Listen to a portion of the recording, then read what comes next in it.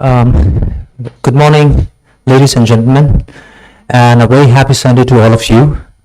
Um, now, I would like to inform you all that we are going to begin the inaugural session of the conference on the High Himalaya and environmental justice.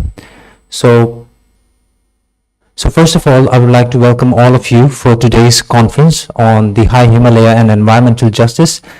And I would really like to appreciate the enthusiasm and the devotion um, to come here for the conference.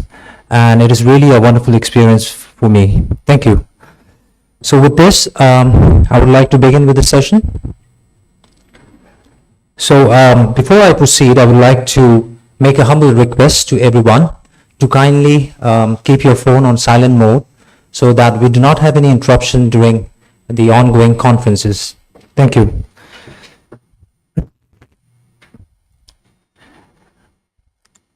Yes, so please allow me to introduce myself. My name is Kunga Chundan.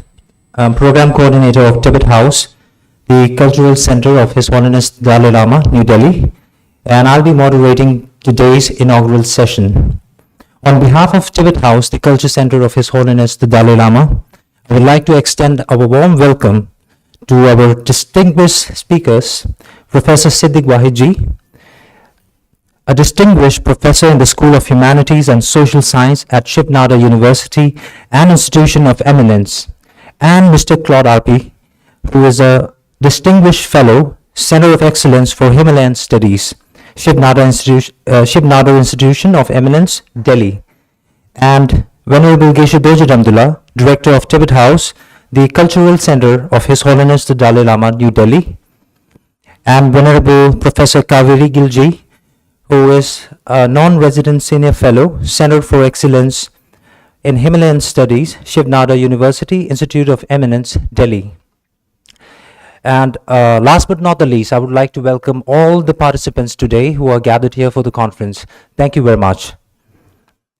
So with this now, may I request our distinguished speakers, Professor Siddiq Wahidji and Mr. Claude Arpi, our Director, Venerable Geshe Dojit Abdullah, and our very convener of today's conference, Venerable Professor Kaveri Gilji, to kindly come up on stage and light the lamp of eternal wisdom and proceed to the dais. Ladies and gentlemen, please welcome.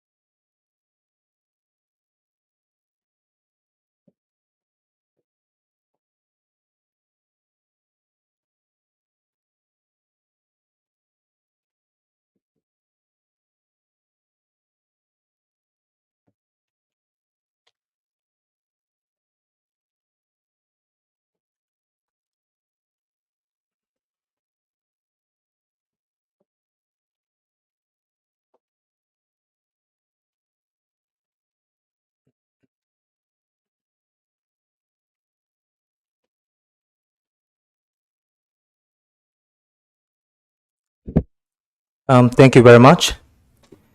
Now, may I request our director, Venerable Geshe Doje Damdula, to kindly offer the souvenir and the white scarf kata as a token of our appreciation and gratitude.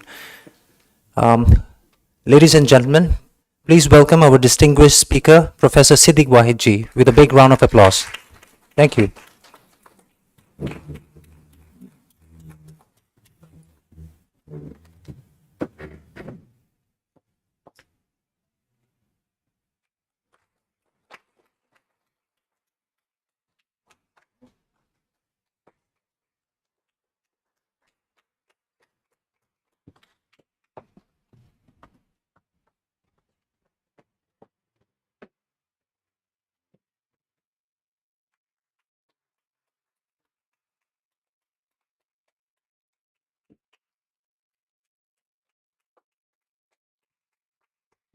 Ladies and gentlemen, Mr. Claude Arpi, and then we have Venerable Professor Kaveri Gilji.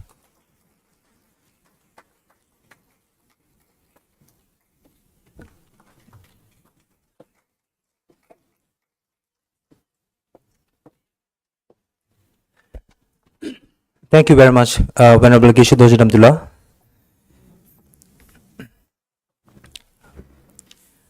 Now, before I begin this lecture, I would like to give you a brief introduction about Tibet House, the culture center of His Holiness the Dalai Lama, New Delhi, and its activities. So Tibet House, the cultural center of His Holiness the Dalai Lama, New Delhi, was established in the year 1965 by His Holiness the 14th Dalai Lama of Tibet for the purpose of preserving the cultural heritage at the time when it faced forceful challenges in Tibet, as well as for providing a center for Tibetan culture and Buddhist studies. His Holiness the Dalai Lama, recurring emphasis on developing a sense of universal harmony and compassion as its own effective antidote to global suffering, together with the needs for a meaningful exchange between different religious and cultural tradition, also had a profound effect on the purpose and its activities of Tibet House. Tibet House aims to bring together Buddhist masters and Tibetologists, people across different disciplines, students and practitioners, and the common man through its various programs and events. Tibet House continues to expand its objective in saving Tibet's heritage and is exploring and working towards Tibet House potential contribution to the ethical development of the modern society. Over a period of 5 decades since its inception, Tibet House has come to recognize as a significant institution for the dissemination of Tibetan culture and for Nalanda Buddhist studies. Tibet House is a 5-story facility which has a museum of valuable Tibetan art and artifacts, as well as a library with nearly 5,000 volumes of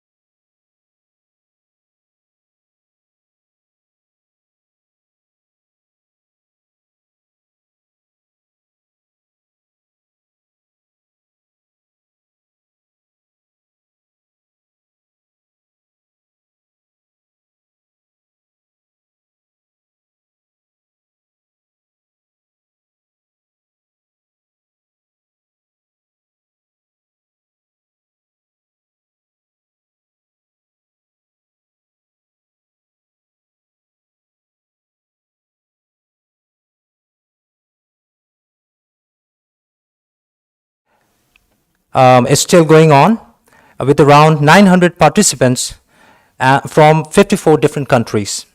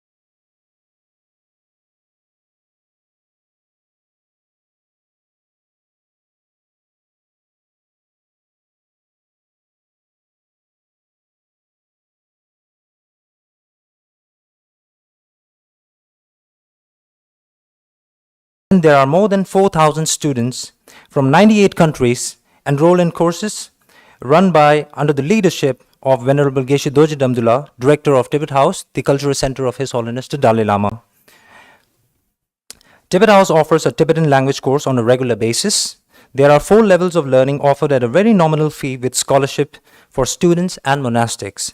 Till date, 26 batches has been successfully completed, and the 27th batch has commenced recently on June 10, 2024 till September 30, 2024, with a total registration of 161 participants and 70 enrolled for the course. So this is the slide where you can see our Tibetan language teacher and the physical Tibetan language class. And this is the online participants who are taking part in the Tibetan language course. And now Tibet House also offers Nalanda diploma studies on twice a week for Tibetans and non-Tibetans alike who are native speakers or have learned the Tibetan language at the request of this cohort residing in both India as well as abroad.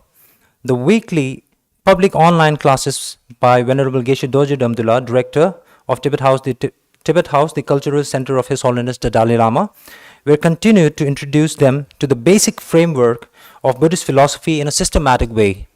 The topics that are covered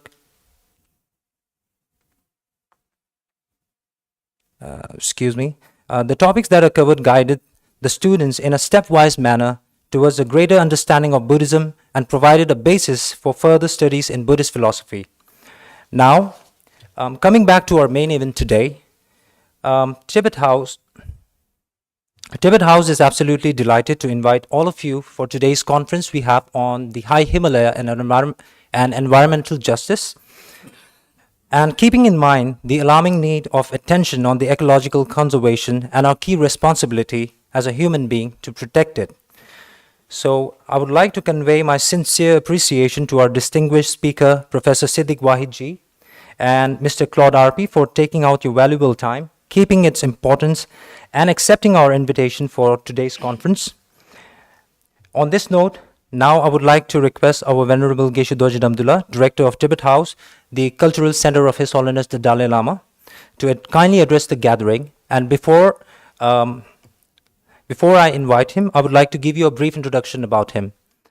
Venerable Geshe Dorje Damdula is currently the Director of Tibet House, the Cultural Center of His Holiness the Dalai Lama, While being assigned with the responsibility of the directorship of Tibet House, he also gives regular lectures and leads philosophy classes in Tibet House and other places as well. He travels widely within India and abroad to teach Buddhist philosophy, psychology, logic, and practice. He has also worked on several books. As assigned by the office of His Holiness the Dalai Lama, he visited United States of America in 2008 to work with Professor Paul Ekman on His Holiness the Dalai Lama's book Ethics for a New Millennium Part 2 and the book series Art of Happiness, which were jointly written by His Holiness the Dalai Lama, such as The Graded Path. He has written a number of papers for national and international conferences on topics such as the paradox of the brain and mind, and the ultimate reality according to Arya Nagarjuna. He is currently in the process of writing two important books, one entitled Journey into the Paradox of Brain and Mind, and the other, What Constitutes the Ultimate Reality, the Effects of Understanding the Ultimate Reality. Now with this, without further ado, with due respect, I would like to invite Venerable Geshe Dorje Abdullah to kindly address the gathering. Ladies and gentlemen, please give him a big round of applause. Thank you.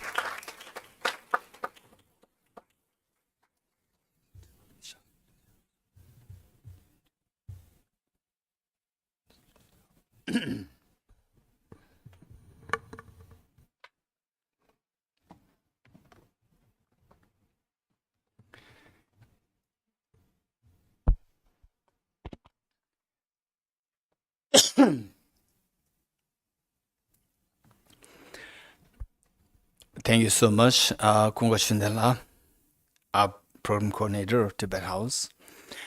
And this conference culminated in such a shape with great expertise from Professor Siddiqji and Professor the Cloud RP and many other speakers here. It's all because of the great leadership, extremely kind and a very learned scholar plus a practitioner, Professor Dr. Tenzin Vasila or Dr. Gail. It is her initiative, it is her effort that we have such qualified the keynote speakers as well as the presenters for this.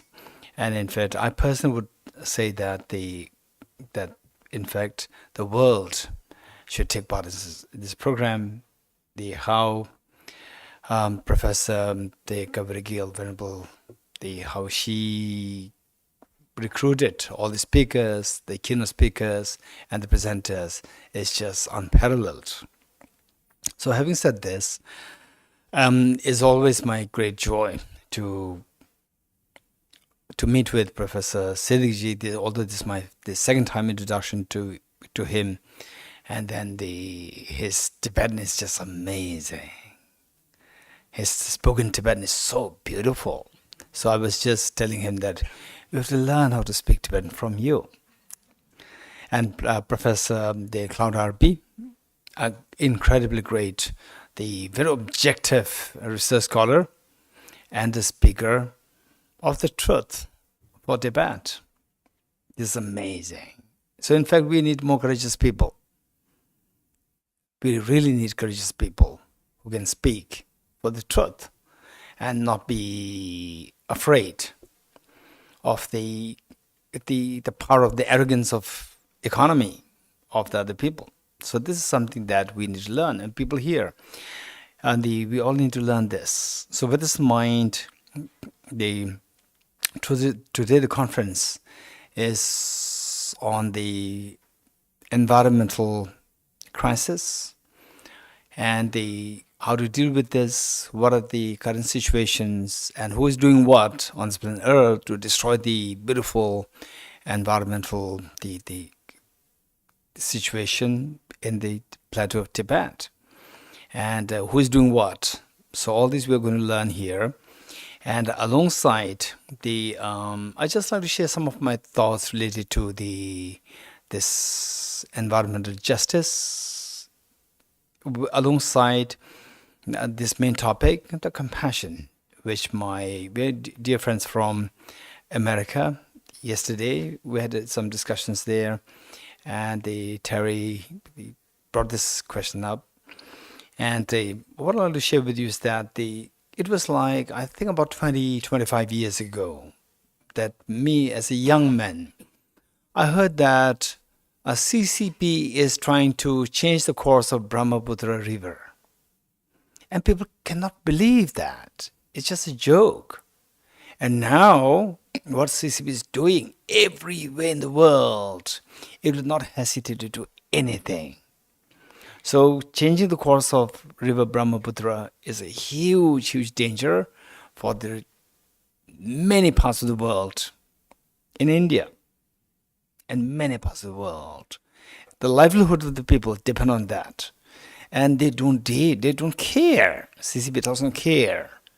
So we really need to, first of all, know the dangers, what is happening, and what are the consequences. Number one, what is happening around the world? This is number one. We need experts to address on this. So Tibet House, with the Dr. Kaveri Gilji, so this high quality, the experts who are being recruited to speak on these, to tell the world what's going on. Next is that what are the consequences? What are the consequences that we need to think of? That is again another the level of thinking. What are the consequences? Then number three, who is doing what? Who is responsible for these? Then the next, no blame game, what can be done? These are things to be addressed. And it's not that we can expect to look for all these, the four aspects or the aspects within this single the conference, but these are the things that all of us need to remember. So in this connection, when I first heard about it, the changing the course of Brahmaputra, I thought it was just like a joke. And then later on, with the years, as years passed by, then it came out to be very true. There's every danger. And yet, I personally would say that what CCP is doing, of course, it involves a lot of the expertise to divert the course of Brahmaputra. It's not easy. It needs a lot of expertise. They have the expertise. And yet, they don't see the consequences. In fact, why I'm sharing all these things is that if people are listening to this conference, then the CCP should also hear this. Why I'm saying this is that once there was the Chinese who was telling the world that what the CCP was doing is something extremely radical, and yet the consequences are so severe. And they didn't know that. They think that we can really rule the nature. We can rule the people, we can rule the nature with the fear. The nature, there's no fear. We can rule the nature. People, we can create fear, rule by fear. This is what they believe. So one time, say one particular river was diverted to another place, thinking that the barren place can be made useful.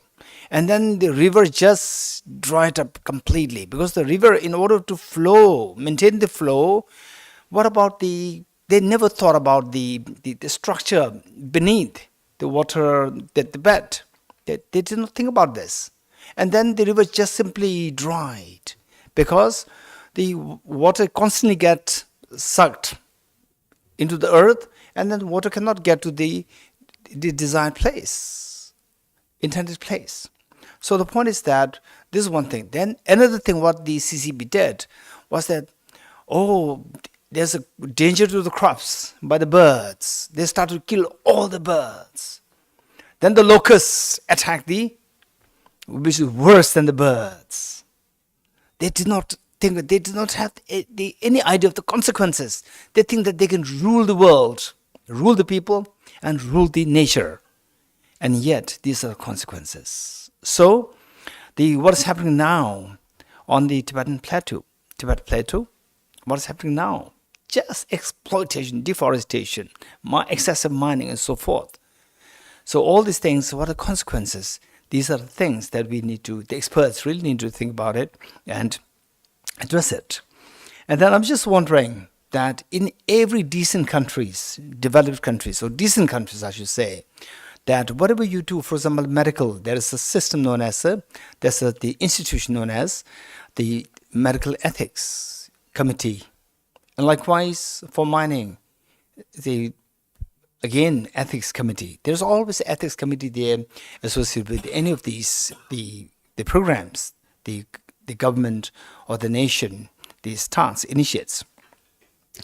I'm just wondering if CCP ever has any, say, the committee for ethics committee for this program, that program, and so forth. They just dare to exploit anything. So this is something we really need to think of.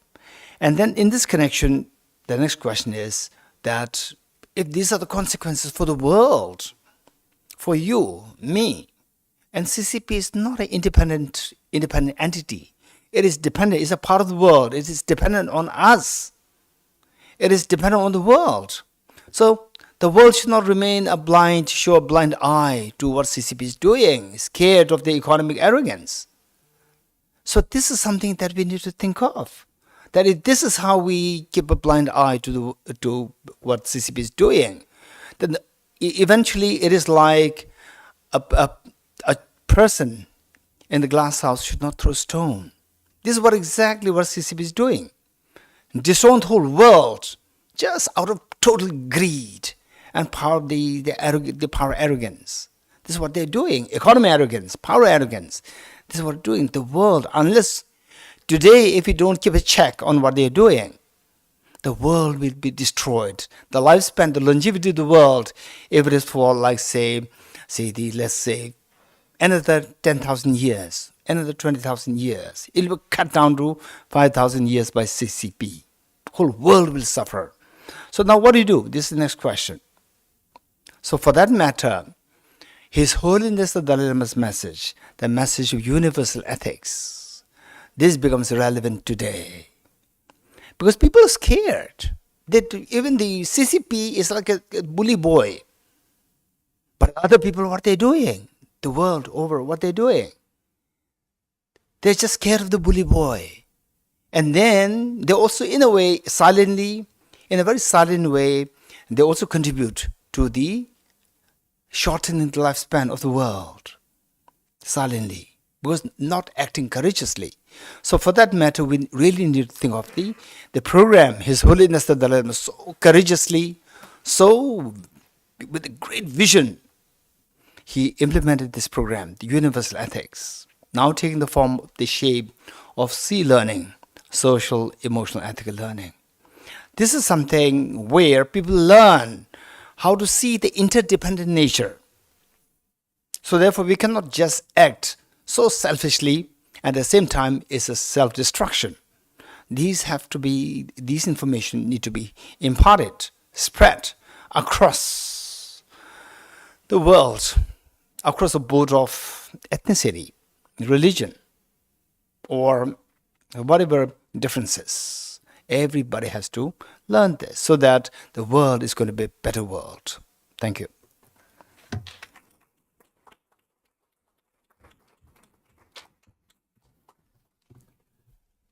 Thank you very much, Venerable Geshe-Dorjin Abdullah. Now, I would like to invite Venerable Professor Kaveri Gilji to kindly address the gathering. And before that, I would like to give you a brief introduction about her. Venerable Professor Kaveri Gilji is non-resident senior fellow, Center for Excellence in Himalayan Studies, Shiv Nada University, Institute of Eminence, Delhi. She completed her second Bachelor of Arts, Master of Philosophy, Doctoral Studies, and Postdoctoral Fellowship, during which she taught Development, Economics, and Political Economy at the University of Cambridge, United Kingdom. Back in India, she worked in government, bilateral and multilateral organizations, and international development consultancies, gaining field experience with a host of social science think tanks in Pakistan, Bangladesh, Nepal, and Sri Lanka. Venerable Professor Kaveri Gilji rejoined academia in 2017, teaching at the Department of International Relations and Governance Studies, Shiv Nada University Institute of Eminence. Her research is situated within development studies and is critically influenced by heterodox economics, political economy, and interdisciplinary perspective. Now, I would like to invite Venerable Professor Kaveri Gilji to kindly come up to the podium and address the gathering. Ladies and gentlemen, please welcome. Thank you so much, Kongala. Tashi Dele, good morning, namaste. You all come out on a Sunday morning. To the respected director of Tibet House, respected panelists here, esteemed audience online and in person, it's a great honor to welcome you to this conference, one-day conference today. You could be mistaken for thinking this is a Shiv Nada University event. I think there's some of us who just like being together in different situations. So there's some deeper connection. We keep meeting in different venues across different years. So a lot of my colleagues are here. But my home at present is Tibet House. It has been for a long time, and I'm extremely grateful for that. As Venerable Geshe-la was just saying, there was a Guardian article just about 3-4 days ago about China producing the amount of wind and solar power that is under construction in China is nearly twice that of the rest of the world put together. And Xi Jinping is talking about new quality production forces, which is a slogan to basically pivot China's economy towards green manufacturing. And in this, he says that there are new 3 technologies, of which, for this high quality growth, of which lithium batteries, electric vehicles, and solar panels constitute the 3.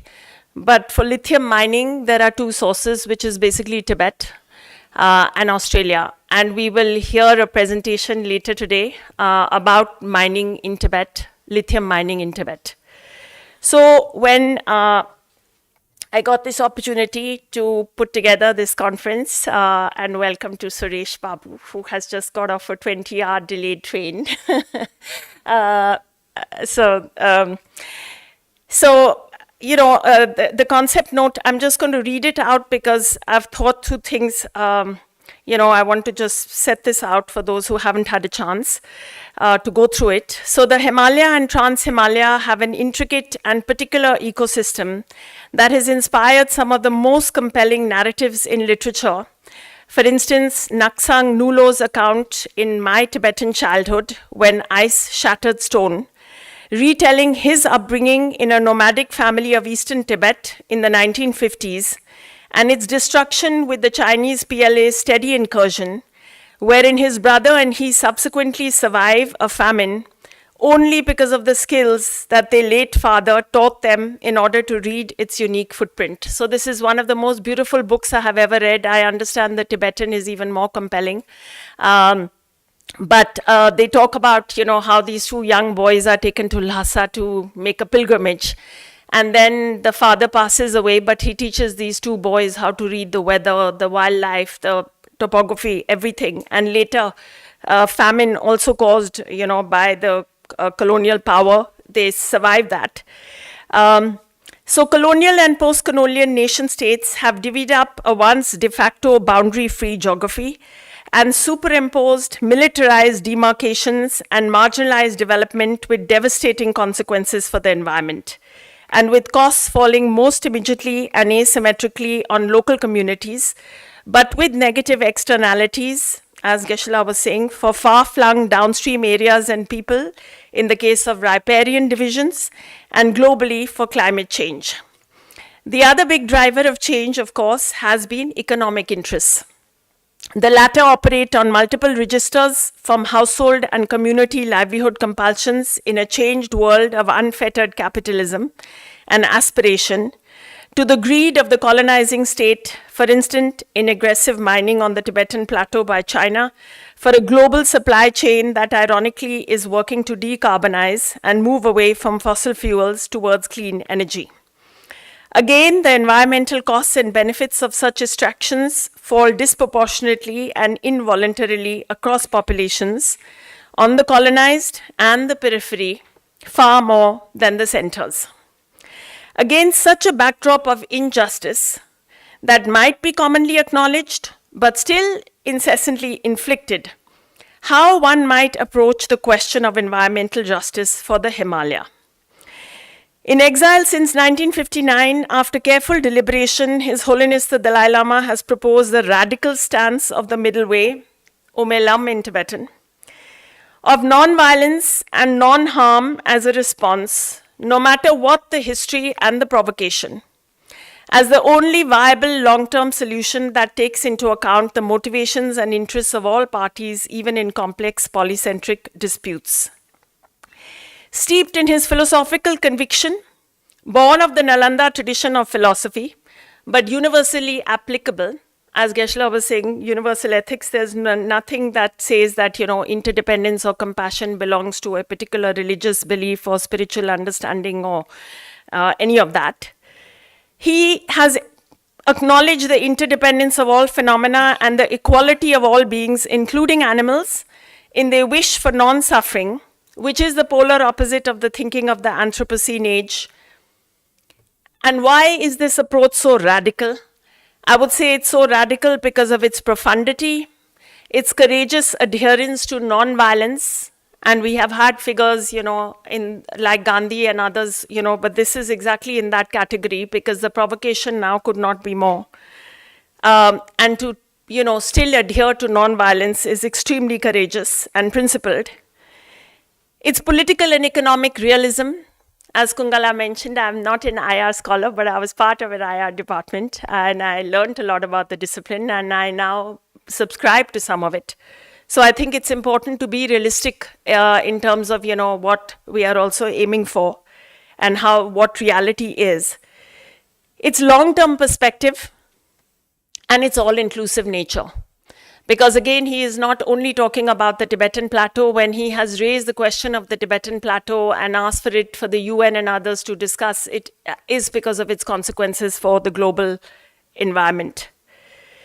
So now coming to the sphere of the environment, it would suggest restraint born of acknowledgement of its common property resource and public good character, with collective interests foregrounded and local knowledge, for example, of pastoral nomads. And today we'll hear from different communities also in India, who are being sidelined, and the autonomy of different cultures, values, and beliefs of the value of nature itself, the intrinsic value of nature. And, we can even talk about religious, spiritual, like Niyamgiri, like, many of the sites in Tibet and other places. That have no, use value, that have no sort of like exchange value, that are privileged to some degree by rapacious great power colonial and post-colonial states. So we have three panels here, and it's an amazing lineup. And I'm really thankful to all of you for agreeing at such short notice to come. And while I was going through the abstracts, I want to just bring out 5 things that, your set of papers I feel 5 things that I have culled out as sort of being common to what, and in fact going even deeper than what the concept note for this conference put forth. The first is, can the question of environment justice be divorced from political and social justice? This question, of course, was raised by Karl Polanyi back in 1944 with his classic work, The Great Transformation, when he talks about, a move to a market society and how economy is invariably embedded in society and polity. So, but this is a question many of you are going to raise in your papers today. The second is that even while paying lip service to sustainable development, and we've had multiple Millennium Development Goals, Sustainable Development Goals, and this and that, primacy has always gone to so-called development and economic growth, which by dint of its very, focus favors, accumulation, exploitation, extraction, all of that. The third that many of you have raised in your papers, despite the endless rhetoric and discourse about democratizing and decentralizing knowledge systems, about paying heed to local knowledge, and latterly decolonizing knowledge systems, the push as seen in top-down conservation and even forced resettlement, reforestation, we'll again have papers on that today. All of this, the drive is always homogeneity and a top-down approach, bureaucratic. The fourth that you have brought up in your papers is the risk, the uncertainty, the insecurity, including by militarization, by infrastructure building, roads that are connecting all kinds of places, airports, all of that on the border areas, all with asymmetrical and disproportionately faced by individuals, by communities close to the ground, and over which they have very little agency. And finally, as Geshe-la said, because, we do want to go away with a bit of hope and, everyone is here to be counted. What can we and what are we doing in terms of praxis, in terms of pedagogy, and in other kinds of ways to bring change? So with that, I would again like to welcome you to this conference. Thank you very much to Tibet House for this opportunity, to all of you for being here today, and I look forward to a rich discussion. Thank you.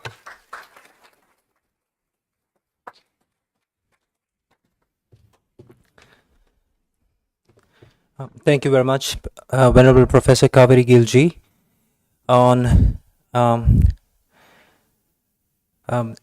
giving the introduction on today's conference theme, which is the High Himalaya and Environmental Justice, and introducing the very concept of today's conference theme. Thank you.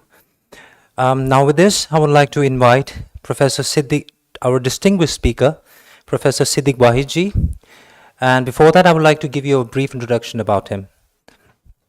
Professor Siddiq Wahid ji earned his Bachelor of Arts in Political Philosophy from Gustavus Adolphus College and his PhD in the field of Inner Asian and Altec Studies at Harvard University. At present, he is a distinguished professor in the School of Humanities and Social Science at Shiv Nada University, an institution of eminence. He is also adjunct fellow at the Institute of Chinese Studies, ICS, in New Delhi. Some of Professor Wahid's other recent full-time engagements have been that of founding Vice Chancellor of Islamic University of Science and Technology in Jammu and Kashmir, Senior Visiting Fellow at the Center for Policy Research, CPR, New Delhi, and Maharaja Gulab Singh Chair Professor in Modern History at the University of Jammu, and Director of the Institute of Kashmir Studies, University of Kashmir. Professor Wahid's research interest is the cultural and political history of the Central Eurasia's Buddhist Tibet, Chingsid Mongolia, Tsarist Central Asia, and King China. Now with this, I would like to invite Professor Siddiq Wahid ji to kindly come up on the podium and address the gathering. Thank you.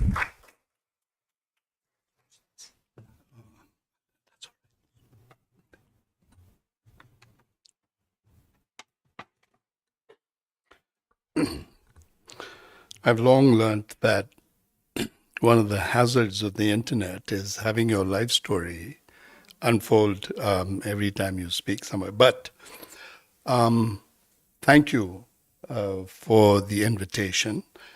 And of course to the Tibet House, His Holiness's Cultural Center. I also take this opportunity to thank Geshe Dorje Damdullah, for Director of Tibet House, for initiating this event.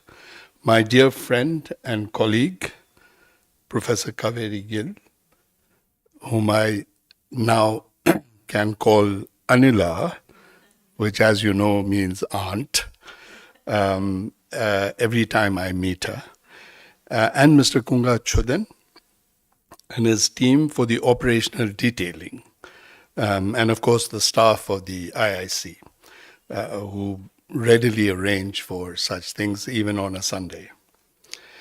The title of this symposium is The High Himalaya and Environmental Justice, one which by definition addresses a crucial but vast theme that requires us to speak to the problems that we and our planet face as axial crises, ranging from climate change to ecological degradation to glacial melt to the inexorable and daily ruin of our land, our waters, and our air.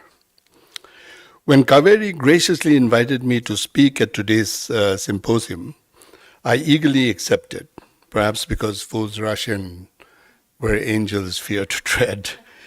I accepted the invitation despite the constraints of the vastness of the topic and my personal limitations of having any real knowledge about the subject of this symposium. In part, my acceptance was spurred by the fact that I knew it was one of those conferences at which one stood to learn considerably more from than contribute to the deliberations. So I eagerly look forward to our two expert panel discussions for today.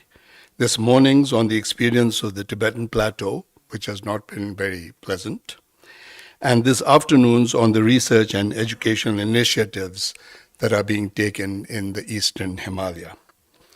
Three other reasons also encouraged me to accept the invitation.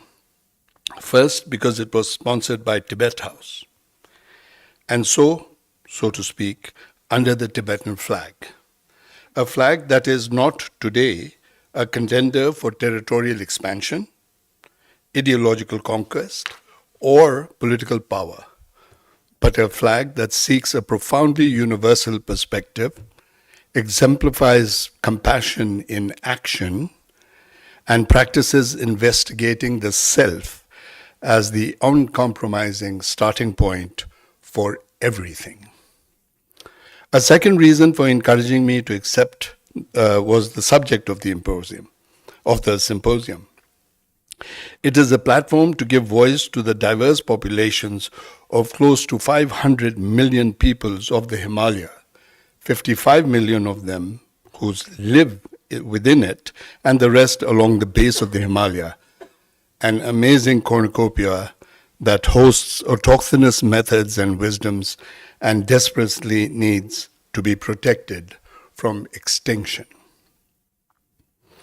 And I should briefly say here also, as an aside, that I've not talked about Tibet and I've not talked about Ladakh because it is not in the Himalaya.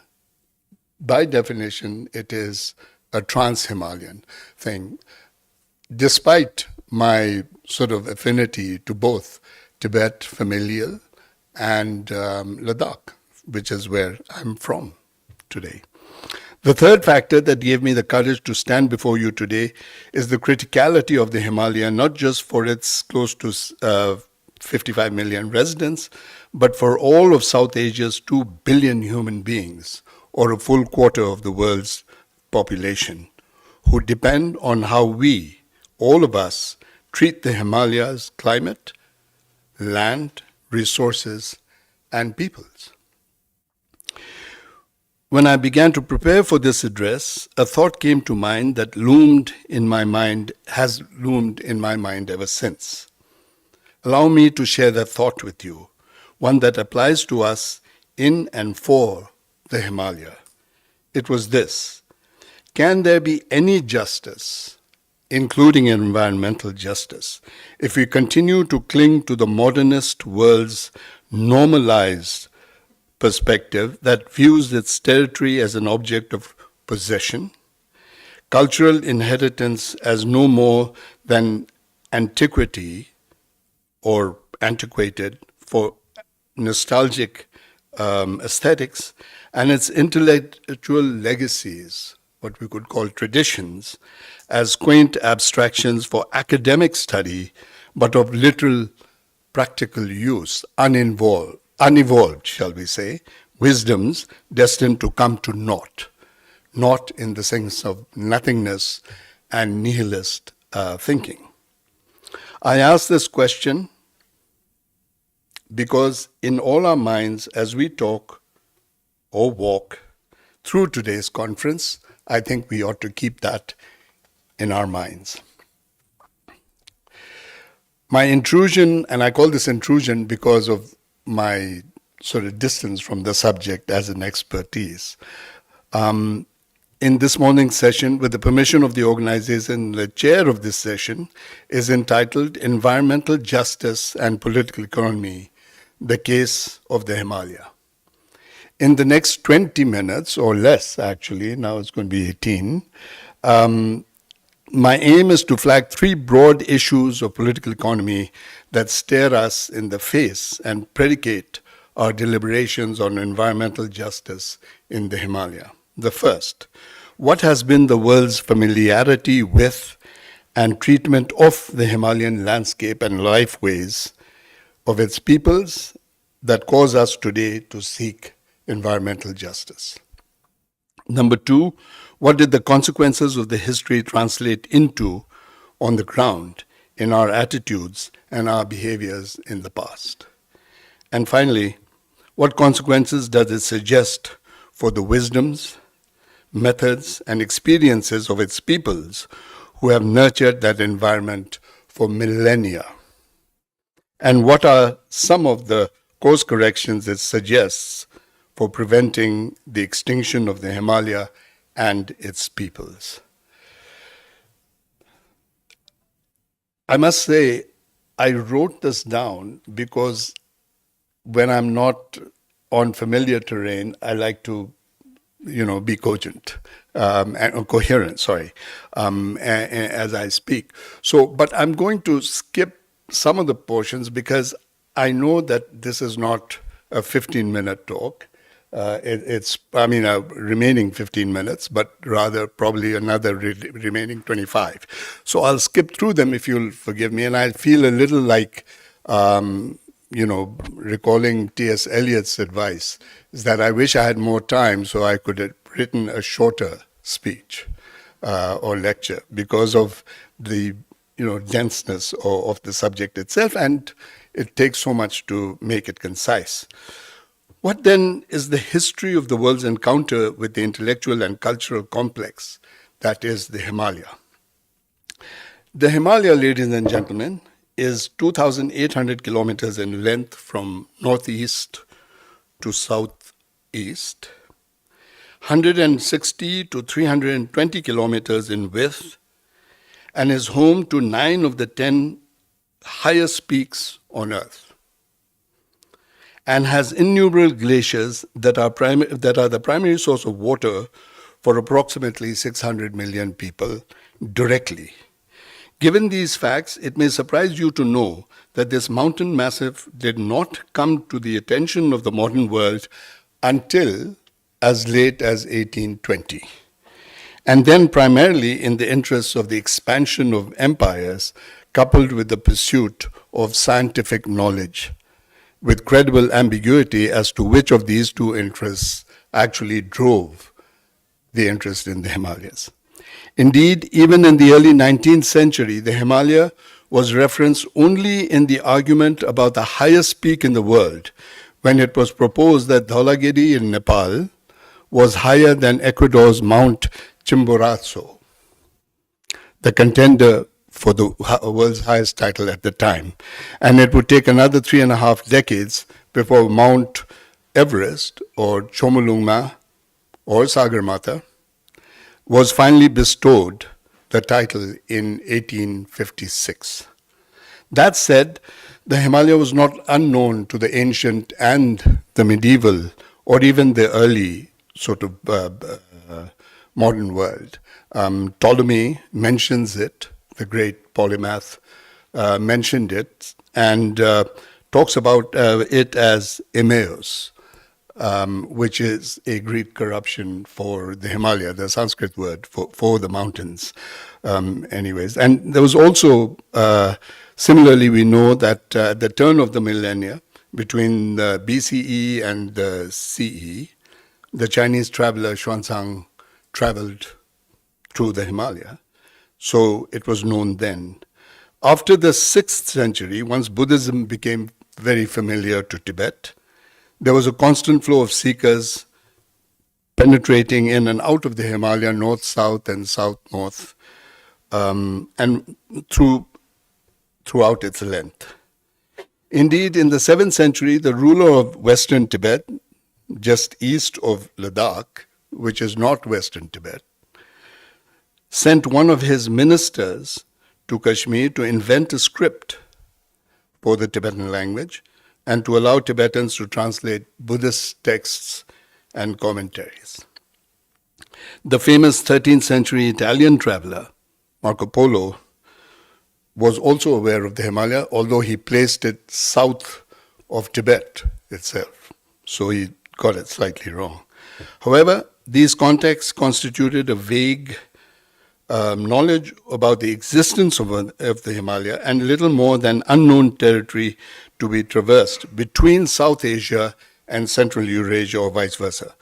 No descriptions or meaningful references about the Himalayas' autochthonous populations and their sort of life ways have come down to us in history.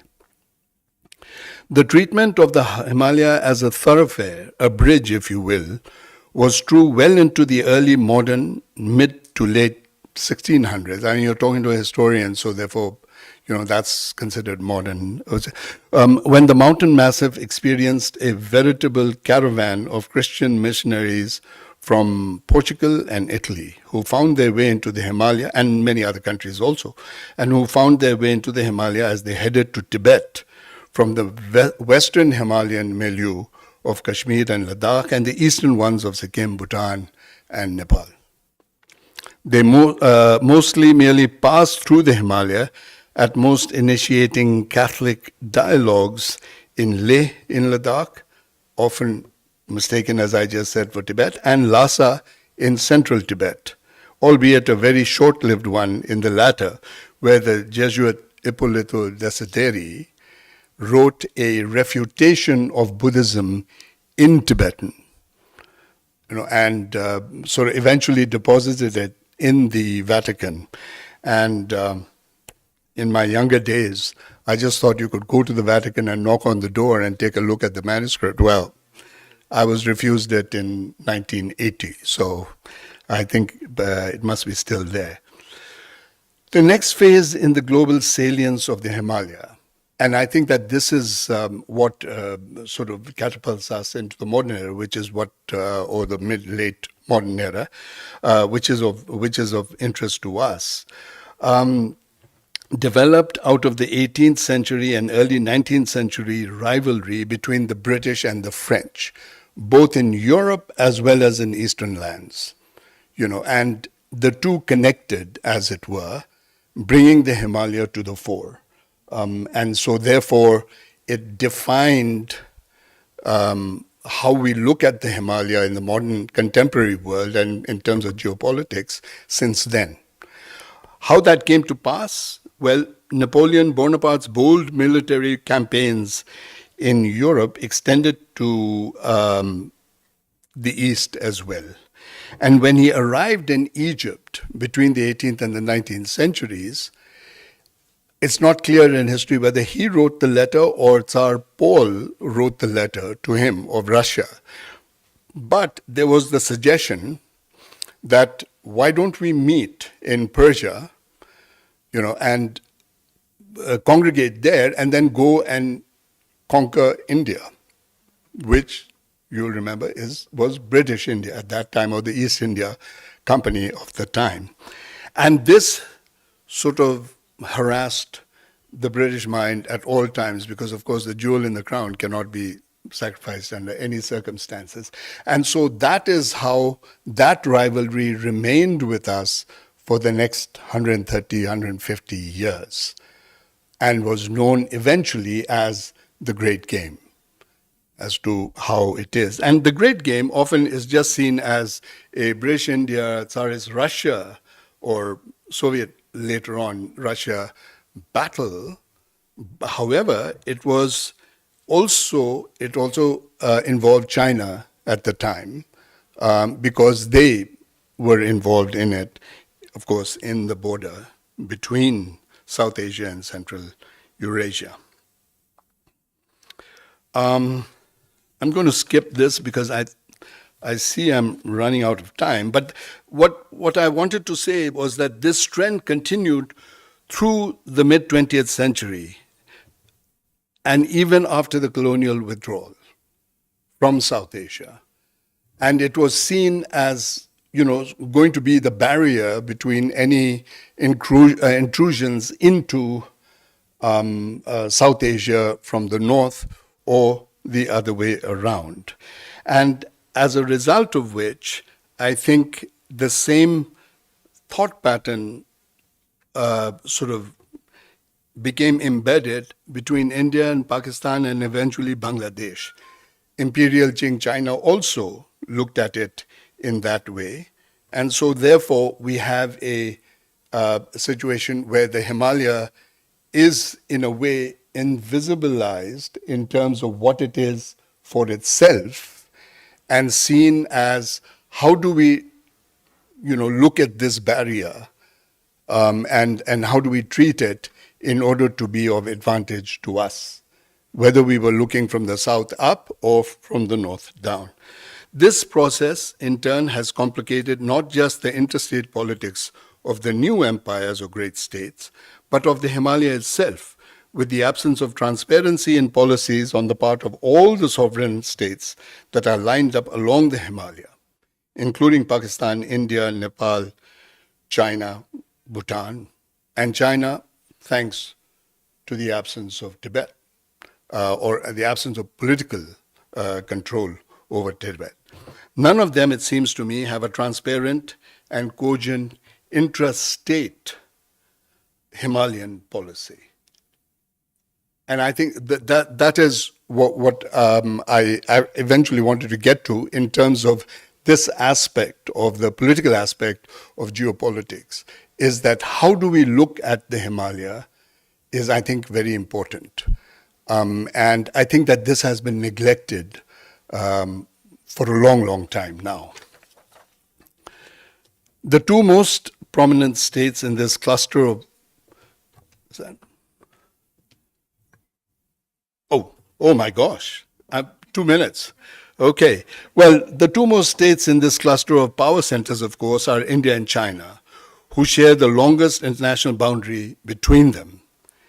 In a perhaps simplistic critique of India's China policy in the present day, I have kept saying, that India could not evolve a strong China policy because it never really had time to forge a Tibet policy.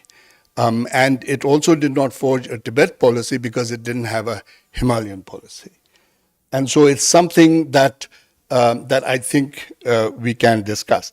I had two more sections, as I said and predicted. I think I've run out of time. So what I want to just highlight is, what has happened to the Himalaya first in terms of, in real terms, and that is that even in the mid 19th and early 20th century, it was largely considered a blank space. Blank space on the map. And so therefore the reaction to it was, from the powers that be, is that it cannot remain a blank space.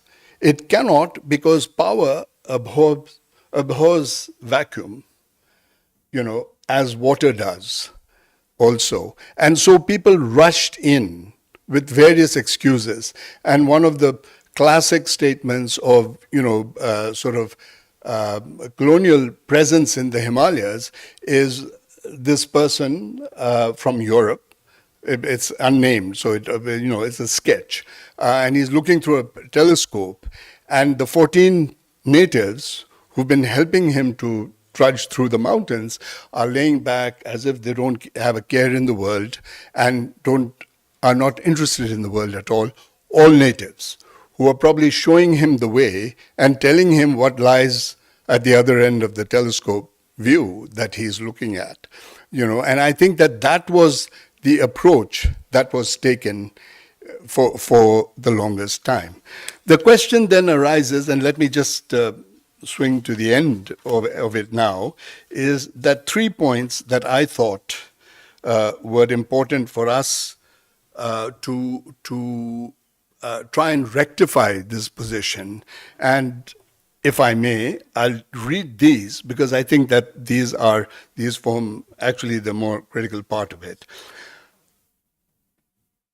My first recommendation to you is that the recent work of somebody by the name of Fleetwood Lachman, entitled Science on the Roof of the World, is something to take a deep look at. It's a study of the Himalaya, but one that advocates for a comparative approach to mountain cultures around the world, while warning his audience that this knowledge gathering is far from a story of seamless accumulation of knowledge.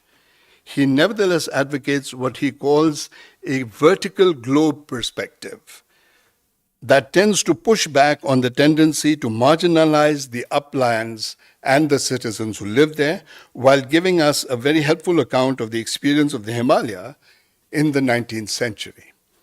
The other perspective worth delving into, and this is the second one, is the idea of bio-egalitarianism, in which a group of anthropologists suggests that the need to consider not only indigenous solutions, but inculcating an understanding of autochthonous, even landscapes and plant life, to better protect the Himalaya.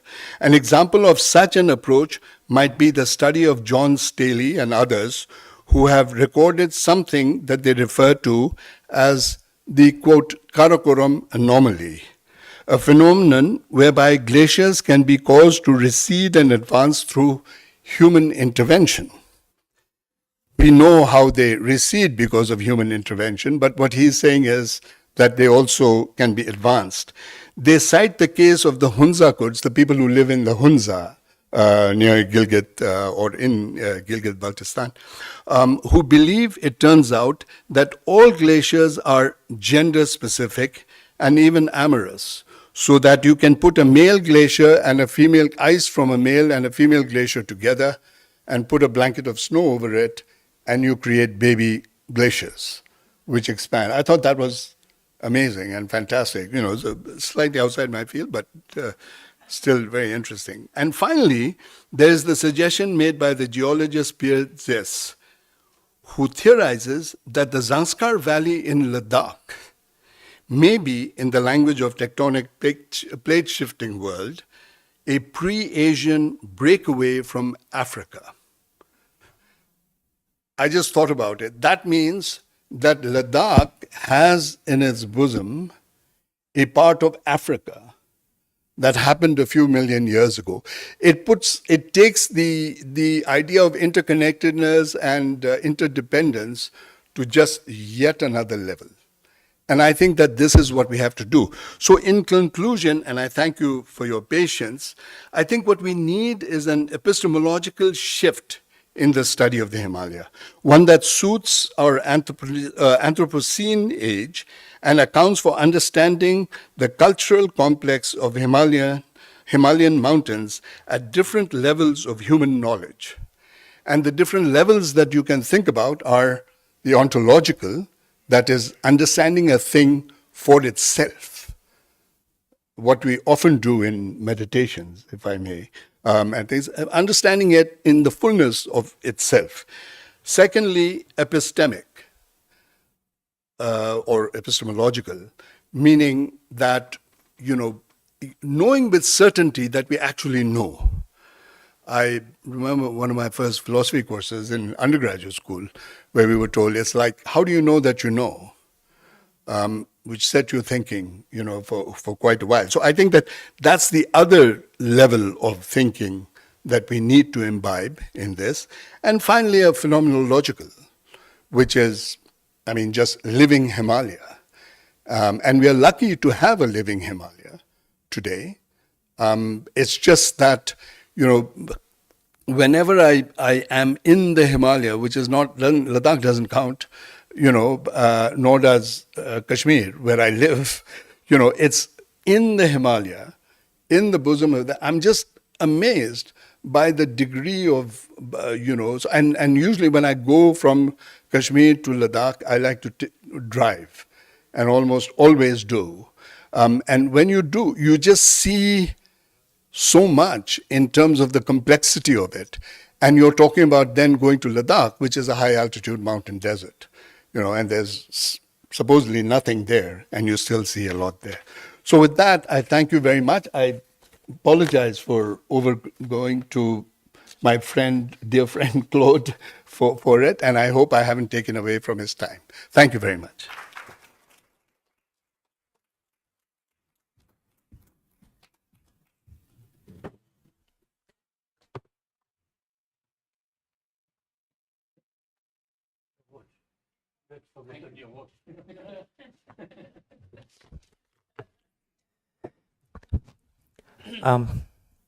Thank you very much, Professor Siddiq Wahidji, for the lovely presentation and the introduction on the environmental justice and political economy and the case of the Himalaya.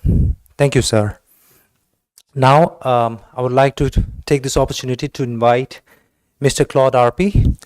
Now, before that, I would like to give a brief introduction about Mr. Claude Arpey. So, Mr. Claude Arpey is an overseas citizen of India, born in 1949 in Angoulême, France. After graduating as a dental surgeon from Bordeaux University, he came to India, where he is settled for the past 49 years. He is presently a distinguished fellow, Center of Excellence for Himalayan Studies, Shiv Nada Institution of Eminence, Delhi. Mr. Claude Arpey previously held the Field Marshal K.M. Cariappa Chair of Excellence from the United Service Institution of India, USI, during 4 years for his research on the Indian presence in Tibet from 1947 to 1962 in 4 volumes. He has authored many books on Tibet, China, India, and the Indo-French relations. He has also been writing regularly on India, China, and Tibet for Rediff.com, Economic Times, The Pioneer, The Statesman, The Asian Age, Geopolitics, Mail Today, The Daily Guardian, The Diplomatist, and First Post. And he's also got a blog, which is claudearpey.blogspot.com, which is very popular for those interested in geopolitics, particularly with Tibet and China. With this, I would like to invite Mr. Claude Arpey to kindly come up on the podium. Thank you, sir. See the slide, yeah? Oh, yeah, sure.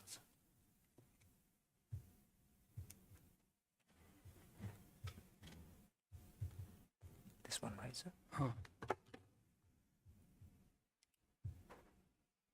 Yes, you just need to press. I push well. This one, sir. It will change the And it's on. Yeah, it's on. Tashidele, good morning. And bonjour, it's a French National Day today. The French people in the embassy, they celebrated on Friday. They told me nobody comes on Sunday if we celebrate on the 14th. So they did it 2 days in advance. But I see here, despite being Sunday, there's a good crowd. So thank you, Geshe-la. It's always a pleasure to come, and we have been knowing each other for a long time. I have a great appreciation for what he's been doing and all. And just about Tibet House, I was just remembering that 40 years ago, there was a library upstairs. And at that time, it's very difficult to get books about Tibet. So I used to ask the Boom Rinpoche, can I go there? And he was always allowing me also to photocopy, to take back to Pondicherry this book. So I have a lot of photocopy book that I got. So this is how it started. And thank you, Anila. I think now Anila's... it prevails on professor or doctor because this, Anila is more important. And thank you to my friend Siddiq. So, Himalaya without border. They asked me some title, so I had to give some title. Himalaya without border, environment concern. Like Siddiq, I'm not a very great expert in environment, but I had the privilege to visit so many of these places on the border because of my interest on the boundary issue with China and my interest in the Chinese hegemonies tendencies were pushing and pushing. But Himalaya without border, I went only once to Tibet, and it was in '93. So I came back by plane from Lhasa to Kathmandu, and I saw this entire Himalaya, and you don't see any border. Now you have a border. Now you have a problem, not only a border, but you have several lakhs of Javan officers posted on that border from our side, and similarly from their side. So this is a very important implication for the environment, because people, for centuries, there was no border. In the documents I read in the 1950s, first time they thought of putting police. Prime Minister Nehru said we should, in UP, at that time it was not Uttarakhand, they say let's put few policemen in all these passes and Chipkila in Himachal or Nitila or Manala or Lepukle. And first of police, and now you see I've been visiting every year these places, you see army. But there's no choice because India doesn't want to have the same fate than Tibet. And unfortunately, that is the most unfortunate thing which has happened in the last century. Tibet has been invaded. Tibet was a peaceful neighbor. India had no border. And it has tremendous implication for the environment. The whole Ladakh, Lahore, Spiti, Kinnaur, Sikkim, and Arunachal has totally changed because of that. So I'll show you, I'll go fast. There was no border. I've been looking for years and years to find maps of Tibet, Ladakh, the border in the 19th century. Finally, some scholar found one in the British Library, and this between around Demchok. I don't know if you know the area in Ladakh. Between Tashigang in Tibet and Demchok, which is the first village, and along the Indus up to Dungti and Nyoma. They don't show any border. There was no border. So, and people have lived like that. And our Ladakhi friend, they used to go to Kailash Mansarovar. They used to take this route. It was routes. It was not a border. So now there's a big difference between a route and a border. But they knew there's a small Nala in next to Demchok village, and you cross the Nala, you're on the other side, and vice versa. So unfortunately, all this has changed, and now there's a big confrontation, and it's one of the two places which has not been solved, and it will not be solved very, very soon. And I'll tell you a small story that I have a friend in Uttarakhand in Munsiari, and she's a great mountaineer. She did the Trans-Himalayan maybe 20 years ago. And they were traveling, all the woman team, all around the Himalayas. And one day, in the evening, she reached a very, very small village, and they sat down and they saw the beauty of the Himalaya. And she said, Kitne Sundar, she told the lady, one of the lady in the village, very few people, because all these villages have been abandoned or are in the process of being abandoned. And that lady said, Kitna Dukh. So I think it's a basic issue.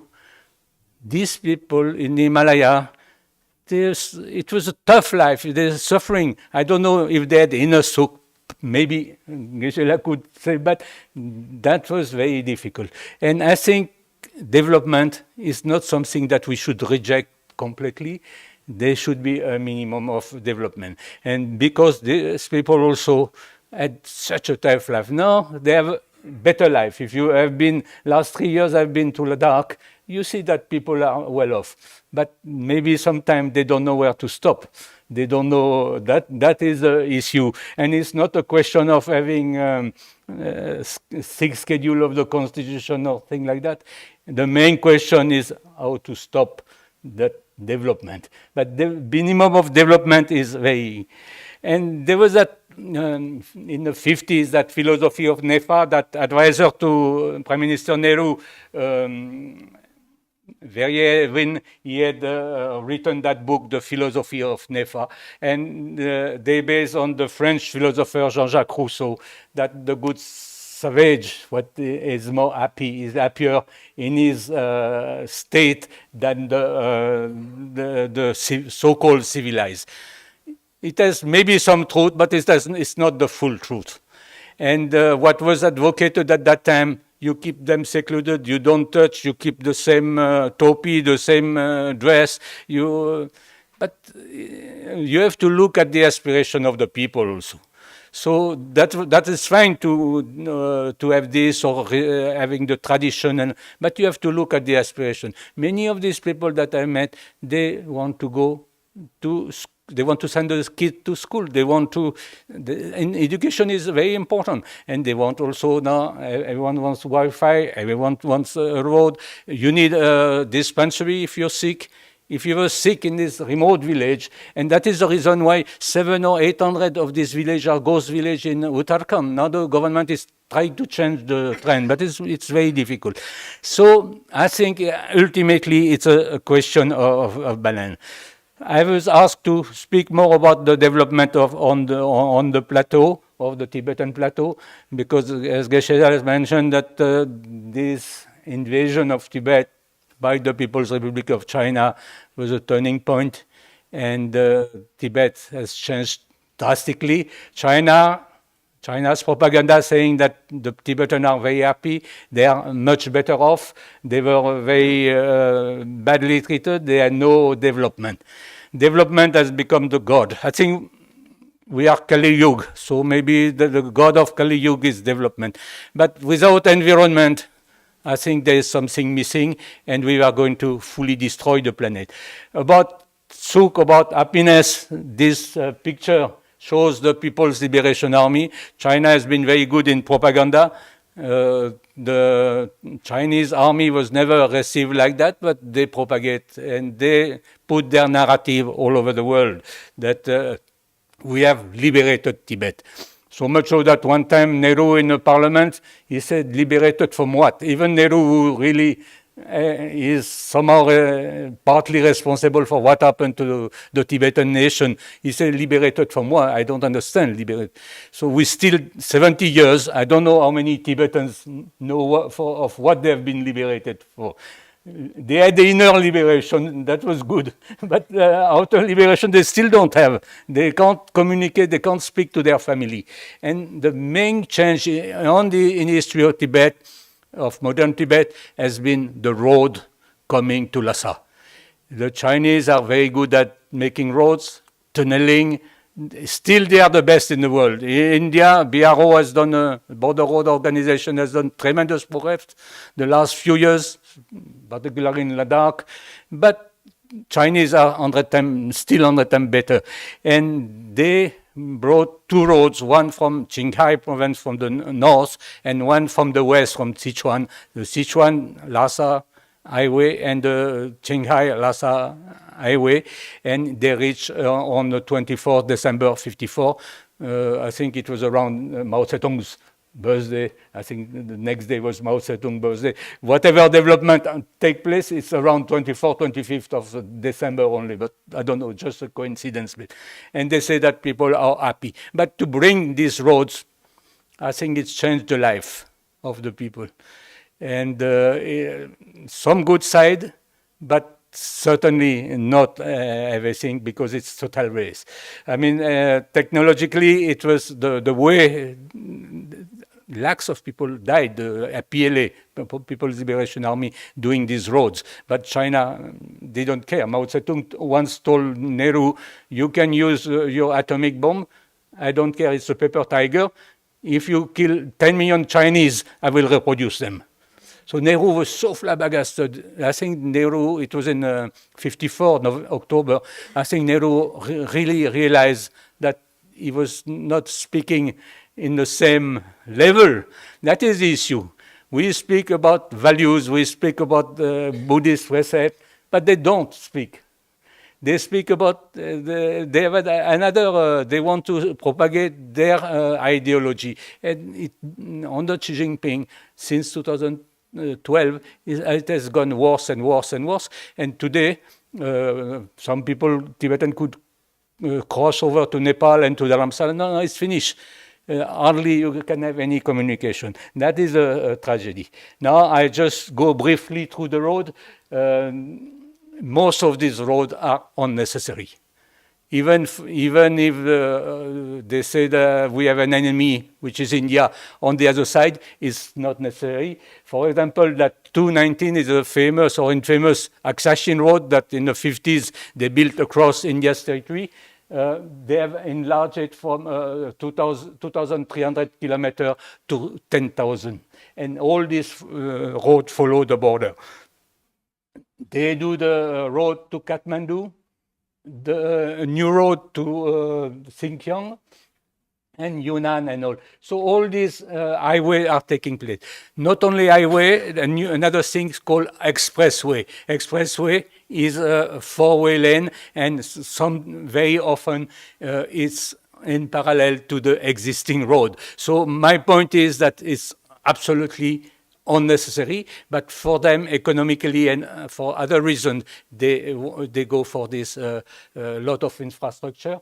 Now, I mentioned the 219, which is Aksashi Road. A new line will come from Xinjiang to Tibet. This is 216. It will go to the Kunlun. For decades, everyone thought that it's absolutely impossible to cross the Kunlun. It's too difficult technologically, but it's going on. It's not open, but in 1 year or two, it will be open. And again, I mentioned that this parallel road, this G2, that's after the beginning of the Ladakh confrontation in 2020, the G695, and which is in parallel. Again, no use to have a parallel road, and it has implication for environment.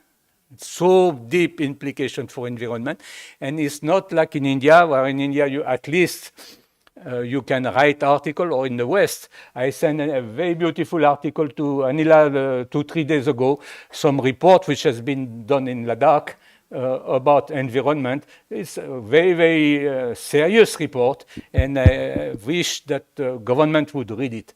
Now the problem is, the same issue is taking place in India. Now, I would like to do a survey one day. How many people in India know the name of the environment minister? So someone said there's no environment minister, there's environmental clearance minister. He just cleared the file. But it is an issue because for that there is no border. But we have a free press, we have a court, we have different things in this side of the Himalaya. So I mentioned the expressway, 4 lanes, sometimes just in parallel with the other way, and railway. A new railway will go to Xinjiang following the 219. It's for 2030. And now the most difficult one will be between Sichuan and Lhasa. Between Ningxi and Lhasa, it's finished in 2 years. And the other one will be more than 70% only tunnel and bridges. So you see the technology. I don't know, I mean, military-wise, if it's so good to have this, because they can be attacked. But otherwise, so it means bringing more people to Tibet, to the plateau, from Sichuan, from Qinghai, from Yunnan. They will more destruction, more cities. You have seen the latest photo of Lhasa. It's quite frightening. Lhasa has become mushrooming. And also on the border, China has that scheme of the Xiaokang village, the moderately well-off village, some 620 or 650, and every day there is new village. This village also drastically changed the environment of the thing. And you mentioned about the big dam. It won't be a big dam. It will be a series of hydropower plants. But it's so big. And you have to remember that this area is very fragile, extremely fragile. The Himalaya, when you fly over it, looks so massive, so big, but it's the most fragile area. In 1950, on Independence Day, on August 15, there was the largest earthquake of the century, 8.6 on the Richter scale. And it was called after the Assam earthquake, but actually the epicenter was in Tibet, near Rima on the Loit, north of Wallong, just on the other side. And it was total destruction. His Holiness Dalai Lama was 15, and in his Land of My Land and My People, or the Freedom in Exile, he said that he saw the sky completely red on that day. He saw there was some archery shooting or practices somewhere near Lhasa. It was 300-400 kilometers in the Loit Valley that this happened. So this seismicity has not changed. So if you keep doing this dam, that's why actually they have gone slow. They don't say anything. They do, but China, they always keep in their drawer. And you have to remember that there's so many lobbies who want it. In India too, recently it was announced that 11,000 megawatt will be done in Arunachal. So there's lobbies pushing. The people will make money. Government also will make money on this huge infrastructure. Similarly, these dams in the north of the Mountain line, there's people pushing for it.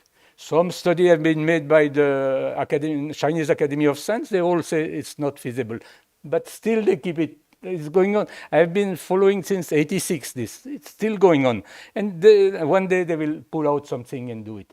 But till the time there is something big happens. And they do very new airport, new village, one is very Purong. It's when you cross Lipuk Lake in Uttarakhand, you're going towards the Kailash and Mansarovar. You have that first town, it's called Taglakot by Nepali or Purong, and they have done a small hydropower plant, and they have done airport, and they have not also a new village. So all this has consequences. Now, it's not that China has no law. They have the law. And I've put here it was in April 23. Everything on paper seems perfect, but they never implement the law. That is the issue. And there you can't go to court. You can't have the media protesting. That is a tragedy. So, 2 minutes. And another issue that last week in Lhasa, there was a big meeting, a forum, Trans-Himalaya Forum for Economic Development. So now they are the owner of the Himalaya. They Bhutanese and like that. They are the owners. They can do whatever they want, and there are 2-3 days forum discussing the environmental future of the Himalaya. Now on the southern slope, Ladakh is growing. I think Ladakhi have to also look into what they want. And I think it's each one of us who has to look, what do we want? Which future we want? I go fast. I was in Uttarakhand 2 months back, and a small village deserted in Jadang Nilang, very close to the border. Now India is trying to revive this village through a scheme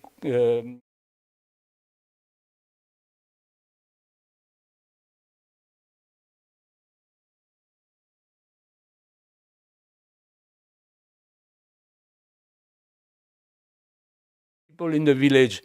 They want to go to Kedarnath or Badrinath.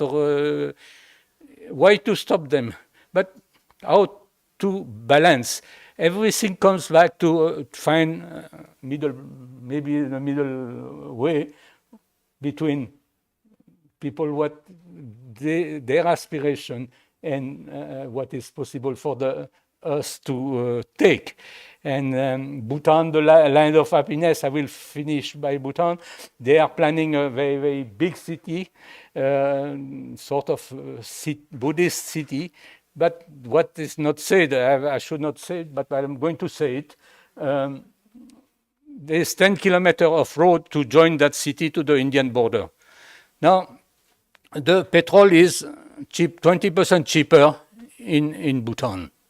So what will happen? All the trucks will go to. So they said we can cater 500 trucks every day. But the people who are sponsoring this say no, minimum 10,000 trucks. So what will happen to this 10,000 trucks going to this 10-kilometer stretch just to fill up petrol? That's very, very serious. So on one side you have a city of happiness, city of mindfulness, but it has consequences. Everything has consequences. I think the difficulty is to keep all track of all the factors, including defending the border for the Indian state, and just to see. And I don't know, it's very difficult.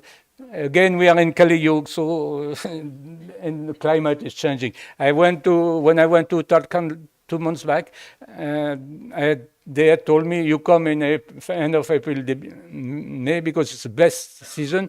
You will go to Lipuk, you will have darshan of the Kailash. And the snow came 2 months later. They said, we don't understand. And that was beginning of May. Now, all the roads are cut. Hundreds of roads are cut in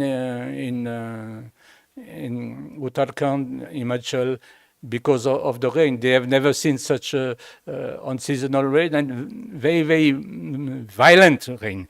So to conclude, I think we should try to study more. And Himalaya do more research, and that article I was sending is really good, and more studies should be done. And we should put the government, show them. Of course, they have other incentive, but ultimately something should be done.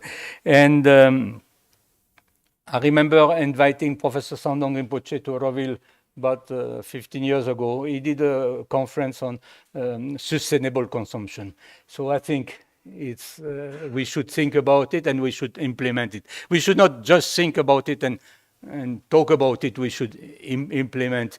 And because I've seen, like in Ladakh, one tourist use 5-6 times more water than a Ladakhi. A local person. It's everywhere, all over the world. It's like that because people, they just don't think, and we have to start thinking. I've read last week an article saying that Chat GPT will able to produce such a good artificial intelligence, such a good report that people will be frightened by the consequences of destroying the earth, and that the fact that the earth, even Himalaya cannot just take it. So I think maybe because human intelligence has totally failed, because it's replaced by greed, by the government wanting to make money, development. Maybe we should take help of the artificial intelligence. I don't know, just. But I think Buddhist intelligence is very important also, that with a good heart. 30 years ago, I invited one Geshe, Damdun Langyal. And he gave a very powerful speech on environment. It's the first time I heard about the environment in Buddhism. So we should follow this and implement it, not just listen, implement it. Thank you. Sorry for I think I have 2 minutes more.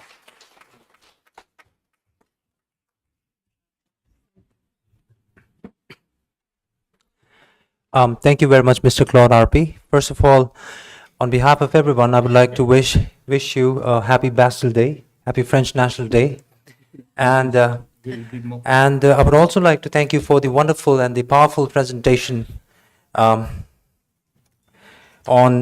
the Himalaya without borders, environmental concerns. All right. So before I conclude the first inaugural session, I would like to thank our distinguished speakers, Professor Siddiq Wahidji, Mr. Claude RP, our Director, Venerable Geshe Doji Damdullah, and Venerable Professor Kaveri Gilji, for their lovely presentation on the inaugural session. Right, and now, before we move on to the second session of today's conference, I would like to, excuse me, I would like to give 5 minutes for the question answer session. I'm really sorry, I've completely forgotten about it. So we'll be providing 5 minutes for the question answer session to the participants, and I would like to request all the participants, if you have any questions, you may take this opportunity, please.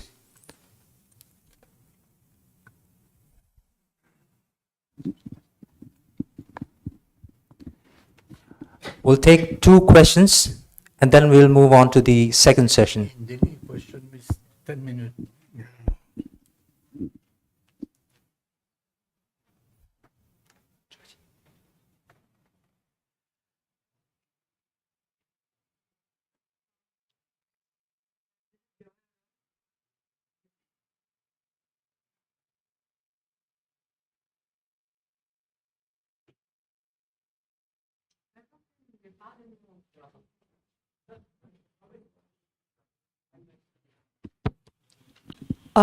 I was in Nepal in the late 90s when they set up the ICIMOD, the Integrated Center for Mountain Development, which covered both the Himalayas up to its eastern end and the Hindu Kush going into Afghanistan. Afghanistan was one of about 5-6 countries from Afghanistan to Bhutan.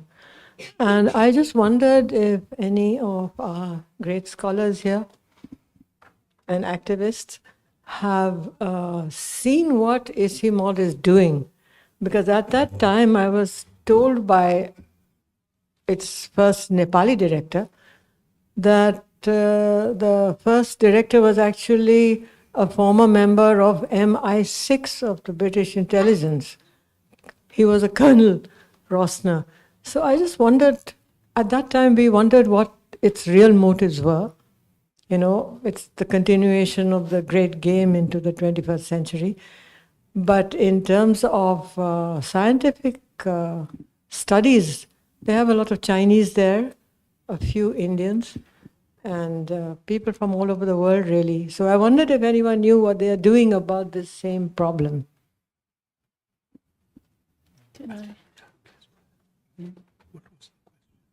What is Simud? Oh, ICIMOD. Yeah. Okay. You want to take it, Siddhi? Well, I also want to. I mean, I'm happy to answer. I hope I've understood the question. But a few years ago, I was approached by ICIMOD to see whether I would work with them, and specifically to respond to a consortium of Himalayan universities, which would be universities along the Himalayan base. I was also very excited, and so I, said, yeah, I mean, that sounds interesting. It would have meant moving to Kathmandu and things. So, but as we, discussed this thing, as we got into a dialogue, I realized that it was funded almost entirely by the Chinese. I mean, it was Chinese money, basically, which had been sent to the UN, and then it goes through, I think, DFID in the UK, which then sends it to ICIMOD. But the control levers were all basically PRC. So I immediately withdrew from it simply because I think that is prejudicial. The interesting thing was that there was a substantive Indian presence there, of Indian citizens who were working there, which made me curious. But it was also very clear that it was, in not very critical positions, and not necessarily, sort of the cream of our intellectual capital, that was sitting there. So, I mean, there is a lot of politics, I think, in the Himalaya for the reasons that I tried to spell out and so forth. And it's just difficult. It's just difficult to work, but it's so exhausting as to how present the state is. I mean, as in governments and everything in it, for the purpose of national security, whatever that means, with all due respects to my colleagues, at the sort of in national relations. But so I think that it's a very complex world that we're dealing with, and how to work within it, how to work against it, how to, correct it. I don't know. I mean, I just, I've sort of given up because, there are other things to do. So thank you. I hope I answered the question. And if I could also add, I mean, ICIMOD is very active in the development space. I think I see a lot of nods. So, and they do have research going on in many areas. I've known people who have worked there, who are working there, and there is representation from all countries. But as Claude was showing, I mean, of course, who's putting in a lot of the money, and this factor plays out. And I think that would be true of a lot of the kind of initiatives in the region, right? And I think even when we are talking about research and hearing from local voices, we have today, we've made an attempt. I think this would also apply for, sort of like these sort of consortiums that come together with state funding and all of that. I think there is a sense that, people from elsewhere are holding forth in certain areas and all of that. But otherwise, I mean, I think ICIMOD has been doing work as well that has its own kind of space. Thank you. We'll accept one last question. Okay, I have a very simple question for Mr. Cloud. Like, you were traveling for decades, like in that region. So, like, you recognize like the people do have some basic needs, like for which we need development there. Like, but except from like economic considerations, like, what do you think? Like, what should be the factors that we need to like consider in the development? Like, basically, what should be the nature of development in such regions? Like, Can you repeat the question? Yeah. Excuse me, could you please repeat the question once again? Yeah, I can share. You said that you've traveled for decades in the region, and what do you see, like you said, in terms of development apart from basic needs? What do you see as should be paramount when we think about development of the local? I hope I've understood the question.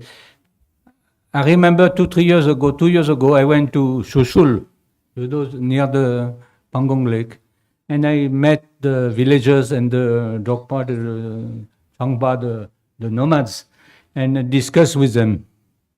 So I said, now you have the road. There's a road from Tangse to Chushul and from Chushul now to Nyoma. So they are better off. Now they're getting this house stay. They get the permission, so better. But they said that one point is important for us is education. Education, because otherwise all the kids go to Leh or go to Srinagar or go to Delhi. So this has to improve. And of course also health facilities and to get a good dispensary. Because if they are unwell during the winter when it's minus 40, it's a huge problem. They depend on the army to be evacuated.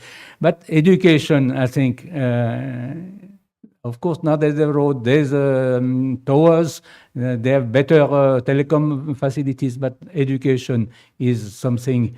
Otherwise, they just go, and the kids, once they go, who is going to come back to the village? Now they can't live on the agriculture anymore. So tourism is good, but it has to be some limit, because if it's just invasion, it's not. It's in Himachal or in Uttarakhand, even in Ladakh, it's millions. It's not lakhs, millions of people going for the Char Dam or for this.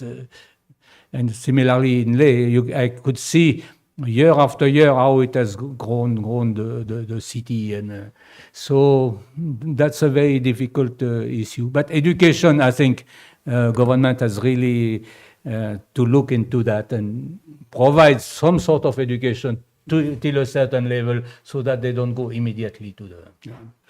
I think one of the things that, from an education point of view, that would be very helpful along the northern border with the PRC and the PLA, sitting there, is if we could duplicate the effort of the Tibetan TCVs and the Tibetan schools, which, because the language is the same in that border area, and you create a sort of affinity for your own culture, for your own civilization, and certainly for your own religion along that line amongst the population. And I think that could form a front line, in terms of that, because education is difficult.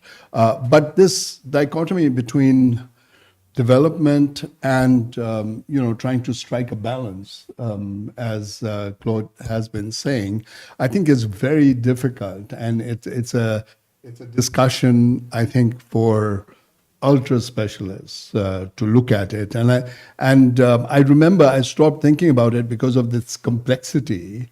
In I think it was 1978 or so. I was in the US then. Ladakh had opened up for tourism, and I came rushing back just, to advocate stopping of tourism. And I was sitting amongst some people in a village not far from Leh called Sabu.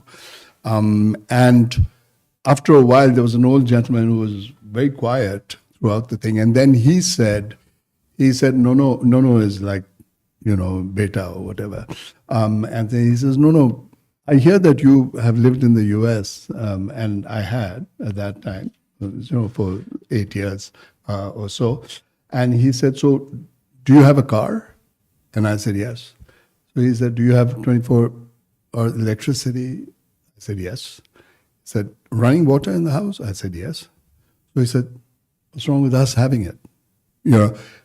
And that silenced me. I think it was like 2 months later, I went back and I said, this is not something that can be handled. And we're still discussing it, whether it is a mental ecology that raises expectations in places like Leh and, other places in tourist spots along the Himalaya, raises expectations in terms of what to expect. And to give a Buddhist turn to it, raises our desires, which is the opposite of what ought to be done. It's something that has to be, I want to say almost like has to be a personal fight each time as we go along. When is enough enough? And I don't know whether that can be done in a advocacy missionary sort of way. I don't know. I don't know what we as Claude mentioned. I mean, we live in the Kali Yuga, right? The latter days. All religions have this concept that the end of time days kind of thing. So I don't know. I don't know how all this is going to play out. I'm sorry to sound so pessimistic, but I'm not. I'm just trying to understand. Thank you. I just want to mention that there's also security issue. I mean, like 2 days back, smugglers from Tibet have been caught with 108 kilo of gold. It's not something small. They came with donkey from Tibet, and the ITBP, one battalion of ITBP, stopped them in Hanle area. And this is very serious because it's hundreds of crores which will be used after against India, probably in Northeast and things like that. So this should not be ignored. So because people will say, no, we don't need the ITBP or we don't need this, but this is still happening. 2 days back, you can, I don't know, you look in the newspaper, 108 kilo of gold. So that can trigger or create more problem in Manipur or anywhere in the northeast, including in Jammu and Kashmir. Thank you very much, sir. Now, before I conclude the session, I would like to thank all of you, all the participants, for your patience and your enthusiasm. And I would also like to thank our distinguished speakers, Professor Siddiq Baiji, Mr. Claude RP, our Director, Venerable Geshe Dojit Abdullah, and Venerable Professor Kaveri Gilji. Yeah, I would like to inform you that we'll proceed with the second session within 5 minutes, right? So we'll begin the session, and the theme on for the second session, for the first session is the Himalayan ecology, fragility and resilience, which will be moderated by my colleague, Ms. Tenzin Namdullah, the Deputy Nalanda Course Coordinator of Tibet House. Thank you very much, everyone. Thank you.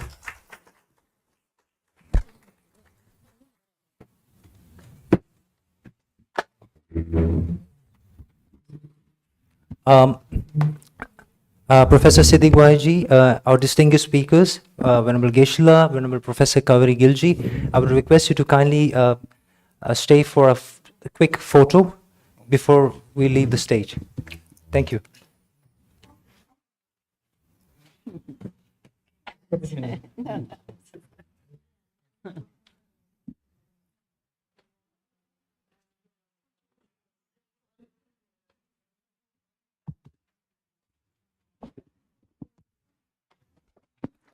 And ladies and gentlemen, may I inform you that we'll begin the first session within 5 minutes. Thank you.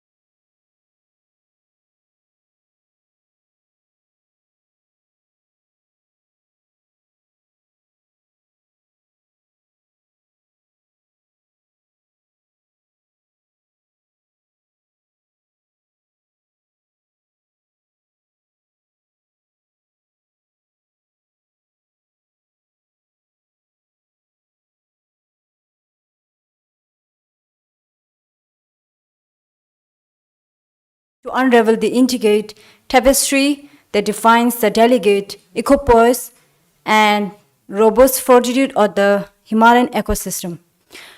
Throughout this session, we will delve deep into the nuanced dynamics that delineate both the vulnerability and the extraordinary adaptability of this unparalleled environment. Our discourse for this session will encompass a wide spectrum of subjects, ranging from the profound impacts of climate change to the imperatives of biodiversity preservation, from the wisdom embedded in indigenous knowledge systems to the imperatives of sustainable development practices. Let us harness the wealth of collective expertise and the kaleidoscope of diverse perspectives present in this session as we endeavor to cultivate a profound understanding of how best to safeguard and nurture this vital ecosystem for generations to come. Now, I would like to request our esteemed chair, Venerable Professor Kaveri Gilla, along with our distinguished speakers, Professor Suresh Babuji, Professor Sudha Vasanji, Professor Philip Collitla, and Ms. Manishi Asarji, please come to the dais and take your respective seats.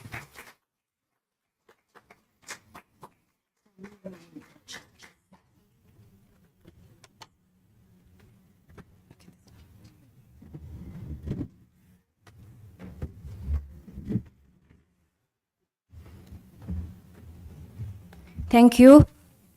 Now I would like to request our chair, Venerable Professor Kaveri Gilla, to proceed with this session. Thank you. Thank you so much, Zambala. So welcome to you all. So in the interest of time, I'm going to introduce each speaker and we hear from all of them because we have a very interesting set of papers. And then, we can have some time for Q&A and also at the end. So we begin with Professor Suresh Babu, who is a professor at the School of Human Ecology, Ambedkar University. He has taught at undergraduate and postgraduate programs for the past 20 years. He's been a scientist in the Centers of Excellence program of the Ministry of Environment, Forests and Climate Change, previous to his joining full-time academia. Primarily trained in natural sciences, his research interests presently include social ecological systems, trans-Himalayan region in particular, urban ecology, conservation biology, and restoration ecology. And I'm very grateful because he's come off a long train journey. So thank you, Suresh, and over to you. Thank you, Kaveri. Very good morning to everyone. I'm really grateful to the organizers, Tibet House, and Shivnadar for putting this together so quickly, which also means that I don't have a very detailed presentation, except there are pointers and things which I think can be picked up as our conversation goes forward. What I hope to do is that I'm primarily from the natural sciences. My training is in ecology. So my perspective on looking at the Trans-Himalayas, pastoralism, particularly with my group of researchers who work in southern Ladakh, Changsang, in Spiti, and in Sikkim. These are the three locations where our researchers have been working. So what I'm saying, or what I hope to make an intervention on, would be based on the kind of insights that have come in over the last 10 years in particular. So I would expect to open up on some of these things in the Q&A section. Otherwise, it's a fairly brief presentation. Now, these are things most of us know, but I will still want to refocus on some of these elements because we use words, all kinds of words, particularly natural scientists come up with all kinds of words, endangered, critically endangered, right? Fragile, these kinds of words are used quite often. So it will be useful for us to also have a sense of what kind of, am I audible? What kind of ecology we are really dealing with. Most of you do have a sense of Trans-Himalayas. The key characteristics include, of course, aridity.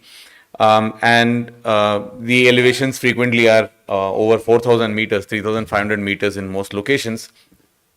And the Trans-Himalayas have a very unique geomorphological scenario. It's not even same across the Trans-Himalayas, very specific geological, geomorphological context in different parts of Trans-Himalayas. Another thing that I want to sort of mention here is that the soils are also equally very peculiar in the Trans-Himalayan region. It's not like one kind of soil across the whole area. As a result of these parameters, primarily based on climate and geomorphology, you have a particular ecosystem that exists in the Trans-Himalayas, which includes the particular kind of vegetation and the fauna that grows there. Now, since my focus is the way I'm looking at the ecology of Trans-Himalayas is primarily in conjunction with pastoral practice. So I want to also bring in what is the sense from where I'm seeing pastoralism.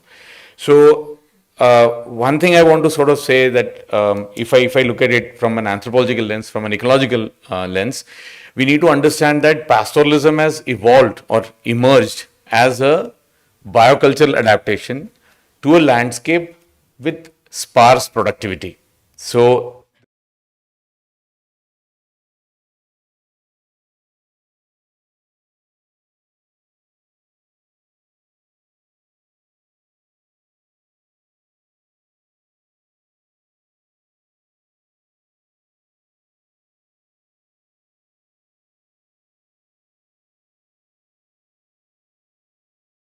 pastoralism, pastoral practice as we understand it, is a complex biocultural adaptation to a landscape ridden with sparse primary productivity. So that's something I wanted to put across very straight. So in response to the specific locations in my focus is Trans-Himalayas, but it is applicable to other locations as well. There is a livestock portfolio that the pastoralists have, right? So in Trans-Himalayas, you have a variety of animals. The iconic being the yaks and the sheep, and now the Pashmina goats and so on and so forth. There's also these yak cow hybrids, we call them Zomo and so on, right? And then there is also in some areas, there are also camels, right? Nubra Valley, for instance, there's other places. There's also several places you have horses. There is a Chumur breed. There are certain breeds of horses that are also specific to this particular region. Another important ingredient of pastoral practice, pastoralism in Trans-Himalaya is mobility. Now, different kinds of mobilities are there. As some of you would know, there is nomadic pastoralism, there's transhumant, and there's also agro-pastoralism. There are different kinds of pastoral practices that are there. But in all these pastoral practices, mobility is key. And if you look at it ecologically, it's quite a straightforward thing. Why is mobility so critical? Because after all, like we said, the productivity is very limited. It is episodic. So the animals need to move to another location. If they are not mobile, they are going to exhaust not just the biological productivity that exists, but also the regenerative potential of that landscape. So this is inbuilt in pastoralism in this particular region. The herds move from point to point, and it is a very sort of a critical ingredient of pastoral practice. Now, these are points I might open up further, so I wanted to be very clear what I'm actually referring to. This production system, if you want to think of it as a production system, you have obviously dairy, some of it like cheese, for instance, is traded, and then there is the wool and the meat and so on and so forth.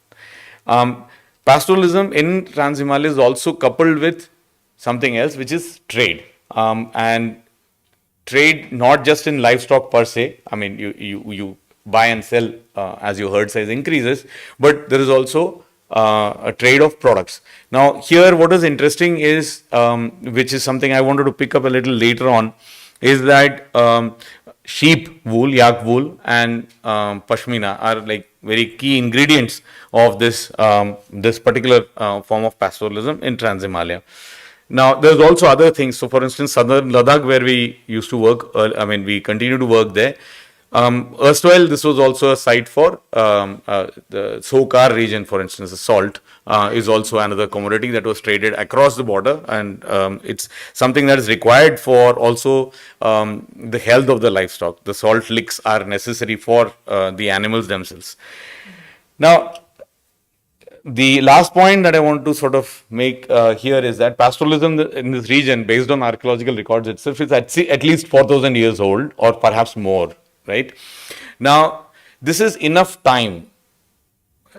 So my fraternity, for instance, ecologists, would not be very happy with what I'm going to say, is that the nature itself that you see in Trans-Himalayas has co-evolved in response to the presence of pastoral practice. So the species that you see, the animals that you see in Trans-Himalayas, it is impossible to sort of make a statement that, they are mere, there's a particular kind of resource management regime that is in place for 4,000 years, and the flora and fauna has not responded to it. That's absolutely not going to be the case. So in other words, the vegetation, the flora, the fauna that is seen in Trans-Himalaya, one way or the other, has come up in response to pastoral practice. In other words, they are connected. It's not they are not decoupled. I would like to bring up this again a little bit. So one way to therefore look at the pastoralism and the ecology of Trans-Himalayan region is to see them as coupled social ecological systems. This is a particularly useful framework for a scenario like this, because two reasons. When you say systems, you need to have a notion of isolation from the environment, and the Trans-Himalayas being so high and quite isolated from the fluxes from the rest of the world, it's conceptually sort of possible to see them as social ecological systems. Now the point here is that so if we just sort of look at this a little bit more in detail, so in this particular, what are the key ingredients that I visualize here? On one side, there is the pastoral practice, and then there is the soil and geomorphology, of course, and the climate, which triggers, which is a key ingredient of this social ecological system. So you may have a particularly high precipitation one year, triggering more biomass, and could actually nudge the pastoralists to keep more animals. So it's seamlessly connected.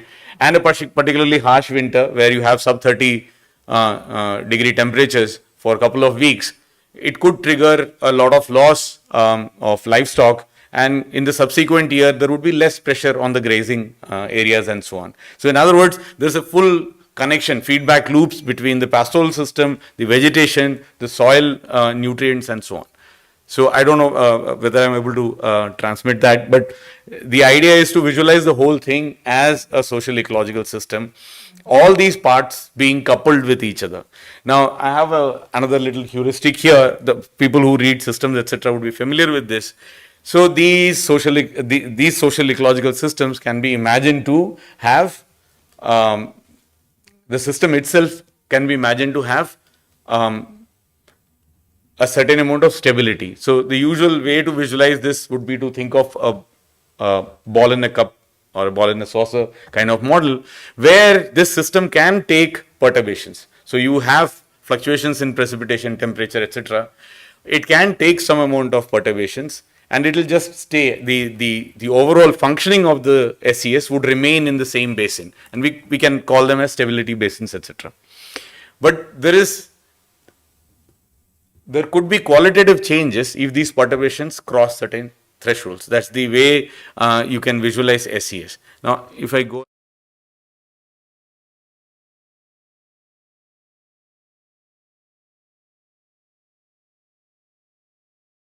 of changes that we have observed, and this is also published by several groups, including ours, changing pastoral practices in Trans-Himalaya. Now, I'll come back to this SES idea in a bit. One of the things that we see is a changing livestock composition. And what does that change? We see the change primarily pushing towards an expansion in Pashmina goats. Now, Pashmina goats are a particular kind of animal, and the reduction in the portfolio, as I said earlier, from you have yaks, you have several other kinds of animals, it is directly in response to what's the demand in the market. So in Changtang, for instance, if a kilo of yak wool is 100 rupees, you have Pashmina selling at 1500, 2000, 1300 rupees per kg on the spot in the field where it is getting picked up. That's a huge incentive. So Anybody who's aspiring for an iPhone obviously will, like, the push is very clear. And there are all kinds of incentives that are there for, doing away with the other animals, which are seen to be now less productive, and it's almost seen as a burden, and shifting completely to Pashmina. In many locations that we see, there's an actual increase in the livestock holdings, overall holdings on one side, but also predominantly it is shifting 70%, 80%. People are now shifting to Pashmina goats. Now, Pashmina goat is a particular kind of animal which has got a certain amount of tolerance to extreme temperatures and conditions and so on. So in our, you can just show, okay, thank you. That's okay. I'm just about to close. So on one side, there is commercialization, market linkages, which is pushing the livestock composition in one particular direction. Then there is the other thing, which is sedentarization, which is quite common all across Trans-Himalaya. Now there is a lot of push. You can see the settlements have now become permanent settlements. If you look at a place like Thukje in Sokar, you have pakka houses that have come up, particularly in the last 4 or 5 years. I think Professor Siddiq remarked earlier, I mean, when you ask this question as to, why should I not have a permanent shelter? I mean, that's a hard one to sort of deal with. But there is an active sort of effort to sedentarize. Hand pumps have been given, infrastructure has been provided in locations there which were otherwise camps. There is a massive change in their mobility patterns. Now, this is very interesting because it's because of 2-3 reasons. One is, of course, infrastructure projects, military projects, and very interestingly, conservation projects, biodiversity conservation projects. So there are parts of Trans-Himalaya that are now not accessible for grazing, or grazing is restricted, and people are not allowed to take their animals in certain areas. That is affecting their mobility patterns. Another reason why their mobility patterns are getting affected is because the herders themselves are not the traditional herders.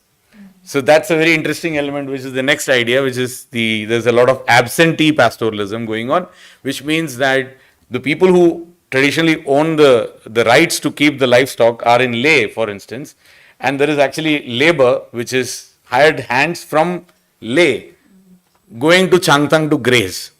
So there is a counter migration. I mean, there's urbanization and people flocking to the cities, but there is also a reverse migration because Pashmina is so it's much more, it's probably much more valuable.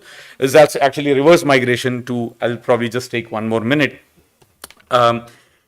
So these are all very interesting things that are going on, and of course with effects on traditional social institutions that otherwise traditionally used to regulate the number of livestock and also resolve conflicts between groups, the Goba system, for instance.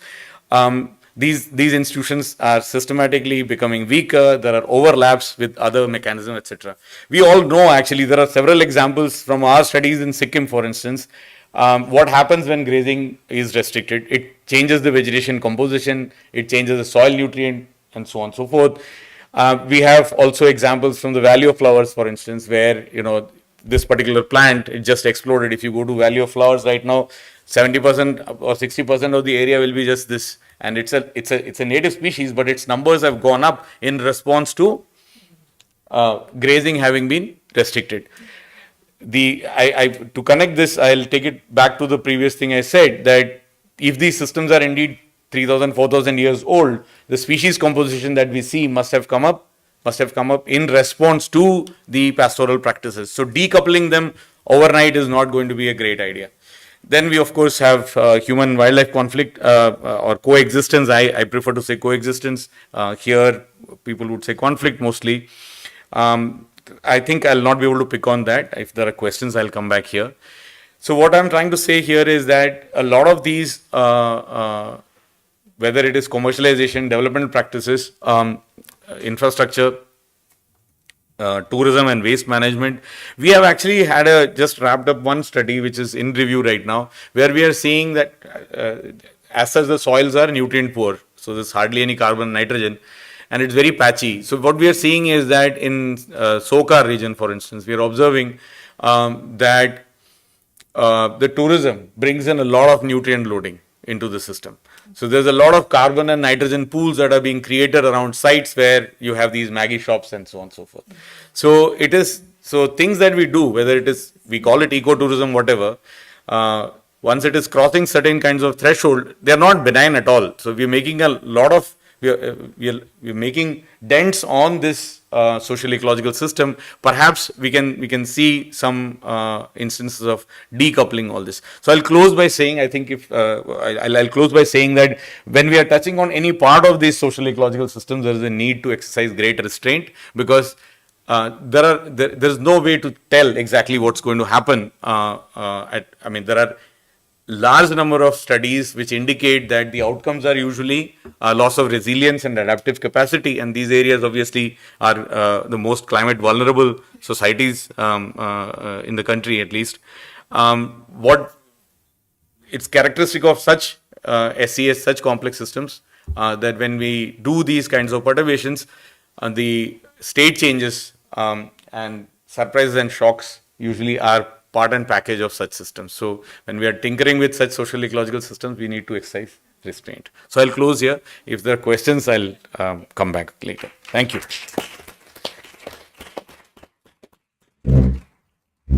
Thank you so much, Suresh, for that very powerful and succinct presentation, and you've covered a lot of ground. We'll just move on to the next presentation so we can have some time for Q&A. So our next speaker is Professor Sudha Vasan, who's a professor of sociology at the Department of Sociology, Delhi School of Economics, University of Delhi. She received her doctorate from Yale University in the year 2000 and has held research and teaching positions at Yale University, London School of Economics, Australian National University, Indian Institute of Advanced Studies, Simla, Institute of Economic Growth, and Indian Institute of Technology, Bombay, before joining DU in 2006.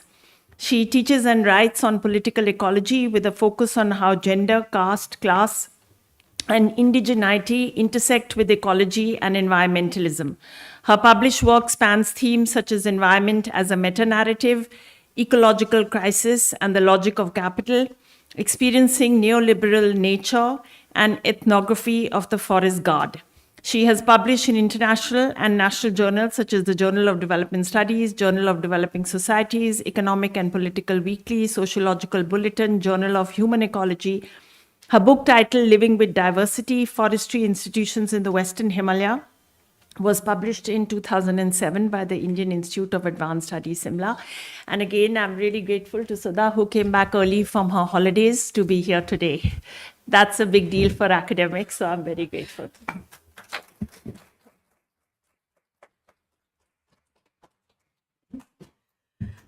Good afternoon, everyone. Thank you, first of all, to Tibet House and all of you for being here on a Sunday. And thank you specifically to Anila for reaching out to me to be a part of this panel. You actually caught me at a time when I was back doing field work after many years. I do field work in the mid-Himalayas, really, looking at Himachal Pradesh in particular, the region just below, at the tree line and below the tree line, right? So that is really that's been my area field for the last 25 years or so. And this summer, after a long time, given the pandemic and other constraints, I was actually going back to these places and to the families and the farmers with whom I had done research since the 1990s. So I've been in touch, and this is again a region that I've been going back and looking at the change. And as I heard both the concept note that Anila had put together, but also the first plenary that happened, I really thought these are exactly the questions that were bothering me as I was traveling through this region in the last in the last month or so. So what I'm doing here is really trying to understand what farmers are affected by, how are they making their decisions? And especially since I was working in the Kulu region, a region that faced a phenomenal flood, a flash flood last year around the same time, the beginning of July, that actually washed out many of the orchards and farms, and of course people's lives and the urban infrastructure that has been built. So I was really interested in how farmers are looking at this kind of change. How are they dealing with it? I was interested in farmers because over the years I've been looking a lot at the environment. I've been looking at forests, I've been looking at forest rights, traditional institutions. But what I went back to this year was really something that's fundamental, I think, to the livelihoods and the self-identity of the people of the region, and that is agropastoralism. As Suresh pointed out, this is something that has been carried out in this region of the Himalayas for thousands of years. These are communities that have been farming in these very, what can from a plains perspective be seen as a very difficult conditions. But on the other hand, these are also communities that really see this as home. So the kind of step irrigation that you see, I'll move on to some slides where you'll see some of that. This is just to give you where I was located this summer. This is Kullu district, Himachal Pradesh, really just below the tree line. And what you see here are communities that are involved in, that have been for thousands of years cultivating these lands, cultivating in a kind of agro-pastoral livelihood, which really includes food crops, but also livestock of various types. And this now has been substantially supplemented in terms of cash income by tourism. So in the last few years, I've been going back and looking at household incomes. And one of the things that you find is that in terms of sheer income and, people investing in the education of the next generation, I think, I would agree that education is really what people are thinking of and looking in terms of development, and in particular that's an intergenerational investment. So you have incomes that are coming from tourism or agropastoralism that is being invested in young people who then come to universities like ours, including ones like Delhi, because the education quality, of course, is very, very centralized in a place like India. So what I was looking at this summer is going back and looking at those who are still invested in agriculture rather than those who are involved in tourism.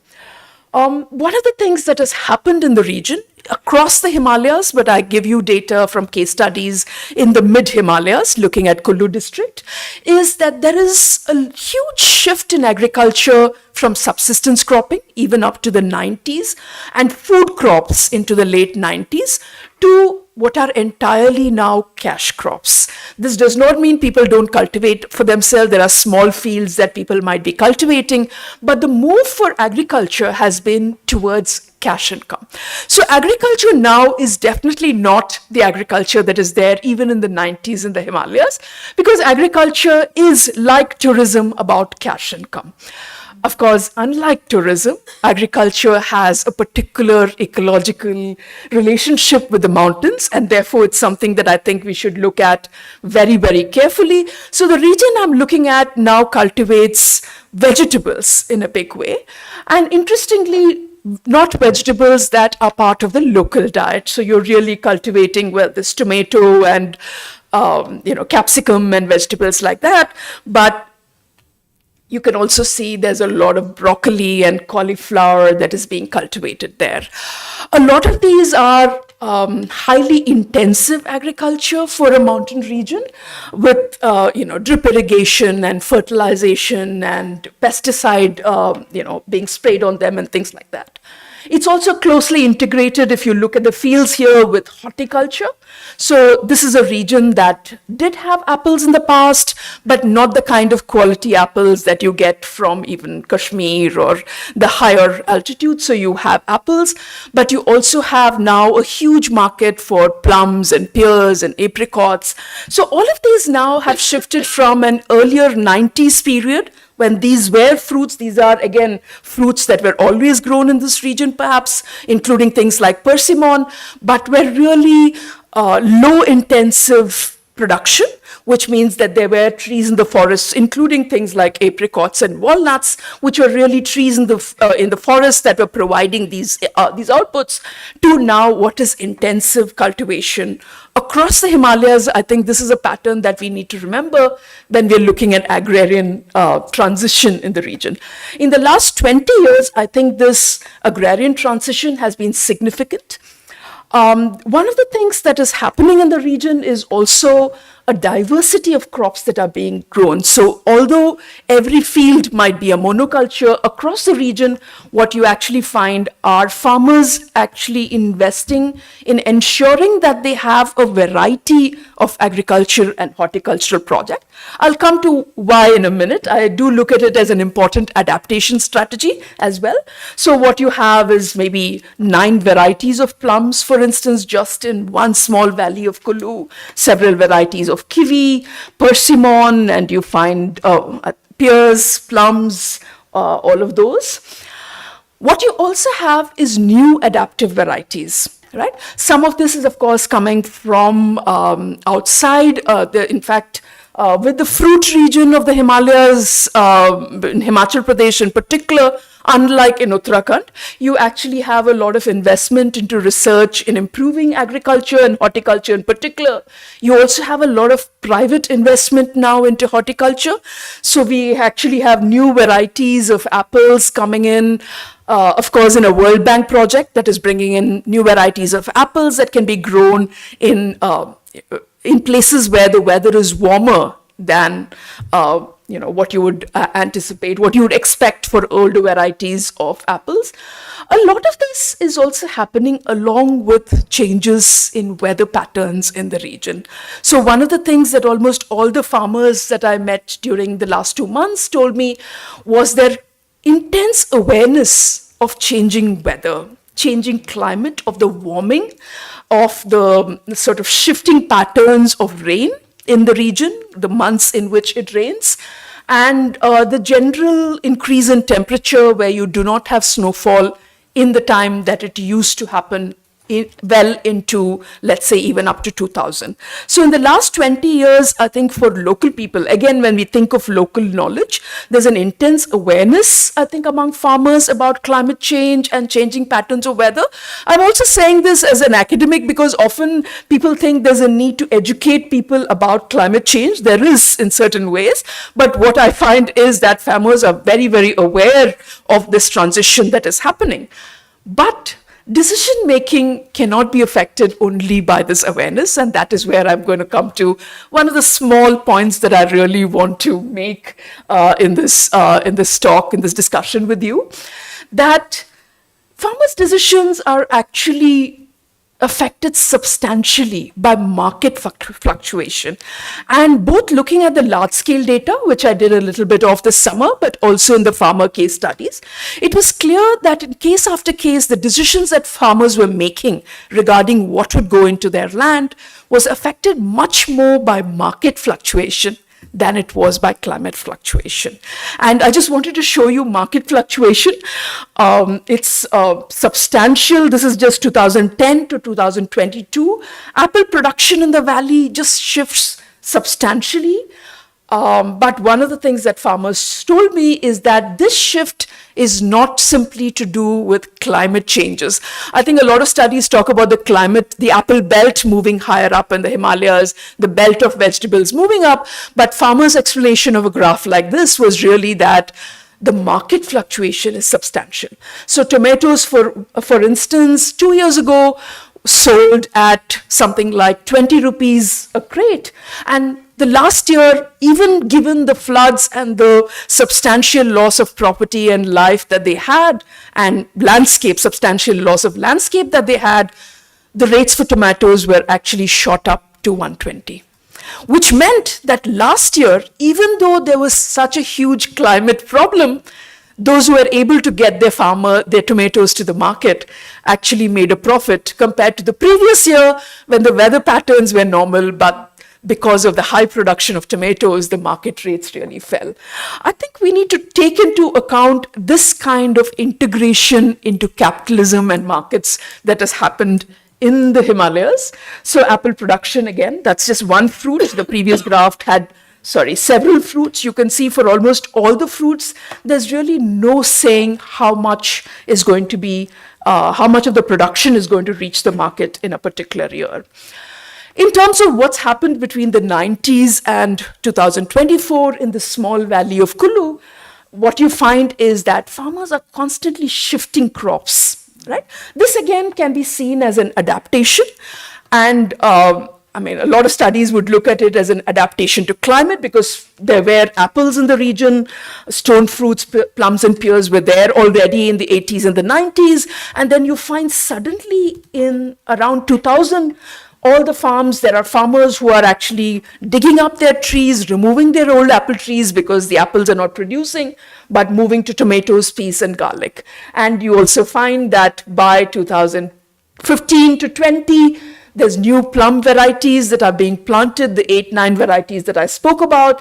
And in the last 5 years, there seems to be a shift to new varieties of apples again. So the old apples were actually taken out of their farms, planted with vegetables. Now we're going back to apples and persimmon in particular, which really you can go up to some valleys of Kulu and you see entire hillsides planted with persimmon, right?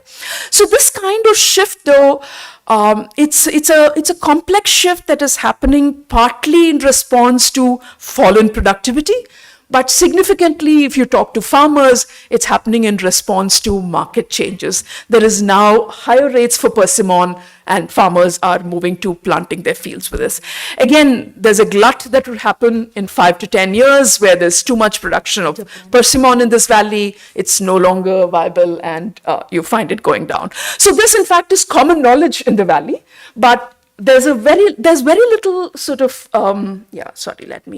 Okay, so there's very little kind of understanding of how the market actually intervenes in the way people react to climate and weather changes. That is a point that I want to make. It's not so much, 2 minutes, I'll be done. Thank you, So I did want to point out something that I said. I won't go into this at the moment, that farmers are very, very aware of the kind of ecological impact that is happening in the hills. It's impossible to not be aware if you're actually living in these mountains because you experience it on an everyday basis. So there's very high awareness of climate effects, but climate does not affect only production and ecosystems. Climate affects production of the crop, of course, but climate affects transport in a very big way, and climate also affects prices in the local region. So this kind of complex seems to affect how farmers actually respond to risk. And one of the things that came up again and again in this new fieldwork that I've been doing is that the risk of the market is really what is bothering farmers across the Himalayas. And the point that I want to make in terms of where do we go from this is that capitalism, I think, is now totally entrenched across the Himalayas. We often talk about other things, traditional knowledge of climate changes, but I think this idea of capitalism and the aspirations, again, the aspirations that we are talking about, is also a part of a capitalist system, and we really need to think about what our response is going to be to the risk brought about by this. And one of the points about capitalism and risk is that risk is always individualized. So individual farmers across the Kulu Valley are making decisions about what crops they need to plant, which is resulting in perhaps each farmer then making that decision to plant persimmon now or in the last 5 years, but collectively 5 years down the line, we're going to see a glut of persimmon and really farmers facing a huge loss. So, okay, I'm not going to get into those. So climate and market, I want to point out, are actually inseparable in terms of their impact on the Himalaya. And in terms of praxis, at least, if we want to talk about what to do, we would have to address the issue of capitalism in the Himalayas if we want to deal with climate and change. These are very quickly, I'll just take 1 minute to tell you what these are. For instance, the fruit that is there, the pomegranate, is heavily sprayed in the Himalayas. And the spraying happens every 10 days, every 15 days. And the reason is the market requires the perfect red-colored, smooth-skinned fruit, right? Nobody in the region eats pomegranates because they know it's so unhealthy. So farmers are very aware, but the market results in this kind of thing. You find that a lot of the traditional water sources are actually dry. This particular area, this is dry because the hydel projects in the region, there's been a whole lot of tunneling. And as soon as the projects came, about 5 years after the tunneling, traditional sources have died down. Farmers adapt by getting into other forms of irrigation, drip irrigation and things like that. And there, of course, you find Italian varieties of apples that have come in, that are spur varieties, quick, again, the compression of time, something that we know about capitalism. I think Suresh Babu's presentation about how, you over a long period of time, biomass gets accumulated in the animal. Capitalism doesn't wait so long. Profits need to be faster, quicker, so the time cycles are shorter. So what I want to present before you is that Himalayan agrarian societies, people who are invested in sort of cultivating the land there, is actually in a significant state of transition now. So the agrarian transition is really about the integration into capitalism.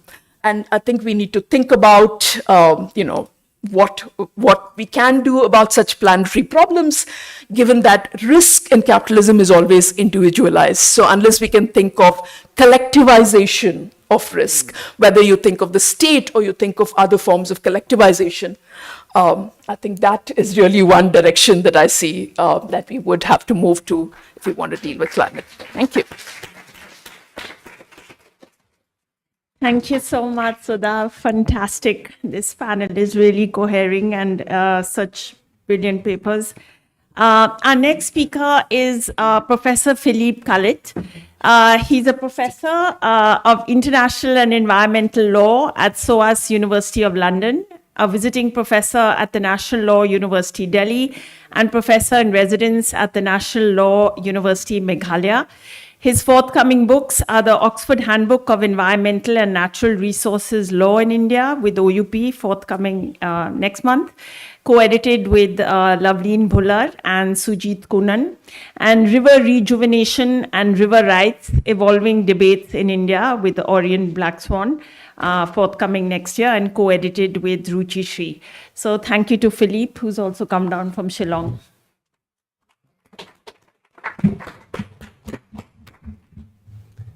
Thank you. Okay, I'll put a timer to try and be timely.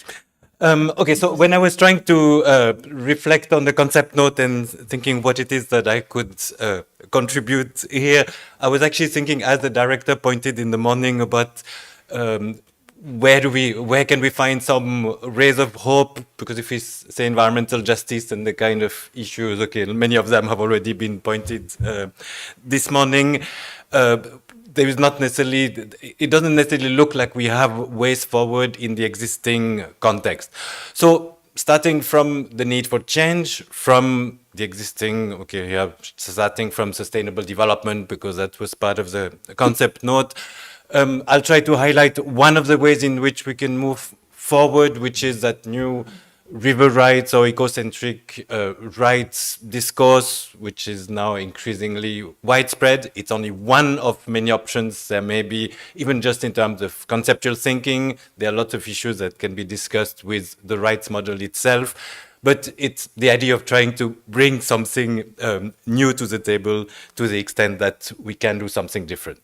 Okay, so very briefly, starting with sustainable development and environmental justice, I guess the introduction here is that, and we just heard this with Sudha's presentation as well, everything has been and remains framed in terms of economic growth as the main driver of what we understand as sustainable at this point. And this harps back to that framing we've had for now at least 3.5, soon 4 decades of so-called trying to integrate environment and development, which clearly has entirely failed. That's not limited to the Himalayas, but much more broadly.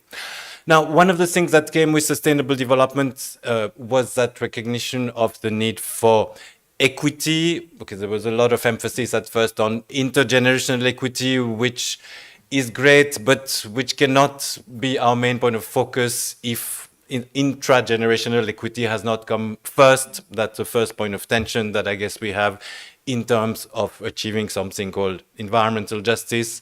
And one of the other things we had was the focus on poverty, which maybe we want to extend to marginal communities, individuals, which has remained as an entry point, but as we know, the results have not been in line with expectations.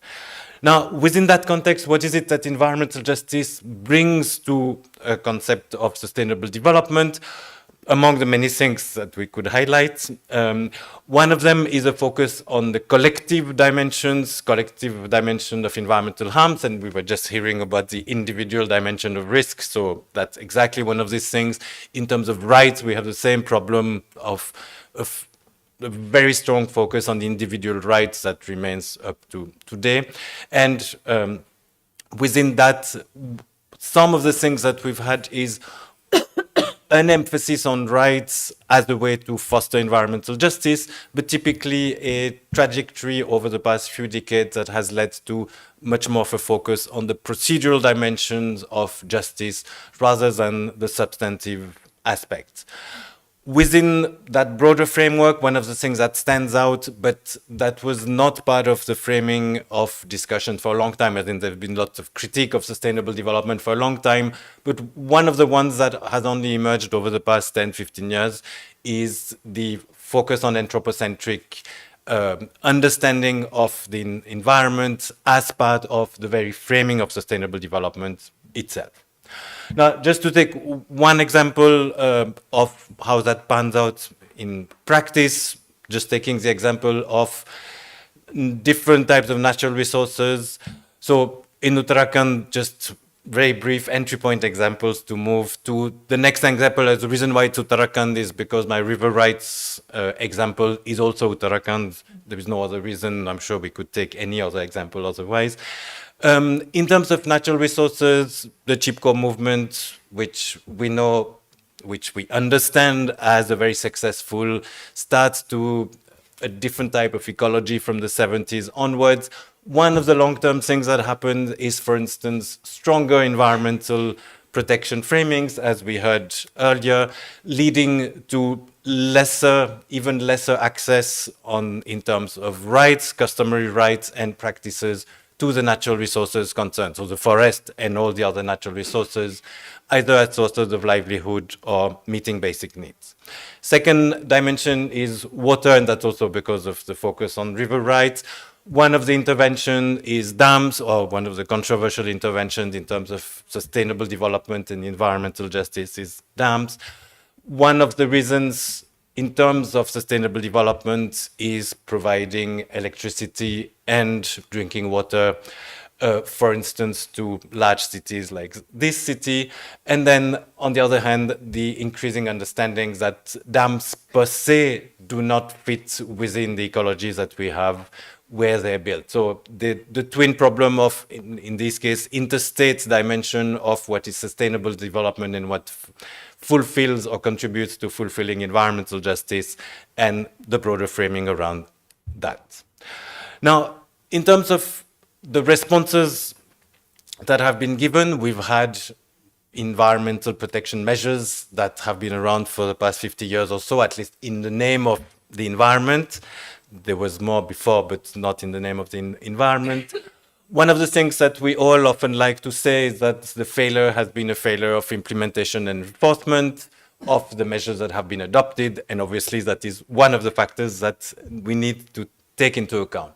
But there is also an underlying failure which has been there, has been known, but is only starting to be effectively discussed and possibly addressed, is that the fact that those environmental protection measures that were taken were really taken in a context of a focus on an anthropocentric understanding of nature, that idea of nature being used or useful to development in different ways. So one of the things is sustainable development being framed around economic growth, being the driver of better environmental outcomes, which by now we know has not worked out.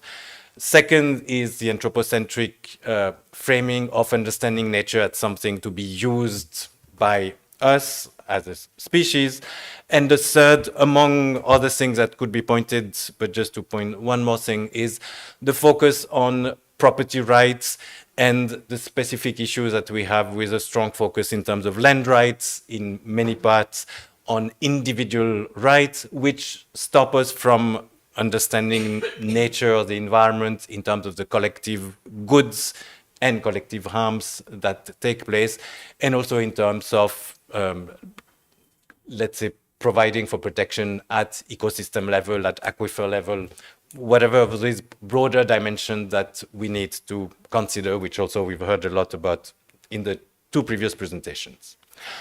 Now, in terms of what is it that's been projected over the past few years as new thinking, and again, there could be different thinking, but that's one which is visible in the public sphere at present, so that's why I'm bringing it here, is those two decisions of the Uttarakhand High Court in 2017, giving legal personality to Ganga and Yamuna. So it's specific to that state, but since Ganga is not only an interstate, but also a transboundary river, obviously it's something that can allow us to have a much broader discussion around questions of environmental justice and sustainable development.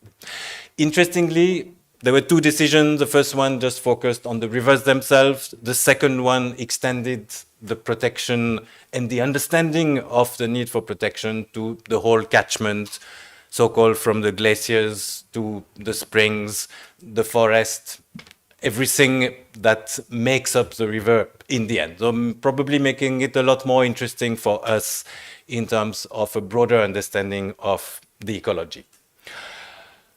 In one way, and in the way in which the High Court addresses the problem, it's really looking at the whole problem of pollution, destruction of the river, deaths of the river, and trying to give a new answer, which is in fact what they do on that day.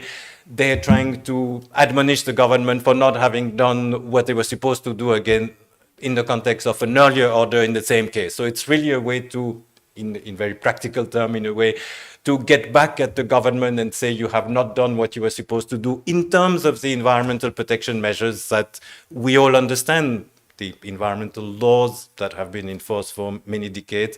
You really need to think of these issues in a different way, in a way, the way in which that came through. So here the idea of the legal personality is to say that instead of that model of integration, we need to move towards something which clearly gives priority to nature, which obvious somewhere, but which has never been achieved in terms of the mainstream thinking around sustainable development, or the kind of sustainable development that has been implemented in policy and in practice for several decades. At the same time, interestingly, and that probably is something that could be discussed much further, while this comes as an ecocentric, and there is possibly something around an opposition between ecocentric and anthropocentric, the court and most of the debates we've had around these issues of river rights or rights of nature have clearly understood that it's about giving priority to nature, but realizing and recognizing that there are people living in those environments and that we can't exclude. So we are much more in a context that was discussed before of biocultural rights rather than a form of absolute conservationism, which in some other international debates, there may be some doubts as to what's happening. What is it that, at which state are we and where do we need to move forward? Those two decisions of granting personality to the rivers were stayed. There is an appeal that's been pending in the Supreme Court, so this is for the timing a theoretical discussion.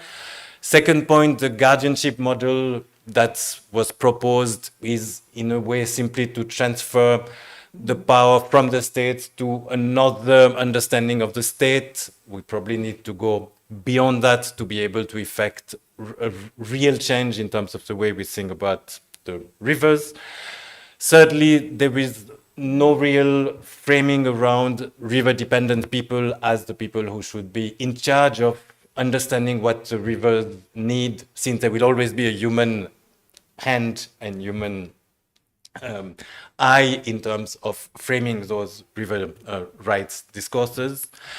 Fourth, there is the problem that's probably something we've seen before of the poor or the most marginalized being seen as the problem, the cause of pollution, therefore people who may or need to be removed from the river.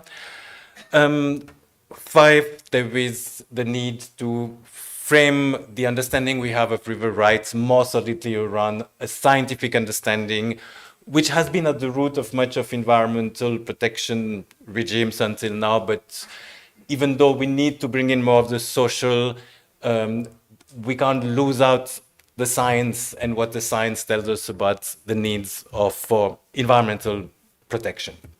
Finally, there is the question of if you introduce rights, there might be obligations that arise from them. So there is that whole thing of what about if the rivers flood and cause damage to nature or human interest? Will the river be responsible for it? Clearly not. But there needs to be a conversation to ensure that we are not talking about things which then can be said to be non-implementable or which take away from the existing liability or responsibility of the actors in charge. Now, what can river rights do for us? Maybe not much, maybe a lot, possibly. The understanding is essentially that we need to be able to move from a top-down to, okay, even though I don't like the term, let's say bottom-up perspective, but really to engage with the framing in which people themselves can be in charge of the decision-making, not just in terms of consultation and participation, but as effective actors in the way in which the environment is protected and managed, which is what the last two presentations have been mostly about. One of the things that we need to engage with is the potential discrepancy between fundamental rights and rights of nature or river rights. In the decisions we have, we've been told that they are equivalent to the right of human beings. That's great because in a way that confirms that we need to engage with both simultaneously. That does not remove that there is a need for prioritizing nature, but that also should not lead to taking away from the existing fundamental rights, including the so-called right to a clean environment. So that also helps us understanding that we may need to talk about new frameworks, but that needs to be within a context where we do not take away from what already exists.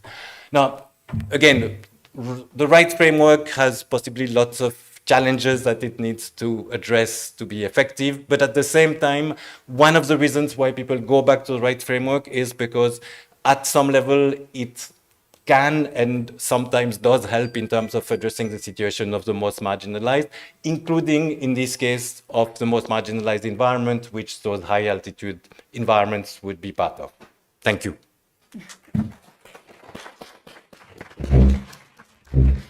Excellent. Thank you, Philippe, for giving us a legal perspective. And our last speaker on this panel is Manshi Ashar. Manshi is a researcher and activist based in Himachal Pradesh. For the last 2.5 decades, she has been associated with diverse organizations in documentation and advocacy on issues of environmental justice with a focus on forest, land, and water rights. In 2009, she, along with friends, co-founded Himdara Collective, extending support and solidarity to mountain communities struggling to protect their landscapes and livelihoods. Thank you so much for being here. Thank you. Thank you so much, Tibet House and Professor Gill, for inviting me and giving this opportunity. Again, an opportune time because for the last 10 years, or at least since the Kedarnath tragedy happened, and very few people know that Himachal was also impacted by the floods in 2013, the Satluj Valley, which I'm going to speak about today. The upper Satluj basin was also saw floods at the time, but it did not catch media attention because it didn't have the kind of fatalities and especially impact on tourists and pilgrim tourists. And since the last decade and a half, and even as we are speaking now, some chunk of mountain is falling off somewhere. There's news of land subsidence coming from different parts of at least the western Himalaya that we've been tracking, but it's also happening in the eastern Himalaya. And we've been looking at what is the framing of this Himalayan disasters. And it's very much in the context of also the climate crisis. And what we've found is that there are some common narratives that we see repeated in the Himalayan disaster framing, and the media and the government both play a very important role in this narrative. Like 2023 was a very important year. It started with the Joshimat land subsidence and sinking.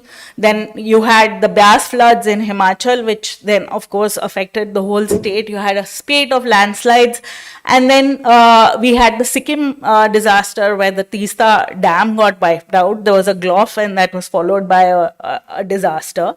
And so we kind of started looking at what is happening at large, and also we decided to go in close into one terrain and one particular kind of disaster, which is landslides, and look at how people are responding to it, simply because people's narratives were not coming out or finding space in the media until recently, where social media has been a tool that a lot of impacted communities have used. But the mainstream media and has sensationalized these narratives. So you had the Himalaya as, of course, there is the aestheticized and the tourist, gaze on the Himalaya. Then there is Himalaya as the strategic frontiers, as Claude pointed out, and now Himalaya as the disaster zones. And as fast as it is sensationalized, it is also normalized. The headlines also naturalize this disaster, that is, calling it repeatedly natural disasters. There is one is that the narratives again are very controlled by experts and rooted in very technocratic views. Climate reductionists also, because we found that in the long run that kind of helps escaping accountability and looking at very localized causes or triggers that may be involved. There's the language of unplanned development. Whereas you see there are planned infrastructures, whether it is the 4-laning or the hydropower or any other kind of tourism expansion that is happening.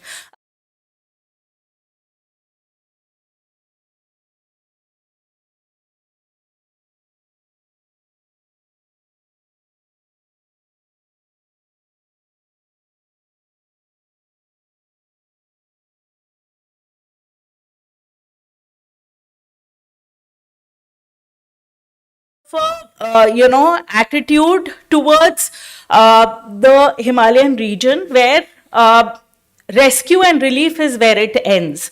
And even in that, if there are no fatalities, then it is highlighted as a kind of an achievement, as that which we have seen in some of the recent disasters. And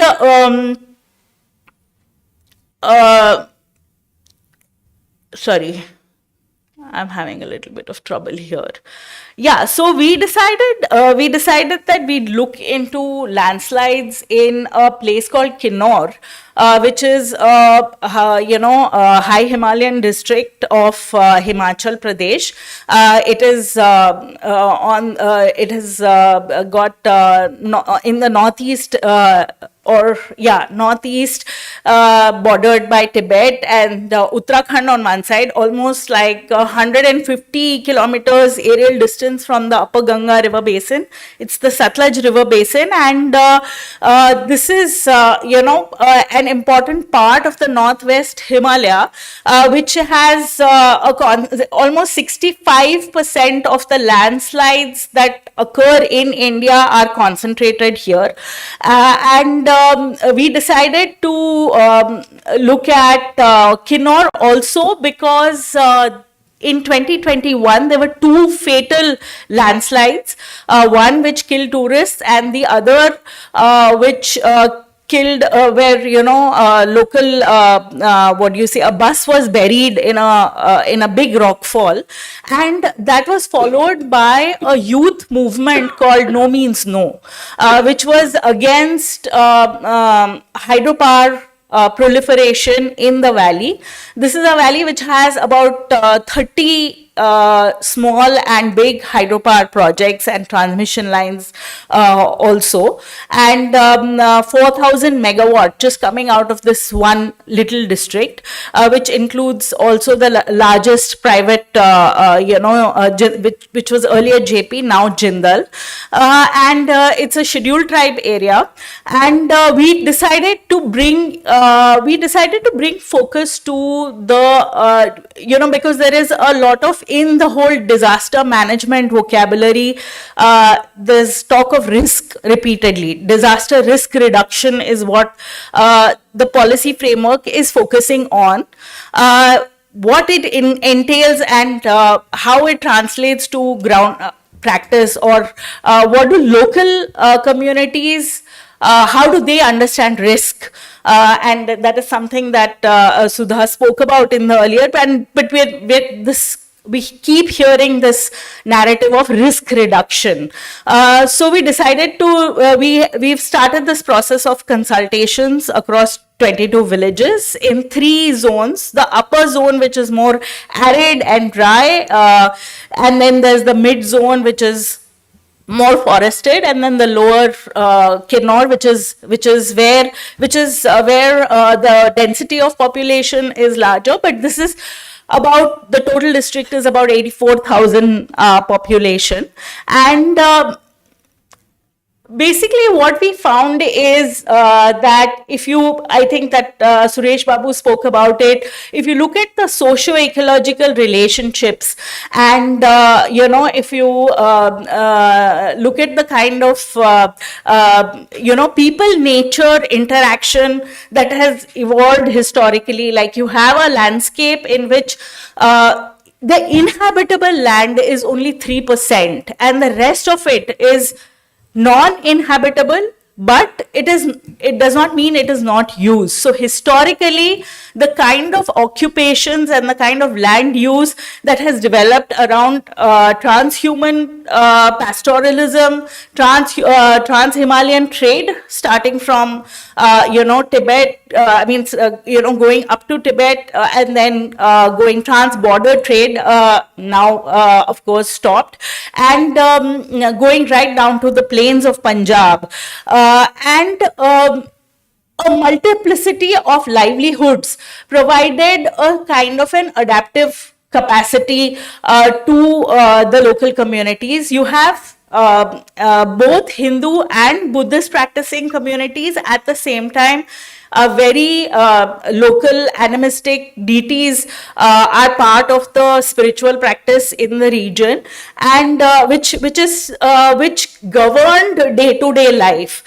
So there was a lot of mobility and autonomy. These two were very important aspects of life, and what we found in how we kind of try to understand about life within a hazard-prone terrain. So we don't use the word disaster, but the fact that landslides have been a part of life, that there is an understanding of geology in the local language. Every village, in the songs, in the stories, in the folklore, there are in the names of the villages, there's a distinct geographical identity, sometimes identified by the kind of soil, by the location. So there was a village called Shalkhar, which had shifted 3 times. So the agriculture fields and habitations had shifted 3 times. So the elders, and then as we went down the valley, we found the stories of shifting villages across the valley. So it is something that was part of practice, and that there was this ability to shift from one place to another. In case of some kind of a calamity. In terms of architectural practice also, we found the Kathkuni architecture, one earthquake prone, because this is a seismic zone 5 area. The kind of material that is used, which is mostly wood and stone, and the fact that it is a portable, the whole house can be undone and then rebuilt again, put together again. Or even, other kinds of, if you look at, for instance, the presence of fraternal polyandry, which is seen as more of a land and labor management strategy in society. So these were, so basically what I'm trying to say is that it's very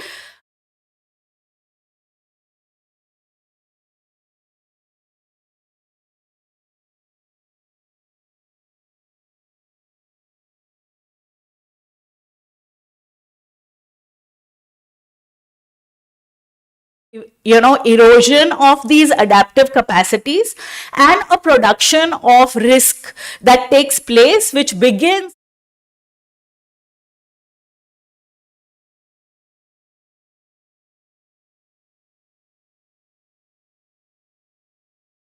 narratives or in the testimonies of the people. It was never linear. So the stoppage of trade with Tibet, or the revenue and the forest settlement, which put a stop to, which stigmatized, for instance, the access or by pastoralists, which introduced new forest laws or restrictions to movement and mobility, which took away the right to govern forest resources. So there were very specific decisions in different points in history, or even the land reforms, which were very important for the landless community.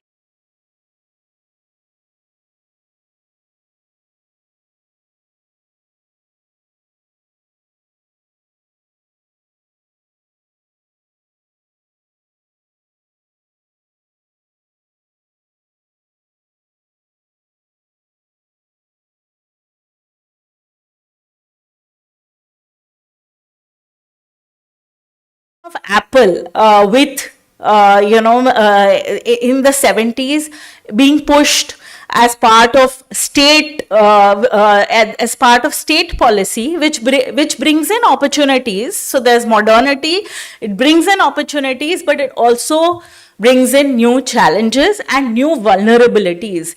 And post 1990s, with the changing climate, the area under Apple goes up, because it shifts across the valley, right up to Upper Kinnaur, and then there's also loans from banks. So more people shifting to horticulture, moving out of subsistence agriculture, moving out of pastoralism, but pastoralism is not dead. There is also various kinds of pastoralism like agropastoralism, etc.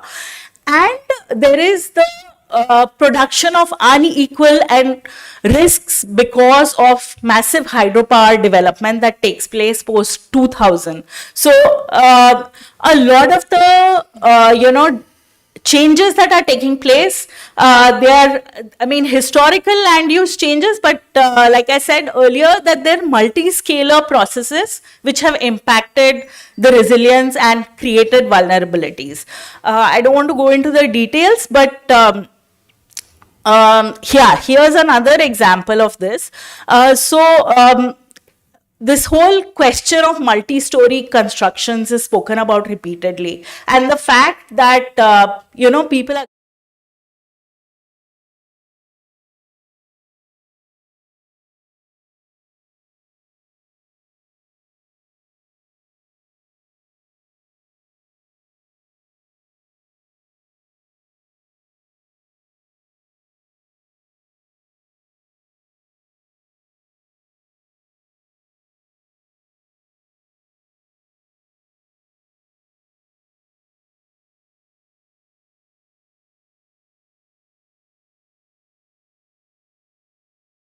toilets, leading to the problem of wastewater management, leading to subsidence and landslides again as an issue.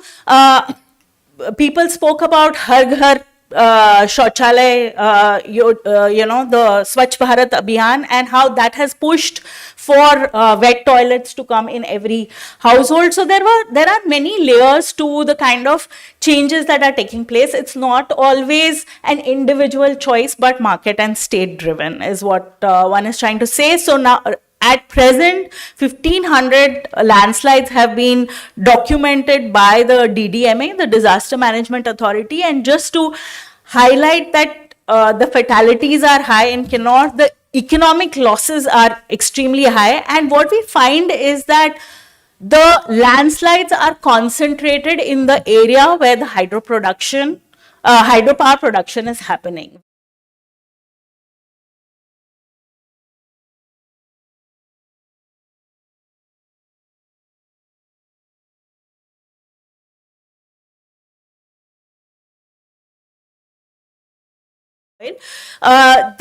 The number of landslides are concentrated in lower Kennaught because that is where the vulnerability is higher, the population that is where all the contestation over the land is taking place, over the forest is taking place, and that's where now we see more fatalities in the landslides, more blockages of the road, because of which apple and other crops are not being able to reach the market. And so just to add again a lens of so when we are talking about landslides as disasters, one, we realize we cannot talk about each disaster separately. They're very connected with floods. So they're cascading disasters, they're complex disasters, they're compounding disasters. The displacement because of landslides is slow, it is incremental. There is, of course, incremental land use change taking place. I just want to give example of one landslide which is in the alignment of a 1,500 megawatt power project. In that, when we tried to explore the history of that landslide, you had the military coming in. So there's militarization and the importance of the, the roads, etc., the setting up of the military infrastructure. So there was a military camp being set up, a community was displaced, and they were allotted land elsewhere, which is where this landslide is now. They had to cut the oak forest, which was the main grazing land and forest area of the village. They set up apple orchards over there, and then there was a road that went through that village. Then there was a flood, which was the 2000 and 2005 big Satluj floods, the Parchu flood, which cut at the toe. And then there was the dam, which then, cuts through underneath the village. So there's gradual land use change that is taking place, and then compounding, leading to what today we see as expansion of the landslide and the subsidence of the village. So just to kind of again highlight that it's not possible to study this a landslide in isolation or one single disaster as a one-off event, but that is what the current disaster mitigation and disaster management approach is. And for the community, one of the important parts of the unequal risks is that, of course, the risks are, the companies, like for instance, Nathpa Jhakri power project was affected by the floods, but it got the highest insurance claim ever, 300 crores insurance for its, so it's insulated itself from the risk. The companies are insulated from the risk. They are passed on to the people, and they have to establish the scientific correlation that landslide or a particular disaster or the crack in the houses or whatever impacts they have faced is because of the project. And in the absence of this scientific correlation, they are not eligible for compensation. So this there is first the violence of the project coming up, the violence of the disaster, and then having to lay claims for compensation. And so I'll just last slide. Sorry, I know I've gone beyond my time. This is again geopolitically fraught area, so national interest. There's, this is also part of the green energy, the transition. So there's a lot of global funding coming in. There's CDM funding coming in for the hydropower projects. So there's a lot of pressure to continue building more projects, and there is resistance from community, and as a kind of an assertion where they're using their constitutional rights. There's also divine intervention, because the devtas are also involved in many of those, in the opposition to the projects. And there is also rejection of the mitigation measures, which is early warning systems. For landslides, early warning systems, plantations, and structural check.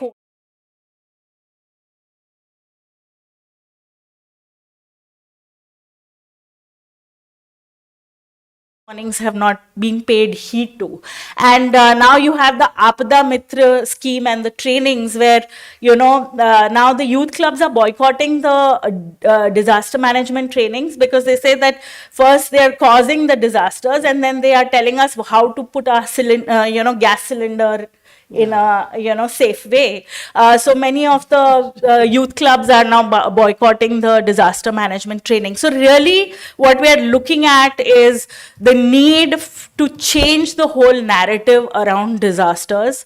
There's a need to decolonize, democratize, and decentralize. Unless we do all three, we won't be able to. And there's a need for an interdisciplinary approach.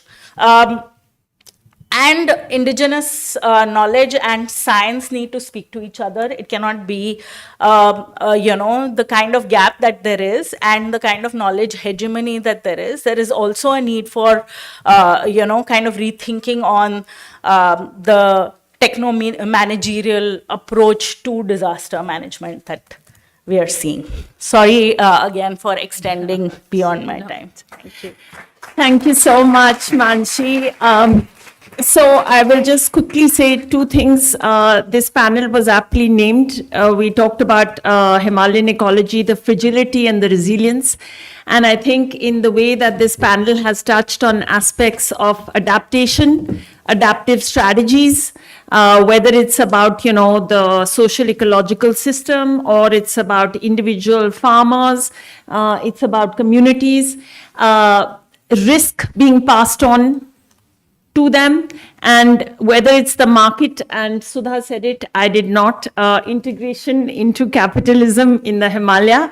I think we, and of course, Philippe giving us a bit of hope there, talking about river rights as, something that could potentially foreground, nature over what has and remains a kind of a mono focus on growth and development.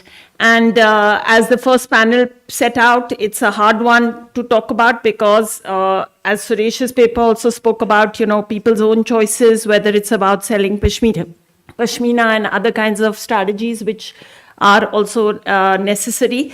I think I've already got the idea for the next conference here, resistance from the ground. I think that would be our next conference. But for now, we can just have a quick question. If somebody has one or two, very quick, please keep it short and sharp so we can have lunch soon and then move on.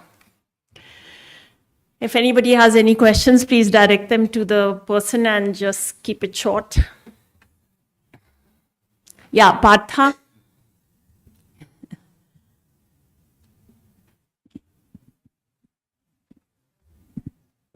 Thank you. That was quite a broad panel.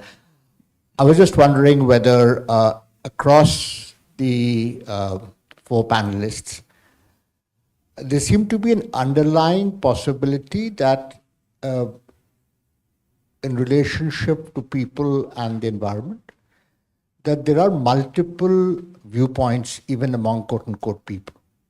And I'm just trying to know whether each of you would like to sort of speak to that diversity and how might that sort of affect the way in which this engagement takes place. Because even in sort of Philippe's work on, if you're taking away from the anthropomorphic view and going back to nature, the way in which the interests of nature and people are aligned seem to be different for different groups of people.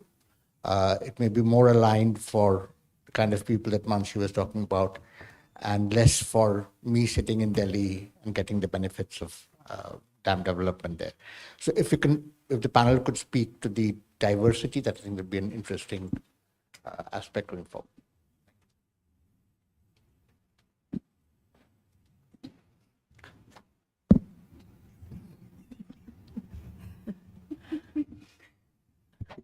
Can you reframe it a little bit? Because I had gone into kind of thinking about something while you were speaking. Sorry. No, so I was, it just seemed as if that there would be different points among the people who are staying there. I mean, in the Pashmina case, you mentioned about the herders and the workers, and another group which is very well integrated into the capitalism story, and similarly otherwise. So that the views of people and their reactions are not uniform. And so if we could sort of highlight a little bit of the diversity and how different stakeholders are having that, then might be sort of give us a richer perspective on what's actually happening on the ground. Yeah, I think, you're right. And within even within Himachal, you have a lot of differences. And within a particular valley, there are differences in terms of, who is inhabiting what kind of spaces, like who is fighting for what kind of spaces, who has access to safe spaces, who has access to land. These are, and then access to the markets, access to state machinery. So I think that, but there is a need for a place-based approach as far as the mountains are concerned. I feel because the impact of it is felt not just in the mountains, but beyond, like downstream. Last year the floods went up to Punjab. It impacted the lands in Punjab also. So there is actually I don't know how it's going to happen, but there is a need for place-based dialogue, but there's also a need for trans-boundary dialogue, or river valley dialogues, upstream downstream dialogues, to bridge urban rural divides. So I think that I don't really have the answer to this, but all I can say is that there's a need to understand diverse perspectives. At the moment, there isn't any space for that. There is no platform. There's only a reaction in terms of, and there's very quickly, disaster capitalism, for instance, is something that we see. We have a lot of companies moving in with engineering solutions or technological solutions into a scenario, and that is the only thing that is being publicized. The whole question of governance, or the whole question of these being social and political disasters, is something that remains unaddressed. So I think that right now we are at that space, at that place where we are just trying to change this narrative, or the whole perspective on, at least from the point of view of disasters or the crisis that is being looked at. There's also this tendency to blame the locals. I mean, this blaming of people are greedy, people don't have the knowledge, people need to be made aware. I think that there is a need to step back from there also. That is all I can think of right now. But please. Yeah, I do want to quickly respond, because I think the question is particularly perceptive. I think there is the people, right, as a sociologist. So if you look at any one of these communities, the reason I focus on capitalism and I'm not just saying change is because the integration is across, from whether it's Delhi or New York to Kullu, right? And as we find in Delhi, in Kulu as well, you find a diversity of perspectives of how people engage with the kind of changes that are coming with the market. There are those who want it, who are more successful. There are those who aspire to it, who are successful, unsuccessful, and there are those who lose out. So the whole idea of social stratification, differentiation, I think is happening across the Himalayas. Caste, I think an important point that Manshi mentioned, I think is a big factor across Himachal Pradesh, across Uttarakhand as well. And you find that kind of differentiation in terms of what people are seeking. So, I mean, if you look at a state like Uttarakhand, there are already people who have access to excellent education over the last 80 years or so, right? You have a lot of them settled in Delhi. So you have that differentiation, and then that also translates often to differential attitudes to what is happening in the mountains. We often find that those who have benefited, people like us even, then go back and are looking for a lost, a kind of protected mountain region, whereas there are those who've never had access to this. So that differentiation, I think, is very, very important. There's one other difference that I do want to mention that I think briefly came up in 3 of our presentations.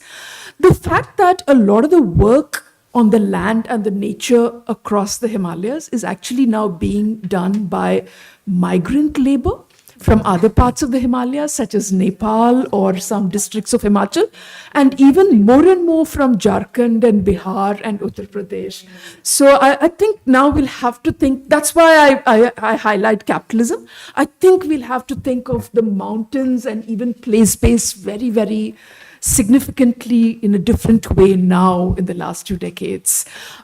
Because these are people who are now living there, using those resources, managing those resources, and who don't have a long association with it, but are likely to be the ones associated with it now. So I think your question actually, is very dense in terms of the kind of differences you will find in people who are living in the mountains. I think the reason we hesitated is that there's no simple answer to it. Suresh? Maybe just a line here. So I think I'll connect to what Sudha said earlier, because risk is individualized. So if somebody wants to venture into a risky proposition, so if something flops, then the blowback is going to be as much. So I think there are other parameters, because what we see here is, if you look at, let's say, the Changthang, wherever, you see people who generally have more holdings are also, they have more holdings in more places, more Pashmina holdings in more places. And they would also have a small dhaba at Debring, and they'll have 3 other kinds of entrepreneurial sort of, so I think there is some, it's not uniform even within the same community. There are some people who do not really want to change things as they were. So it's difficult to find as to, it's not, probably Sudha can comment on that, but it's not, so since risk is primarily, therefore it's upon you, I think it's also connected to your social network and other kinds of capital, other kinds of linkages that exist. Because not everybody is picking this up. Of course, in case of Pashmina, it's almost uniform. Now everybody has taken it up. So, thank you. Great, thank you. So with that, we'll close. Thank you. Please give a big round of applause.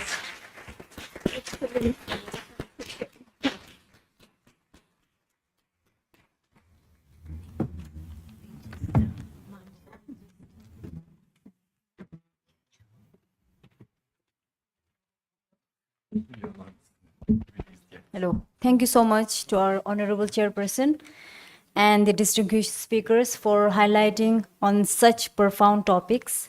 Your presentation have surely enlightened our audience, and I'm convinced that it will surely benefit a lot of us who are present here. Thank you all once again for sharing profound insights. Now, I would like to request our Honorable Chairperson, Venerable Professor Kaveri Gilla, to kindly present the souvenirs and the white scarves to our respected speakers. Professor Suresh Babuji.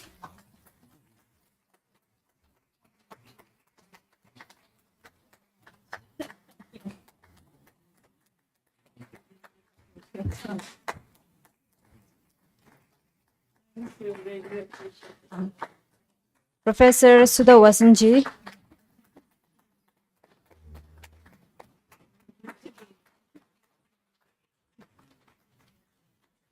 Professor Philip Khalidla,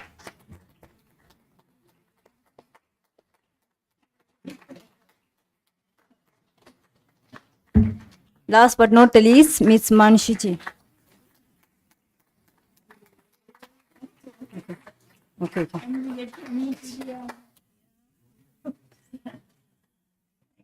Now I request our chair and the speakers for a group photo capturing this memorable occasion.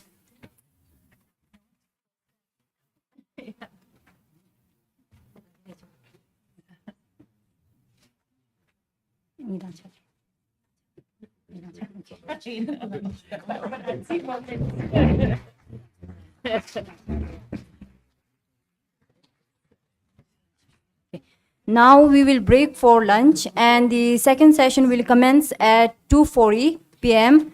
With my colleague Tenzin Rabianla as a moderator for the next session. Thank you all, and I hope you all will enjoy the lunch. Thank you.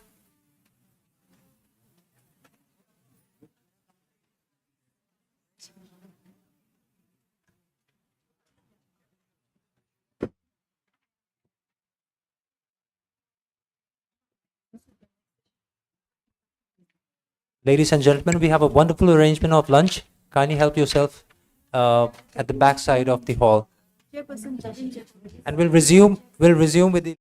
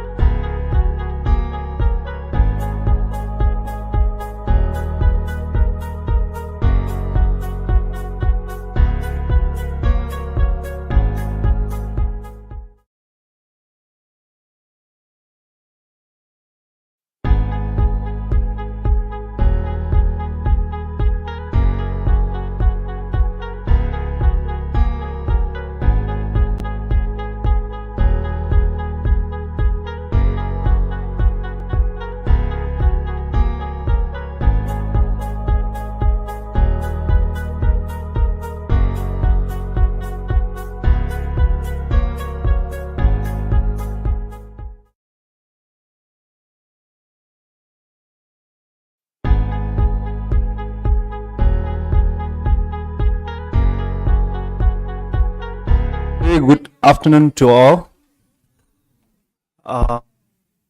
Tenzin. Hello. I'm Tenzin Rabyang, IT staff at Tibet House.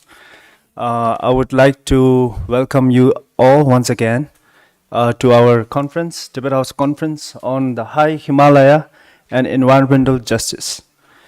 So for this second session, I'll be moderating on the theme marginalized and contested development on the frontiers. So I would like to invite upon the stage our chairperson, Dr. Jebin Jacob, Dr. Jebin Jacob ji from Shivnadar University.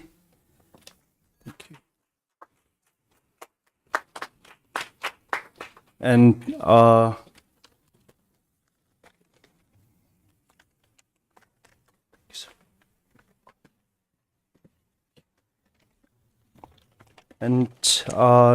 Dr. Swati Chawla from Jindal University.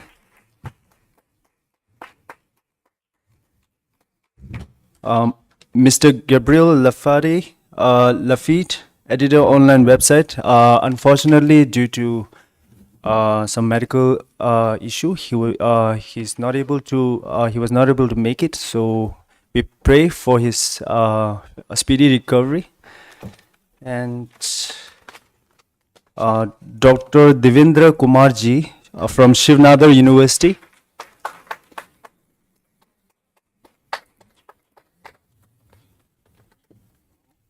And Dr. Tenzin Hakyap from he's an independent scholar from Ladakh.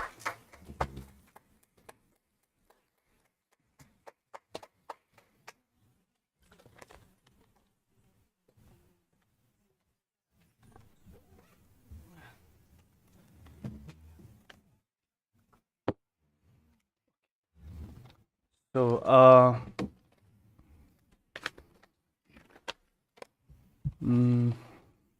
so here today, in place of Dr. Griffith Lafitte, so he was so kind to even send his PPTs, his contributions here to be presented by our secretary Tenzin Kunjapla. So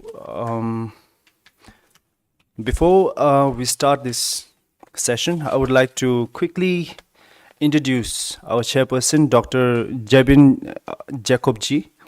Jebin T. Jacob, Dr. Jebin ji is an Associate Professor, Department of International Relations and Governance Studies, and Director at Center for Himalayan Studies, Shiv Nadar University, Delhi, NCR. He was formerly Fellow and Assistant Director at the Institute of Chinese Studies. His research interests include Chinese domestic politics and Sino-Indian border areas, India and Chinese worldview. Sorry, may I repeat once again? His research interests include Chinese domestic politics, Sino-Indian border area, India and Chinese worldviews, and center-province relations in China. Dr. Jacob's latest publications include 2 co-edited special issues for the China Report Journal on the Communist Party of China's 100th anniversary, February and August 2022, and a co-edited volume titled How China Engages South Asia, Themes, Partners and Tools, Center for Social and Economic Progress, 2023. So I would like to request our chairperson to please proceed the session. Thank you. Thank you. Thank you, everyone. I am conscious of time, but I must still thank the Tibet House and my colleague Kaveri for this invitation. And I want to say that I've enjoyed the first half already. But my responsibility as timekeeper means my responsibility as timekeeper means that I will say very little and instead keep threatening my fellow panelists on stage that they should finish. I've already given them 10 minutes, not 15 minutes, so that we can all leave with our, without feeling tired at the end of a session. So very quickly, I'm going to quickly sort of run through the bios of the speakers. Dr. Swati Chawla is an associate professor of the Jindal School of Liberal Arts and Humanities and holds various leadership roles, which I can't imagine are too pleasurable, given it's all administration, such as Director of the Postgraduate Diploma in Research and Innovation and Assistant Director for Center for Learning and Innovative Pedagogies. She's a historian of modern South Asia and the Himalayas.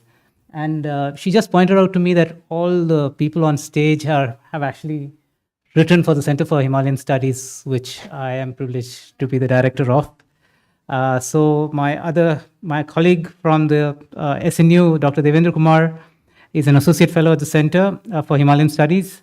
And his research area is carbon management in ethnic minority regions, socioeconomic programs, and border counties. He's finished his PhD from the University of Hyderabad, and I would say is a rising star of the field of China studies in India. Dr. Stanzin just finished his PhD from the CPOD, what we JNUites call CPOD, Center for International Politics, Organization and Diplomacy in the School of International Studies in JNU. His research interests are focused on international security, critical security studies, Indian foreign policy. And let me also say that, which is not mentioned here, he's also a poet. Yeah, he's he's published in journals, his poems in journals. So and of course the Gabriel is not here, but we have somebody presenting his paper on his behalf. So without further ado, let's see. The first speaker is Swati. Yeah. The 14th Dalai Lama's call for environmental justice in Tibet. You all have an abstract, which is already quite excellent, but over to you, Swati. Thank you. And on the question of abstract, my apologies. I couldn't send an abstract. I had instead sent Kaveri some sort of an early draft of the paper. So you actually don't even have to listen to me. It's all there. And thank you. That's why I've given it 10 minutes. Yeah, okay. Thank you, Kaveri and the Tibet House for inviting me. And thank you, Jabin, for chairing. I have started my timer, so I will stick to 10 minutes. So this actually was an article I was writing, which was partly a literature review. I was looking at the cross-pollination of scholarship about environmental rights, human rights, and religious rights. And as I started reading, I sort of thought back on the two famous proposals of His Holiness, the 5-point peace plan in 87 and the Strasbourg proposal of 88. And I sort of went back to them through the lens of this new scholarship, and then also started reading about what the International Campaign of Tibet has been saying on the issue of the rights of nomads. So it's partly, it's cross between a literature review and a research paper. So I'll just read, and again, I apologize that you've read like bits of it already, those of you who read abstracts and have nothing better to do. Yeah. So Tibet, often referred to as the world's third pole, which is a term that glaciologists use for the Hindu Kush Himalayas and the Tibetan Plateau, as we know, holds the key to crucial river systems sustaining over a quarter of the world's population. These include the Brahmaputra, Indus, Karnali, and Kosi rivers, which sustain parts of northern and eastern India. The Dalai Lama has highlighted Tibet's importance to these ecosystems in his political statements as the leader of the Tibetan government in exile, a position he relinquished in 2011. His proposals for Tibet thus transcend narrow regional interests and frame the high plateau as a potential ecological sanctuary for all humankind. Under his leadership, the Tibetan exile administration has sounded the alarm on the global repercussions of Chinese actions on the fragile ecosystem of the Tibetan Plateau, encompassing issues such as the dumping of nuclear waste, damming, mineral exploitation, water pollution, large-scale population transfer, and the forced sedentarization of nomadic populations. The Strasbourg proposal, which was presented to the European Parliament in 1988, outlined a path for Tibetan autonomy within the framework of the Chinese constitution, emphasizing the preservation of Tibet's unique culture, religion, and environment. A year earlier, in the 5-point peace plan, which was an address to the US Congressional Human Rights Caucus in 1987, His Holiness had advocated turning the entire Tibetan Plateau into a zone of peace and sustainability. These ideas about the management of Tibet's natural resources are informed, as many of us in this room know, by principles of nonviolence and interdependence, and His Holiness has often credited Indian philosophical and political traditions for introducing them and for maintaining their relevance in the contemporary world, particularly in the anti-colonial struggle under the stewardship of Mahatma Gandhi. In this work, as I said, I draw on the cross-pollination among scholarly work on environmental sustainability, religion, notably Buddhism, and human rights. Through their mythologies and ways of life, religious traditions have always engaged with the question of the relationship of human beings to the natural world. Indeed, religious ideas have influenced the contemporary environmental movement, which gathered momentum in the 60s and 70s, soon after the International Bill of Human Rights was established in 1966.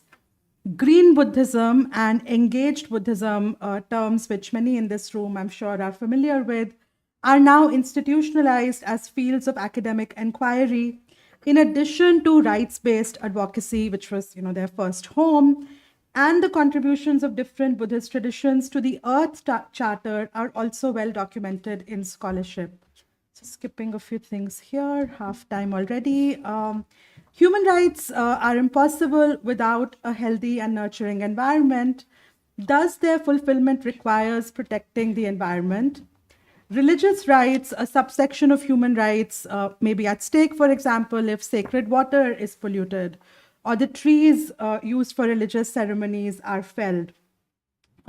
There's also, actually, originally I was writing this paper for a law review journal, so there's a bunch of litigation. If anyone wants to ask in Q&A, I'll be happy to get into, but skipping for now. But essentially to say that this is also recognized in the legal system, the rights of non-human beings.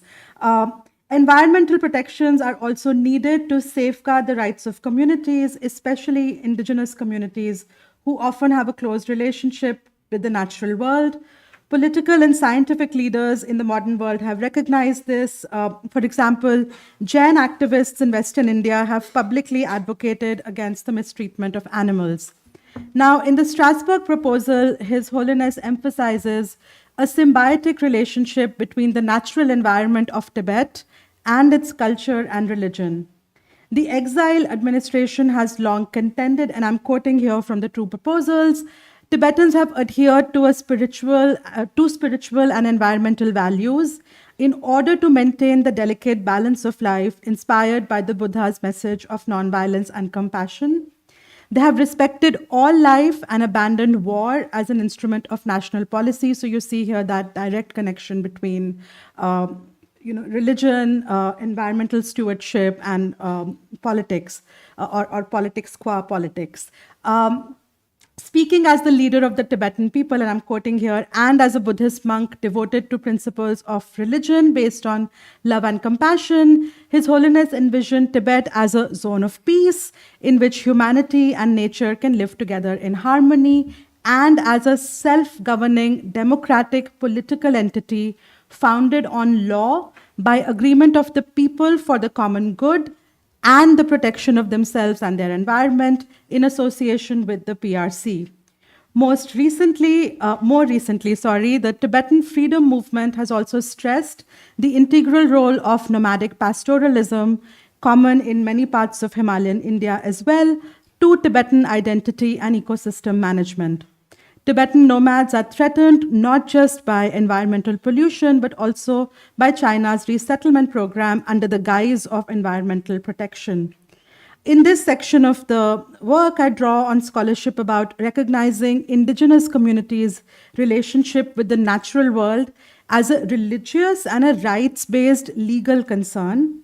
This work also exposes the ignorance of many non-native thinkers, policymakers, and activists in the environmental movement in its more westernized forms, who often fail to appreciate that places and species have spiritual value in themselves, not just in their use to human beings.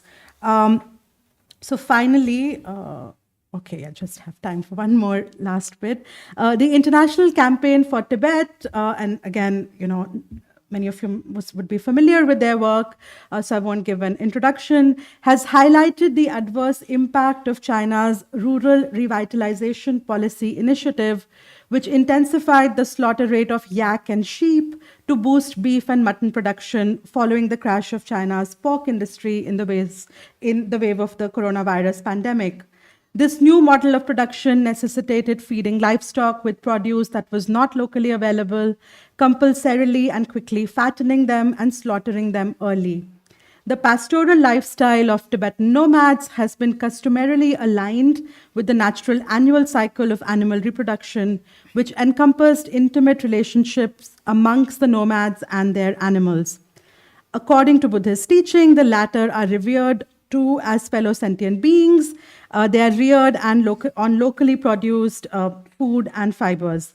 Nomadic lifestyles on the plateau have comprised long months of leisure and long-distance trade and pilgrimage across the mountain passes into parts of Himalayan India. This way of life is now threatened by the forced shift to an exchange economy where animals are solely raised for slaughter and money. I will skip the conclusion and just to stick to time, but you have 2 minutes. I have 2 more minutes? Yes. Okay. Wow, I did really well. Phew. So basically just, sort of to come back to the point of doing this deep dive into the 2 proposals, I mean, now they are 30 years old and a little dated, was to actually see these interconnections among sort of rights of human beings, religious rights, legal rights, and environmental rights. So to see that a lot of the recent litigation around this, we can actually see back in the 1980s in the argument that His Holiness is making. So it's not just about, very often we wonder, what does meaningful autonomy even mean? What does it mean to ask for autonomy and cultural, religious, linguistic rights, but not for, like I said, politics qua politics, or political rights as political rights, as we understand them narrowly. So this was just sort of trying to open this up and dive into, like I said, the scholarship on this cross-pollination among the 3 and understand it better. So sorry, I think I rushed a lot, but yeah. Okay, thank you. Thank you. 5 minutes. Yeah, You yeah, made me yeah. nervous. Yes, that's my job. I thought I was going to get like the buzzer or 30 seconds. Oh, stop talking. All right. Next we have Mr. Tenzin Kunjap, Secretary of Tibet House, who will be speaking on behalf of Mr. Gabriel Lafitte for his presentation on Tibet and conflict minerals. Tenzin. Very nice of you to do this, Tenzin. Thank you.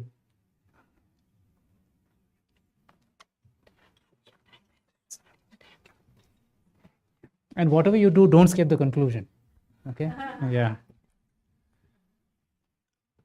Okay, Tashidil everyone, distinguished speakers, friends of Tibet House, students and participants who are gathered here today. As Dr. Jabinji mentioned, I'll be presenting on behalf of Mr. Gabriel Lafitte, who is an author, writer, and a Tibet environment specialist. Please bear with me because I'm not from environmental science or geography background, but this presentation is too important to not include in this conference. So the topic, Tibet and conflict minerals. Why did a battle for new minerals emerge? As the world is rapidly transitioning to a low carbon technologies such as wind turbines, solar panels, battery storage to combat the climate change. But these technologies require a large amount of minerals that must be mined. A 3 megawatt wind turbine needs 4.7 tons of copper alone. Solar PV also need many critical minerals and even precious metals such as silver. All this renewable energy needs to be stored somewhere, and lithium-ion batteries, which are used in electric vehicles and home battery packs, also need many minerals. By 2050, this demand will skyrocket. The faster the world decarbonizes, the higher its metal requirements. But by how much? As you can see, as per the current climate policies, which is on the left, by 2050, the metal demands will increase by 45 megatons, and as per the high climate ambition, the metal demands will increase by 75 megaton. As you know, 1 megaton is equivalent to 1 million tons or 1 billion kilograms.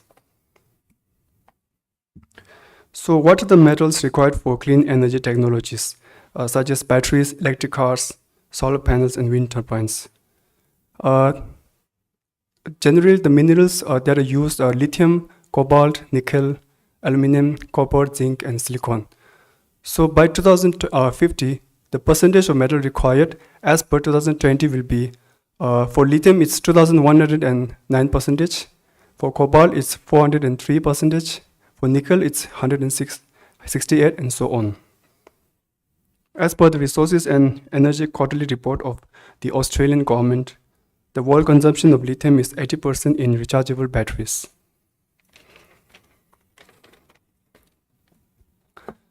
So this data shows the digging of the critical minerals from the earth. The extraction of these 5 priority critical minerals is currently very concentrated in few countries. Crude oil in USA, graphite in China, rare earth elements in China, nickel in Indonesia, lithium in Australia, and cobalt in Congo. And the processing of the critical minerals is concentrated mostly in China. As you can see, except for crude oil, graphite, rare elements, nickel, cobalt, and lithium, they are all processed maximum in China. Until now, China sources its raw materials globally, yet it has dominated the production of processed minerals within China, such as Salt Lake lithium extracted from Chile, Argentina, and Bolivia, shipped to China for purification to a standard required for electric batteries that accept recharging and don't overheat to catch fire. So how did this all start? China gained dominance in processing the wide range of minerals and started using its market power to punish countries that criticized China. Starting with Japan in 2011, China selectively withheld rare earth exports. So a decarbonizing world needs a lot of critical minerals. First is solar PV. As you can see, 41.49% of copper is used and 54% of silicon. And for offshore wind turbines, 51% copper and 35% zinc. And for onshore wind turbines, 28% copper and 54% zinc. And for electricity networks, it's 35% copper and 64% aluminum. And also for new energy vehicles, it's 25% copper, 11% manganese, 19% nickel, and 32% graphite. So 11 out of 16 listed as critical minerals by at least one trade bloc, with 5 commonly seen as critical. So these are the list by US, European Union, and Chinese. So the 5 commonly seen as critical are graphite, nickel, cobalt, lithium, and rare earth elements. Excuse me. Okay. Lithium demand to soar. Why does lithium matter?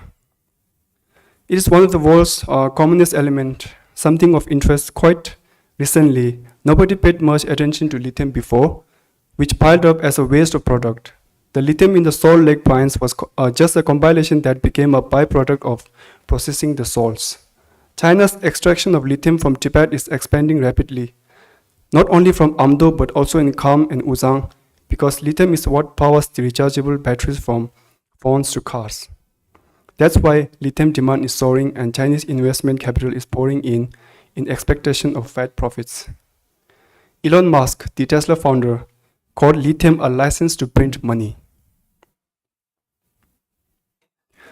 Tibet is a major part of China's dominance in processing critical minerals. As you can see, the black and white data shows that the domestic production volume of the 5 priority minerals in China have increased over the years. And on the right side, it is the map of China, including the Tibet-occupied China. And there are many circles with different colors. These are the minerals such as lithium, cobalt, nickel, and rare earth elements. As you can see, the biggest circle, which is colored green, is lithium, which is processed maximum in Tibet. So these are the overview of 11 Chinese deals to deepen the engagement with key countries for improved minerals access to date.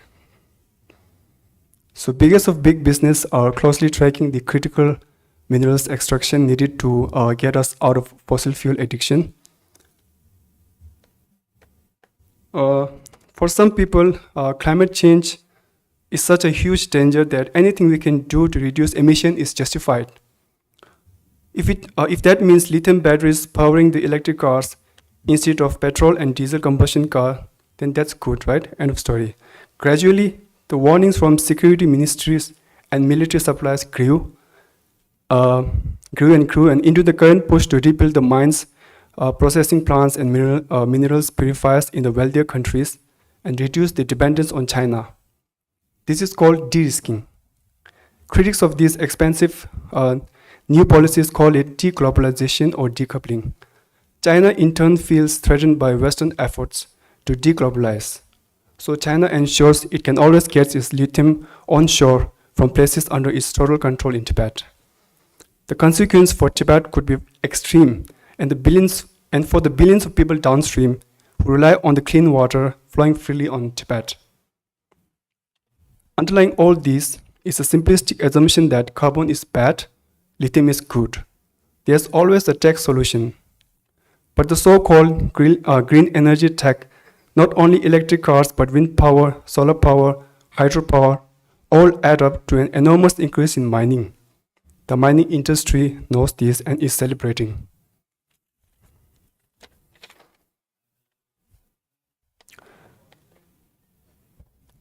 Okay, next slide. So it is a reality that most of the electric cars being sold worldwide are made in China, and notably BYD and Tesla are the 2 top-selling brands. So these are the advertisement. BYD climbs mountains, and BYD paves its Tibetan parking lot with solar panels. BYD now sells more electric cars worldwide than Tesla. Are we solving an urgent problem by creating a new one? Cars made in China not only use lithium but heaps of coal.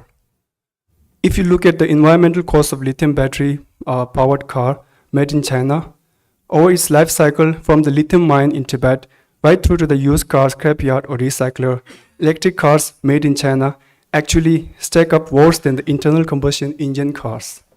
That is what Chinese scientists crunching the numbers tell us.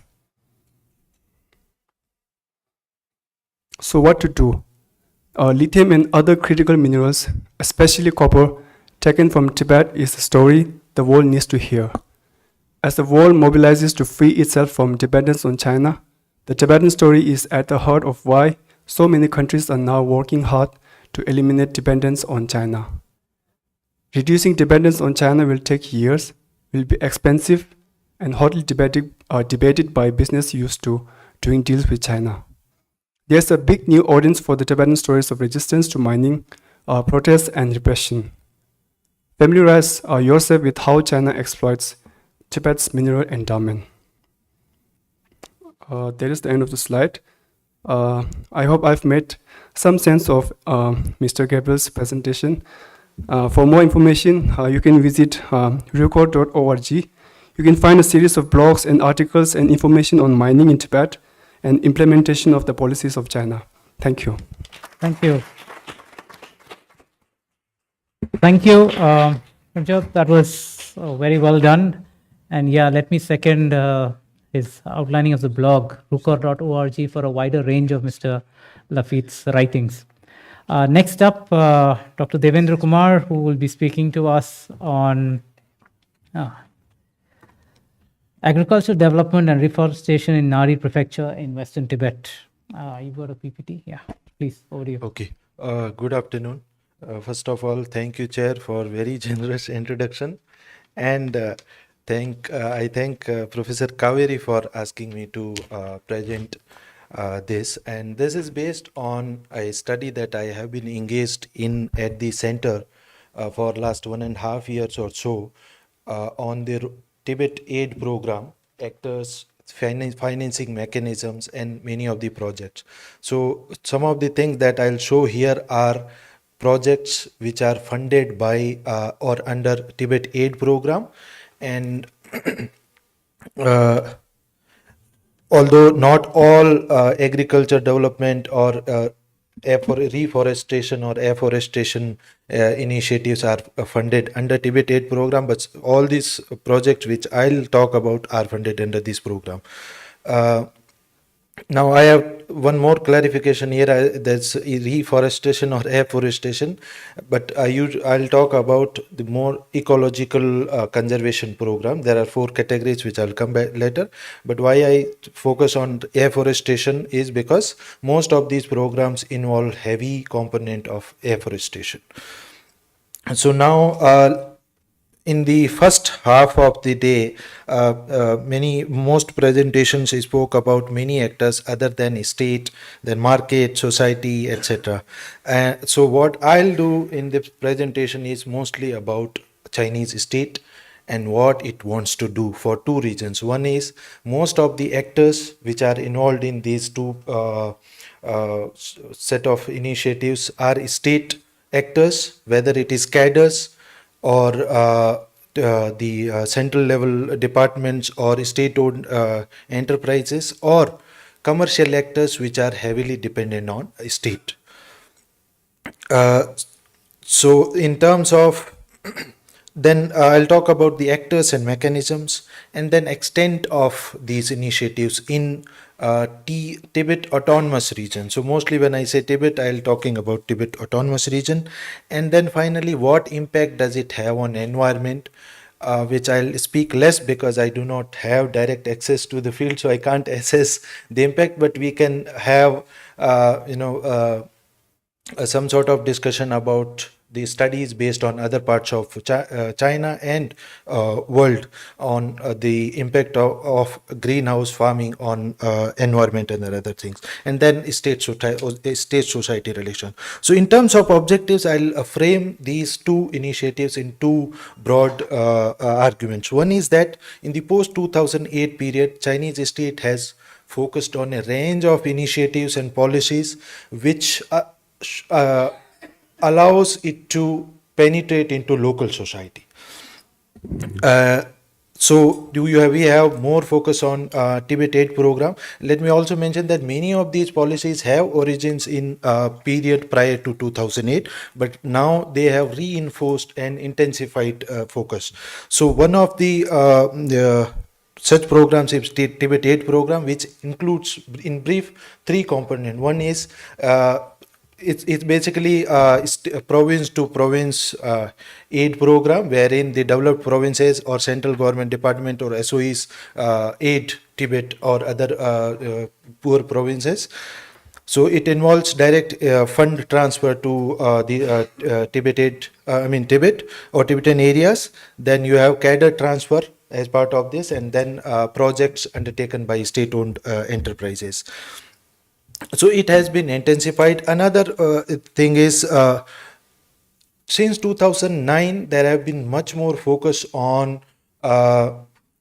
creating herders and farmers associations or cooperatives, which basically allows state to commercialize animal husbandry and other products, as well as parties control over the herders and farmers in remote places.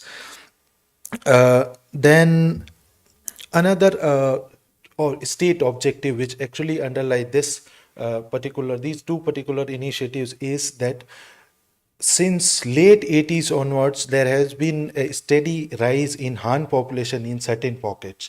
And I'll give you some examples. For example, Gar County, which I'll talk about, has officially has some 10 to 30% range of Han population overall, but there is also additional population which is not counted in census, which is floating population, migrants and other people. Then the PLA and other security forces are also not counted in census. So in many pockets, not only in Gar, but you have Nailam, Tingri, then Pai and other urban places in Tibet Autonomous Region, Han population is rising. So the need for diversified food basket is increasing, because earlier we have only limited set of vegetables because the dietary habits are different in this region. So with the rise of Han population, they need more diverse vegetables and other things, which earlier they used to source from Kashgar or Lhasa or farther away from China. So now let me come back to the greenhouse farming, where it originated. It actually started in early 2000s in Painang County in Shigatse Prefecture, and it took almost more than a decade to take shape as a a bigger project. And here we have Tibet aid cadres playing a big role. They, for example, in Painang County, the Tibet aid cadres from Santung, because Santung is one of the areas where even the greenhouse farming is practiced at large scale. And according to many reports, China is producing around 60%. China contributes 60% of total greenhouse farming across the world. So these cadres from Shantung province, which they came to aid, as part of aid project in Shigatse in Painang County, they started this project. And initially, they started with small project, where they gave some subsidies and they funded the construction of greenhouse farming. So in the initial period, there was not much involvement of agrotech companies, which has increased now. But initially, it was more of state backed project, wherein and also it was not large scale. But over a period of time, we have seen that a large number of vocational training colleges in Tibet, they have started training programs for local cadres, farmer, etc. And then the amount and extent of subsidies have increased as part of Tibet Aid, as well as in as part of other programs. And now greenhouse farming is also as a component of other programs. For example, poverty alleviation, ecological conservation, rising Han population I have already talked about. And then I also spoke about the farmers and artist cooperatives. Okay, so now I'll talk about Nari. Why Nari? Because see, the greenhouse farming is practiced all across Tibetan areas now. Why Nari is interesting? Because this is an area where which is not really, it's really hostile for agriculture because of geography. So, but still, state focuses so much on it that, within, broader idea or in China, that we can overcome challenges to natural challenges for economic development, etc. So this is in Nari. Greenhouse farming started much later, and it is particularly an initiative of two cadres. One Khao Pochun, who was party secretary of Purang County, and later he went to serve in Gar, and now he lives in Lhasa and advises regional government. He was the one who started this project in first Purang and then later on in Gar, and now these projects have taken really, and the pictures you see is of Gar town or Shrichhon town. The first you see these three dots which I have put to show the location of the greenhouse farming tents, and then you see a zoomed out picture of how these greenhouse tents are arranged, and you see almost every town in Tibet Autonomous Region has these tents. Lhasa and other towns, they had earlier, this greenhouse farming started earlier there in 50s on 59 afterwards because of the need for PLA's food and etc. But these towns now, almost every town you will see these kinds of projects. Now, how these projects are governed is also tells about the way, the role of state and the role of local farmers, Tibetan farmers, etc. And this, I'll just make one big point, is that there has been a long debate about the external control of Tibetan economy by Han farmers or commercial actors, etc. And so when we talk about, when we look at the governance of these projects, we have to think about this external control of Tibetan economy. So there are many models, 3 or 4 models of how these projects are governed. Where there's one model where party cell is the most important actor, then there is a commercial actor, agrotech company, and then farmers group is there, who are basically laborers plus some people who work there and then take share of. Just 1 minute. And then there are technicians and other people who are actually brought in from other parts of China to work there as part of reconstructing these tents, as well as officially it's called training of local farmers, etc. Now there are two just examples of two projects. One is Purang, this project, and then you have Gar County or Shrichhon town, which and then I just want to mention that, because there's no time, but this greenhouse projects are really taking, are becoming really significant in provincial economic planning, and even 14th 5-year plan, National 14th 5-year plan also has 2 industrial parks, agriculture industrial park, which are actually greenhouse, which involves greenhouse farming. Now, I'll just briefly say about ecological conservation projects in it. There are 4 categories of ecological conservation here. One is for ecological balance, and key policy is to establish more protected areas. For example, Nari Sichuan has National Wetland Park, Changtang National Nature Reserve, and other prefecture level reserve areas. Then you have afforestation projects in 7 major river basins in Tibet Autonomous Region, and this is one of the biggest projects, which actually is, if you consider the amount of investment, it only comes after the Sichuan Tibet Railway. And then you have projects which are broadly can be categorized as to prevent desertification and sand control. And then there are projects which focus heavily on afforestation to create shelter belts. And the pictures you see is actually a program being conducted by Tibet Aid team from Shanxi in Gar County. So it's just outside Gar County on National Highway 219. So thank you. I'll stop here. I hope I made sense. Thank you. Thank you, Devendra. It's always good to leave them wanting more, right? Other than tiring anyone.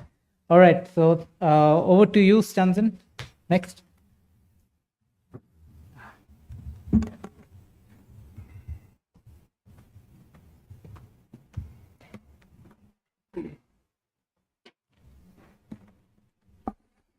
Tashidilek, and very good afternoon to all. Thank you, Jabin, for the introduction and giving me the chance to speak here. And I would like to especially thank Tibet House, Venerable Kavirila, who approached me, and I also asked if I can also present, and she graciously, consented to give me this opportunity. And the title of my presentation is Drilling Mountains and Connecting Frontiers, Rising Infrastructure of Insecurity in Ladakh. So as a student of international relations and security studies, I would like to problematize this, understanding of, issues in Ladakh from the security perspective, right? So when I say infrastructure of insecurity, so I would define it as a paradox of insecurity. So what is insecurity in insecurity?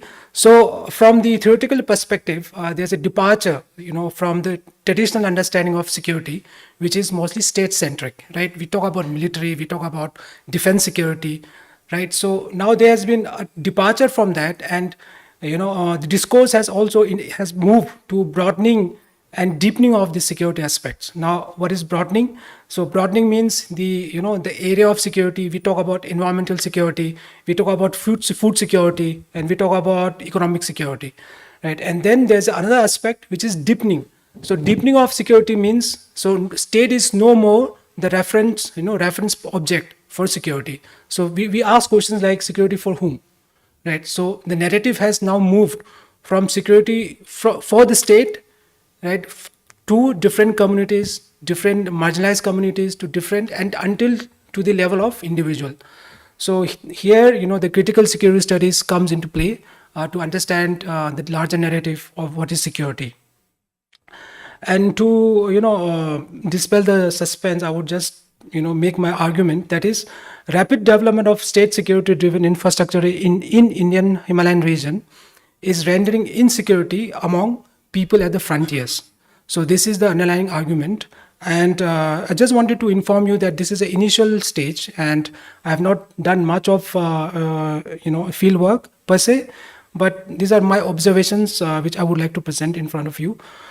So there's this infrastructure turn in Indian Himalayan region since 2019.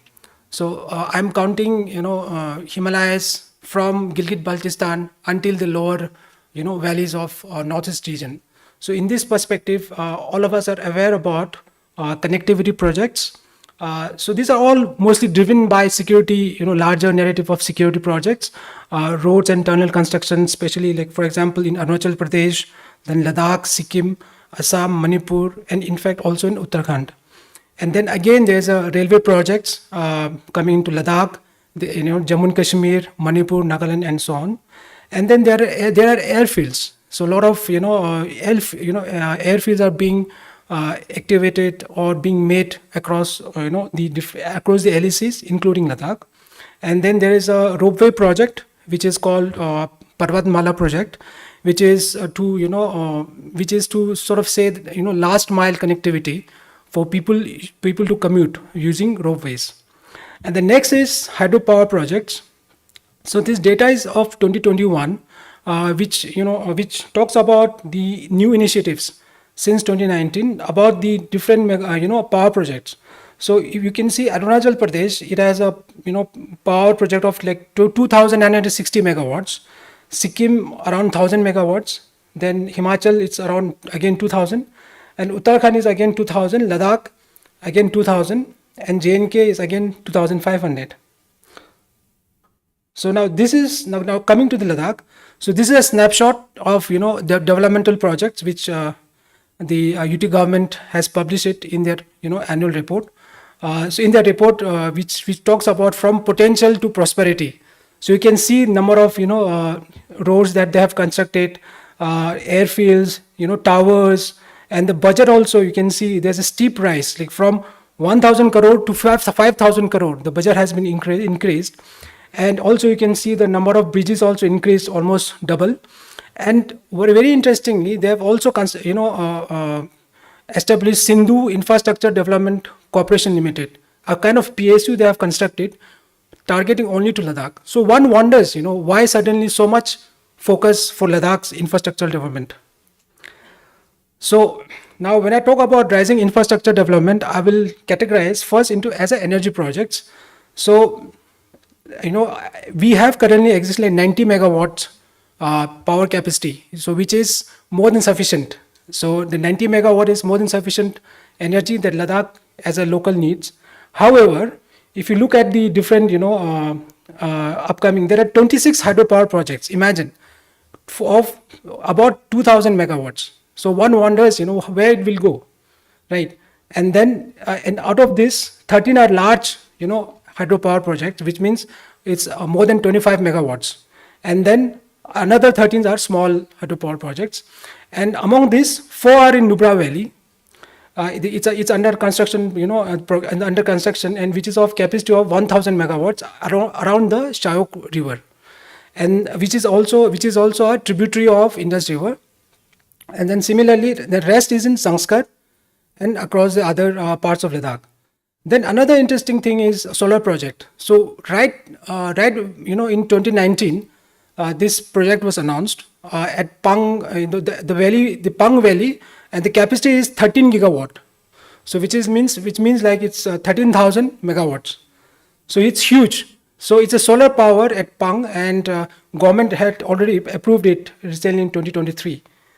And then last one is connectivity with national power project. So power grid. So now we can make sense that these power outputs are being exported, to other places, via Srinagar and to via Himachal Pradesh. And last year only the government approved this project of Ladakh Haryana transmission line, which had sanctioned like about 20,000 crore project. So this is the latest update on the different hydropower projects. So I will skip this part. Now the second part is connectivity projects. So road connectivity, like 750 kilometers roads has been constructed so far since 2019. And then Zujila tunnel, which is all-weather tunnel, is under construction. And Kargil Zanskar road, which is more or less completed. And Nimo Padum Darcha road is also more or less completed. Then there's a railway connectivity, Bilaspur Manali road. The survey has been completed this year, 2024. And now once the construction will start, then again you will expect a lot of drillings and of tunnels across the Himalayas, because there are like higher passes. From Rohtang there are 2-3 more passes which are much higher level. And then again bridges, I talked about 29 bridges. Then airfields, 20 new helipads, and then reopening of DBO airport in Thois in Nubra Valley. And then another one which recently started is towards the eastern Ladakh, in the Nyoma region of Ladakh. So now this one is third one is called digitalization project, which I considered it as an infrastructure project. because today everyone wants to have connectivity with internet.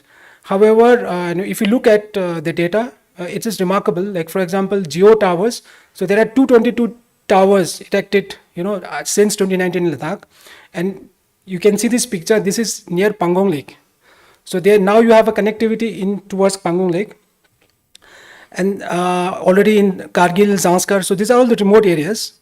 So and then digitization of land records. So this is something very interesting, because now the government has started digitizing the land records and started keeping keeping away, doing away with all the handwritten records of earlier administration. So then third one is smart electric meter projects. So again, it is ongoing project wherein the digital analog meters have been now replaced with digital meters.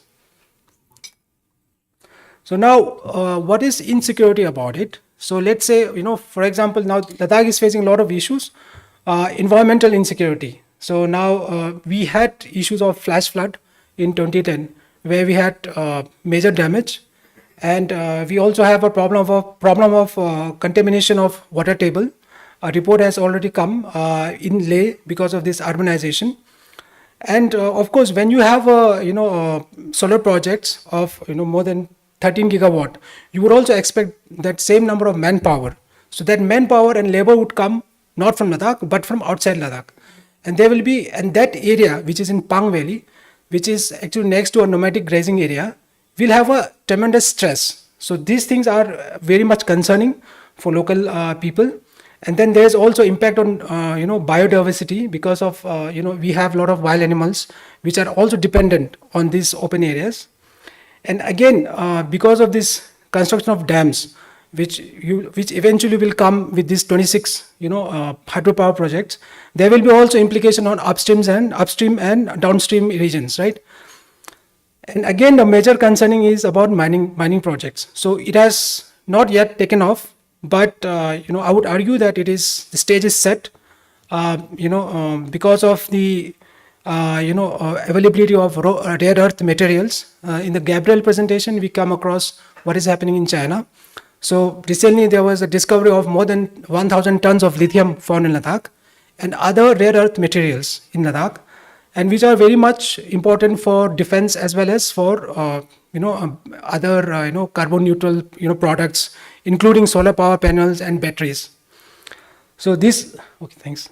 So yeah, and then while Ladakh was protesting for environmental safeguards from recently there was one of the officials from Ladakh UT administration went and invited the industries to come and set up electronic manufacturing plants and data centers in Ladakh. So you can imagine, electronic manufacturing plants, imagine kind of resources that it takes, including water and land. And then, of course, there will be a external security implication. So one is like we have Indus Water Treaty, which is to be, which under contention, where Pakistan is always, challenge India for, India to controlling the, flow of water in the Indus. So there will be obviously implication. And of course, the Chinese response, as already, a lot of slides have already mentioned before, that the dams are being created on Indus River. So there will be also implication from that side. And also there was recently, last year, there was a cyber attack on power grid in Ladakh. So there's an external security threat also, which is taking place. And then lastly, this livelihood insecurity. So again, which is about, losing the grazing lands and loss of hills and mountains because of, industrialization in the region. So I'll conclude that, while infrastructural projects, which is energy, connectivity, and digitalization projects are critical for national security, this cannot be seen as binary, responsible for growing insecurity among the people. So all these three factors cannot be seen in binary. It has to be seen in, wholesomely, and to understand that there's a looming insecurity threat because of these security initiatives include, in the region. And then obviously local solutions and practices should be, propagated against the disproportionate development projects and the role of locals, including decision making, and hence the case for 6th schedule, safeguard for Ladakh. Yeah, thank you so much. Thank you, Sanjan. All right, so let me make absolutely sure that I've earned my lunch by giving you maybe 2 minutes of my own thoughts on the presentations. Let me begin by a couple of remarks that struck me from the Venerable Geshe Dorji Tandula's remarks in the morning. He talked about, even though we were talking about the high Himalayas, he actually started off from a global world perspective. So that's something that we have to keep in mind, that while we study the Himalayas, we have much learning to do from, of course, within our own, this broad region called the Himalayas, but also from experiences elsewhere in the world. The other thing that he said that struck me was he referred to Chinese expertise. And I think we could also call it, characterize it as, well, Chinese characteristics. There is a lot, I think, that will have struck you what the Chinese are doing, which is similar to now what we are doing here in India. All right. So a couple of things. One, the question of sustainable development. I won't be doing as good a job as Kaveri did in the morning in drawing out these 5 points. But the point about sustainable development is interesting, because both in the morning session where Suresh Babu referred to sedentarization, and Swati also referred to forced sedentarization of the Tibetans. So we have this phenomenon happening, and again, Stanzim's paper in Ladakh also, this is happening on both sides of the border, right? Maybe one is forced, one is maybe a little less forced, but all the same, there's a lack of agency in the border communities, right? Other aspects, we think of animal husbandry or conservation as very positive or at least neutral objectives. But that is not the case necessarily when we remove agency from the communities that are actually involved in the process. And this is, one sees this as very normal if it happens on the Chinese side. But I think it behooves us to actually raise questions much more on the Indian side, given the nature of the republic and our democracy, right? These are sort of themes that I thought came across in both Manshi's paper in the morning as well as Devendra's. That's why that case study of Nari is so important, because these are cautionary tales that we have before us, which means that we have to suggest we have to understand what's going on the opposite side much more carefully. Second, the legal aspects. We can talk about ethical and moral standards all we want, but we are, this is it's an administrative political system where legal standards are important, legal considerations are important. So both Swati and I think Philippe also referred to questions of legal personhood of rivers, of geographical terrain, etc. And I think that's something also that struck me as worth studying a little more closely. Third, from Professor Sudha Vasan's paper on she talked about capitalism. I think this political economy element of what we call development and center province or center state, center periphery relations is very, very important. We simply cannot ignore this element when we talk about rights or environmental concerns, because there is along with this spiritual, ecological and legal elements that Swati front-loaded in her paper, there is this political economy element which we simply cannot ignore. Lafitte's paper, Gabriel's paper about critical minerals, it's entirely dependent on the global economy, right? How feasible it is to mine lithium from Tibet. We had the case of shale gas and fracking some years ago, right? So it's all connected to the global capitalist enterprise. So, I don't want to sound like a Marxist or an activist, in these matters, but these are questions that we, all academics as well as all citizens, need to be aware of. The kind of issues that Devendra brought out in his paper, why the Chinese are building these greenhouse farms, the fact of food security, these are big issues. These are seen as absolute positives.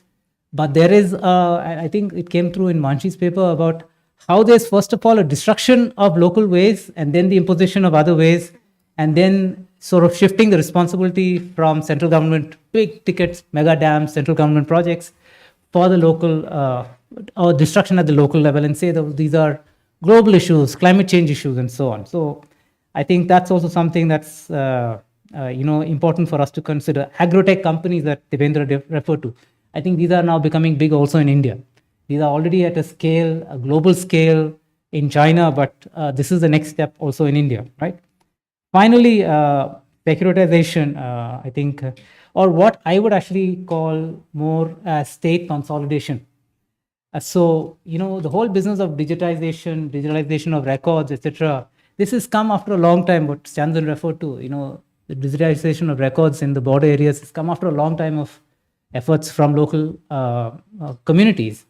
But this has now become a national project in which it's also about securing data about your citizens, which can be put to multiple different uses, right? So, so it's not just about the military. Security is much more about also your individual data, your individual rights, also that come into play here. So these are some of the broad themes that occur to me, not just from these presentations, but also from the presentations in the morning.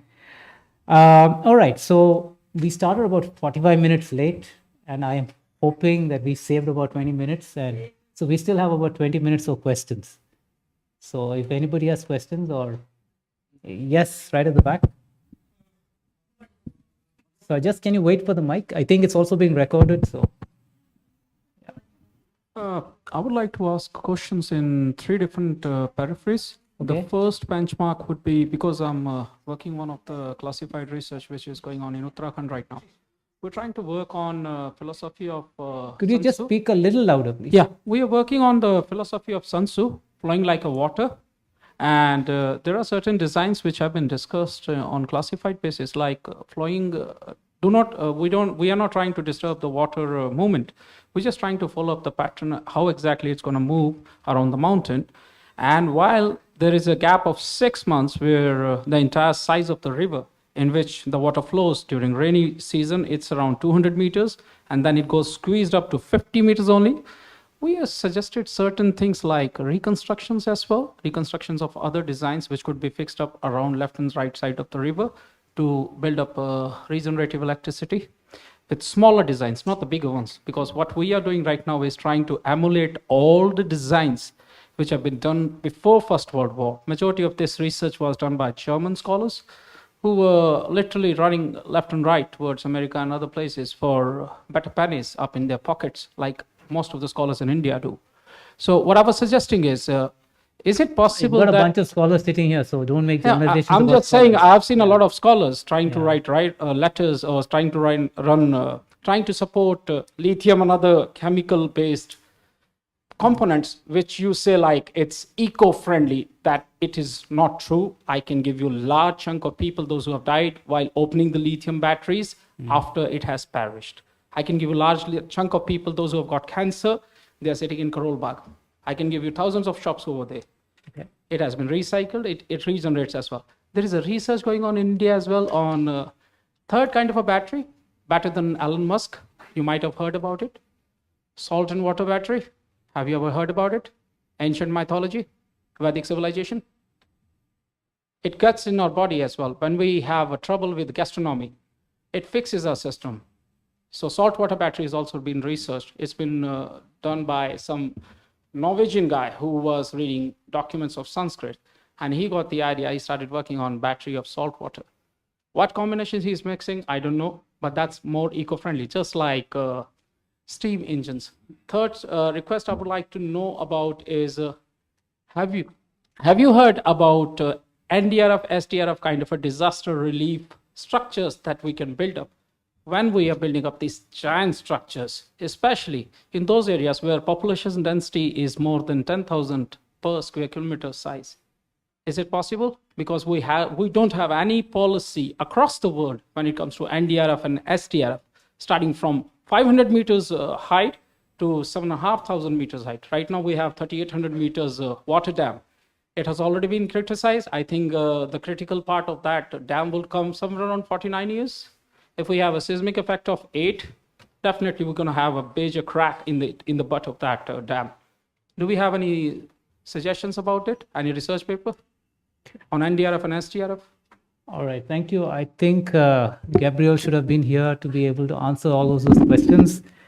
But broadly, I think I'm with you. I don't think anybody here is an expert, so I think we are all with you on the size of, at least on the question of dams, that big dams don't help. And this is really, again, a political economy project that the bigger, the more money there is. Claude mentioned this in the morning in his presentation, so there's that. Elon Musk isn't here either, so we just can't, we don't have an answer to that. The NDRF, SDRF, I mean, I think we are still new to this exercise. The policy is still evolving, it's growing. So I think the more we can learn from others, the better. But I suspect maybe one area where India and China can cooperate or will have to cooperate essentially is in disaster management, because both economies are creating situations where these disasters will likely become more frequent in the border areas, border ecologies, right? Right, thank you. Yes, please.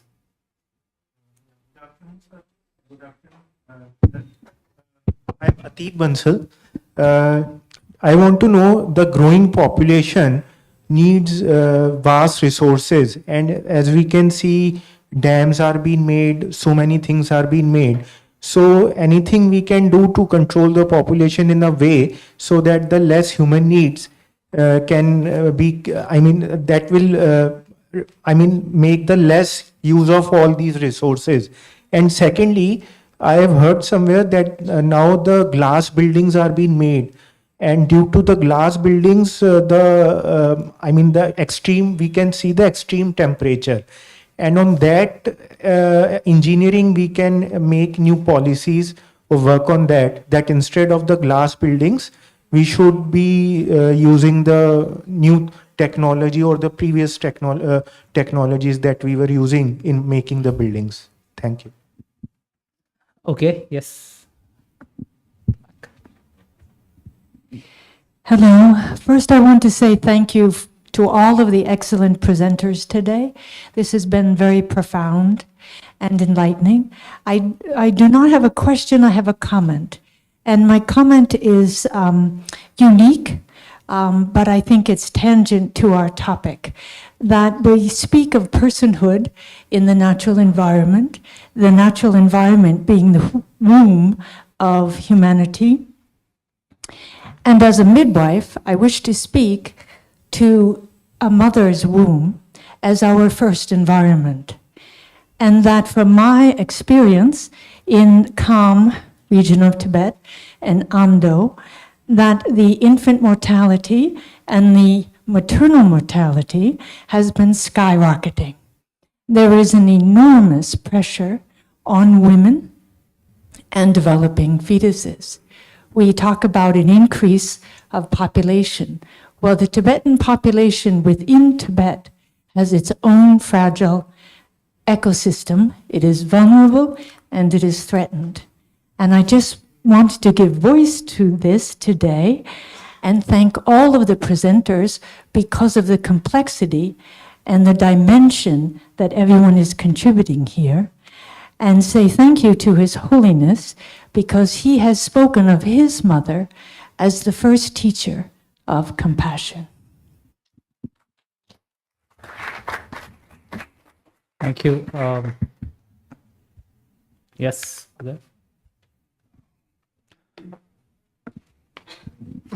So, firstly, I would like to thank all the four speakers for this wonderful discussion. I also think especially the presentation on lithium and Stanzin's presentation, it's also a reminder that although some, of course, in the case of Tibet, it's a different thing, but even though India may be formally independent, the lens of colonialism still holds for us to analyze a lot of the relationship between Himalayan regions and plain lands, where resource extraction takes place from there to fulfill the needs of other places without taking into account what is actually happening to the people of that place. I think this was a good reminder for us that while decolonization, these are important frameworks, it's also important to remember the colonization that's going on in the presence through very brutal forms of resource extraction and destruction of landscapes and the literal replacement of population. So I think I would like to thank these two papers especially for bringing out this aspect of it. Okay. So what I'm going to do is, there were a couple of questions which Mr. Bansal's question on human population, which is, I mean, I'm going to treat it like a philosophical question and throw it to you, Swati. All right. And the question on glass buildings and so on stands in, because I think one of the things I've seen in Ladakh or in Leh is with the ingress of tourism is maybe not the most scientifically appropriate construction in Ladakh. Maybe do you want to try and answer that question?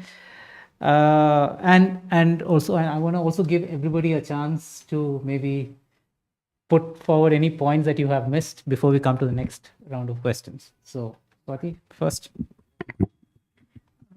Thank you for all the questions, and also particularly for your comment and for reminding us about His Holiness and what he said about his mother as being the first teacher.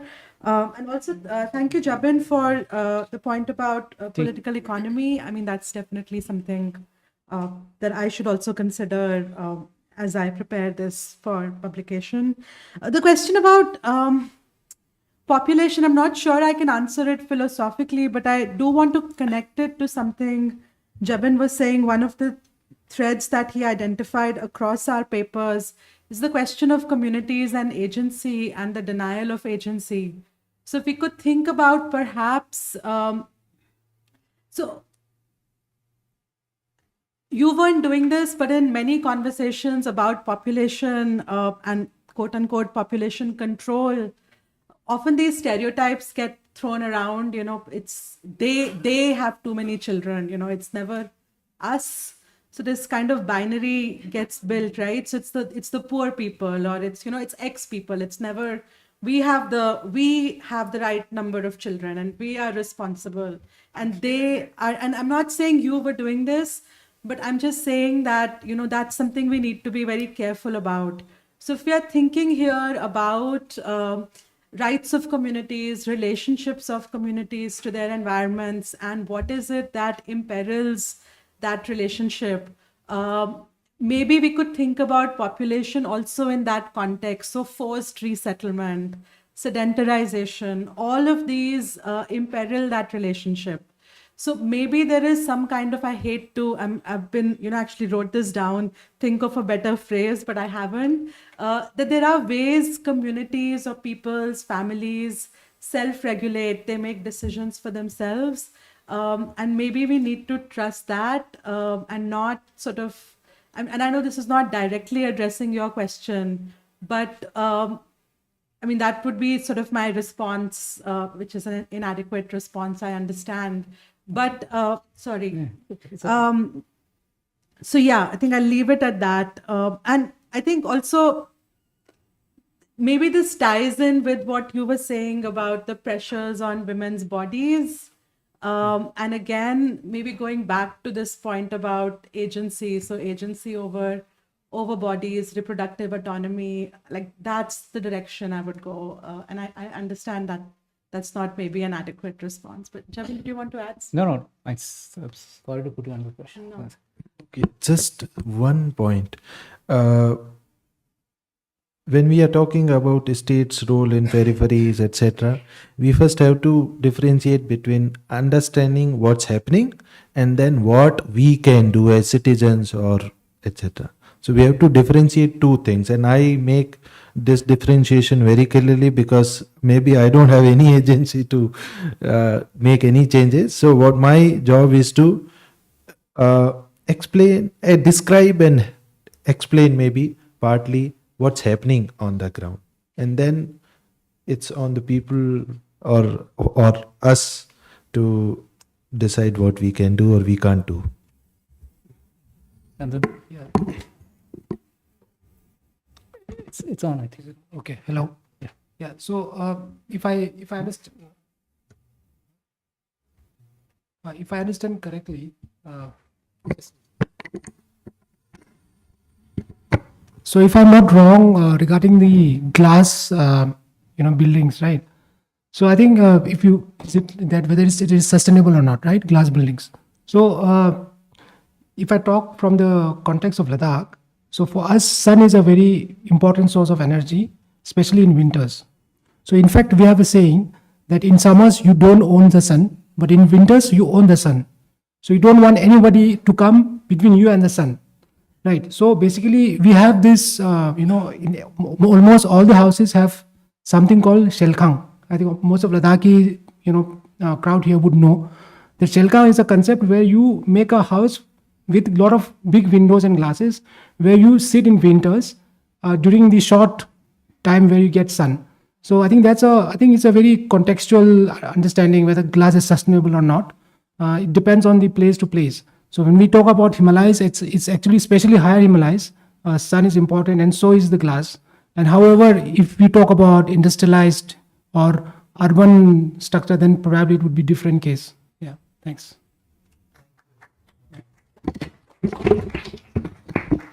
All right. Any more questions? Going one, going twice, gone. All right. Thank you.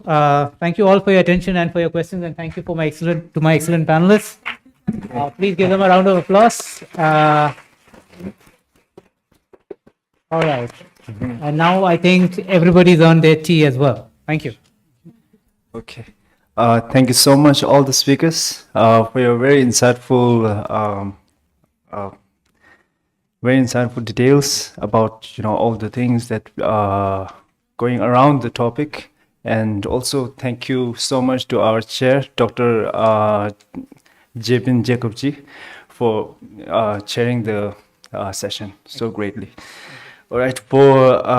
So to honor our speakers and chairs, I would like to invite Mr. Claude RPG.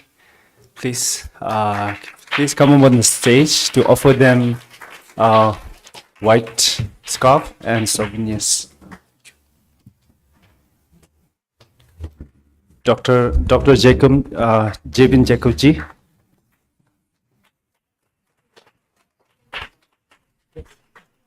It's not French Revolution, they remove the G and the R and then.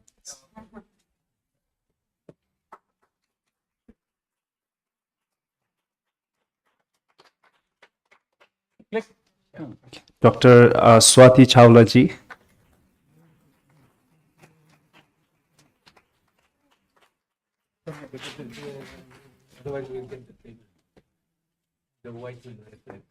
Thank you. Dr. Devendra Kumar ji.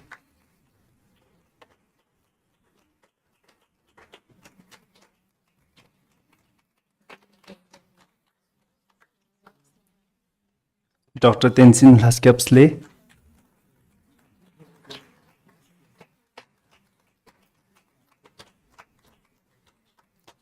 And I would like to request our Secretary, Tibet House, Tenzin Kunchapla, to receive the scarf and souvenir on behalf of Dr. Gabriel. Gabriel. Good job, huh? Not easy.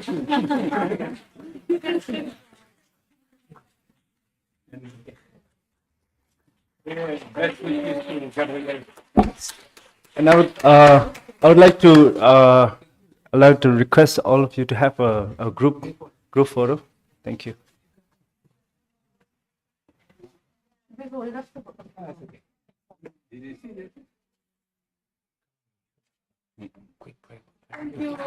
Thank you. Thank you, Mr. Clark. And I have a little announcement here. So we're going to have a quick break. We have tea and coffees outside. Sorry. We'll take 20 minutes off and then we'll join back for the next session. Thank you.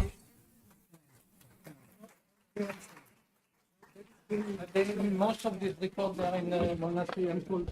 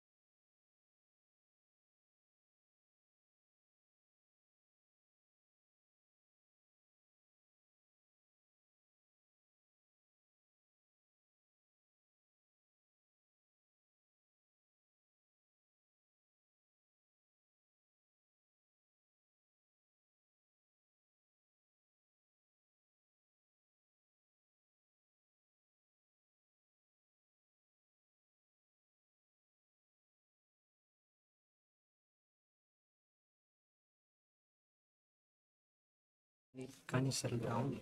Hmm.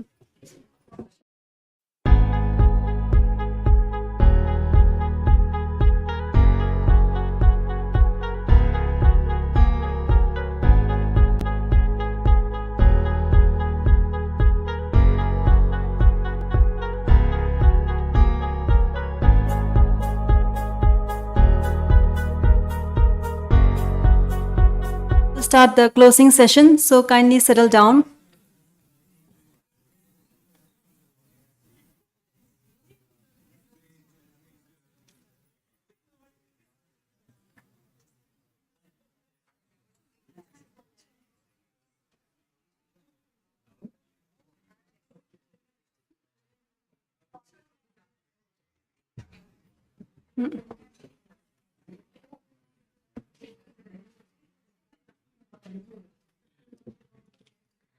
Uh, let's go.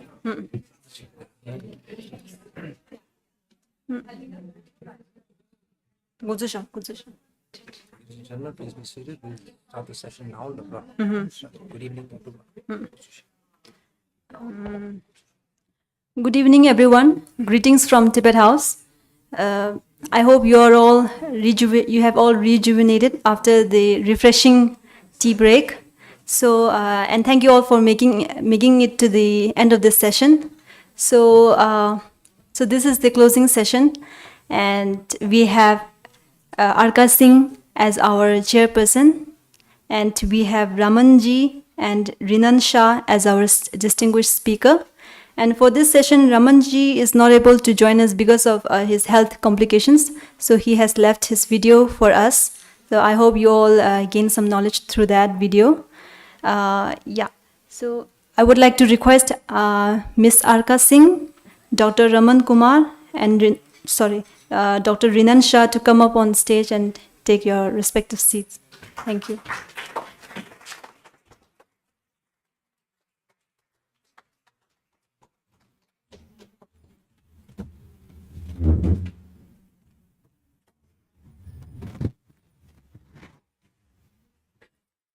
So let me introduce our chairperson, Ms. Arkaja Singh. Ms. Arkaja Singh is a fellow at the Council for Energy, Environment and Water as a fellow. Her work focuses on the interface of law, institutions and regulation.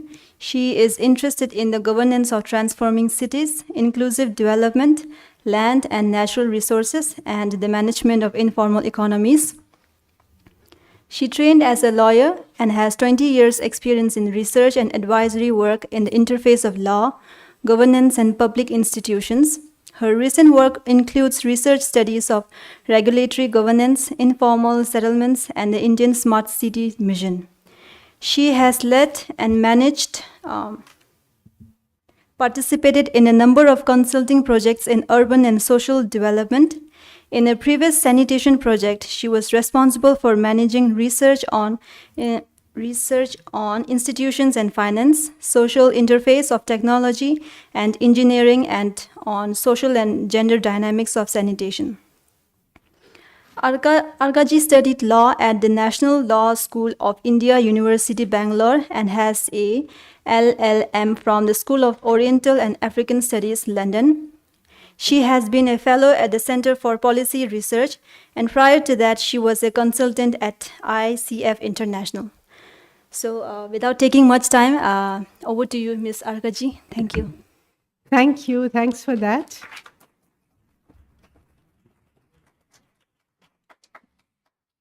So, in this session, which is titled, which is, I think, the most open-ended, perhaps, of the sessions that we'll have today, and, maybe something to kind of help us sort of assimilate and talk about and think about some of the things that have, the very substantial things that have preceded us, and hope, So this is in some ways, taking us to a different scale and taking us to, some slightly different perspectives of thinking about similar issues. And in this session, what I'm hoping we'll do, and in the way that it's organized, is consider some of the kind of separations and divides between the technocratic spaces, the space of human rights, and what would broadly be considered civil society, but which I will, which I'm thinking of in a narrower frame as, civil society that's engaged in ethical and cultural engagements around ecology. And, these are all, all of this and much more are, we have, in this room today and in the course of the day, so many different specialized technical domains in conversation with each other, but not always. Those conversations are difficult ones. And the one thing that we haven't engaged so much with today is the technocratic space, the space of the space of governance and projects and plans and engineering and high infrastructure, and that, and the discourse of high infrastructure, which exists in its own, in its own sphere with its own rationalities, and it's quite difficult from other domains to productively engage with the isolation of the technocratic sphere. But the nature of the crisis that we face today makes this isolation untenable. And what are the ways to open up and to engage with that technocratic space?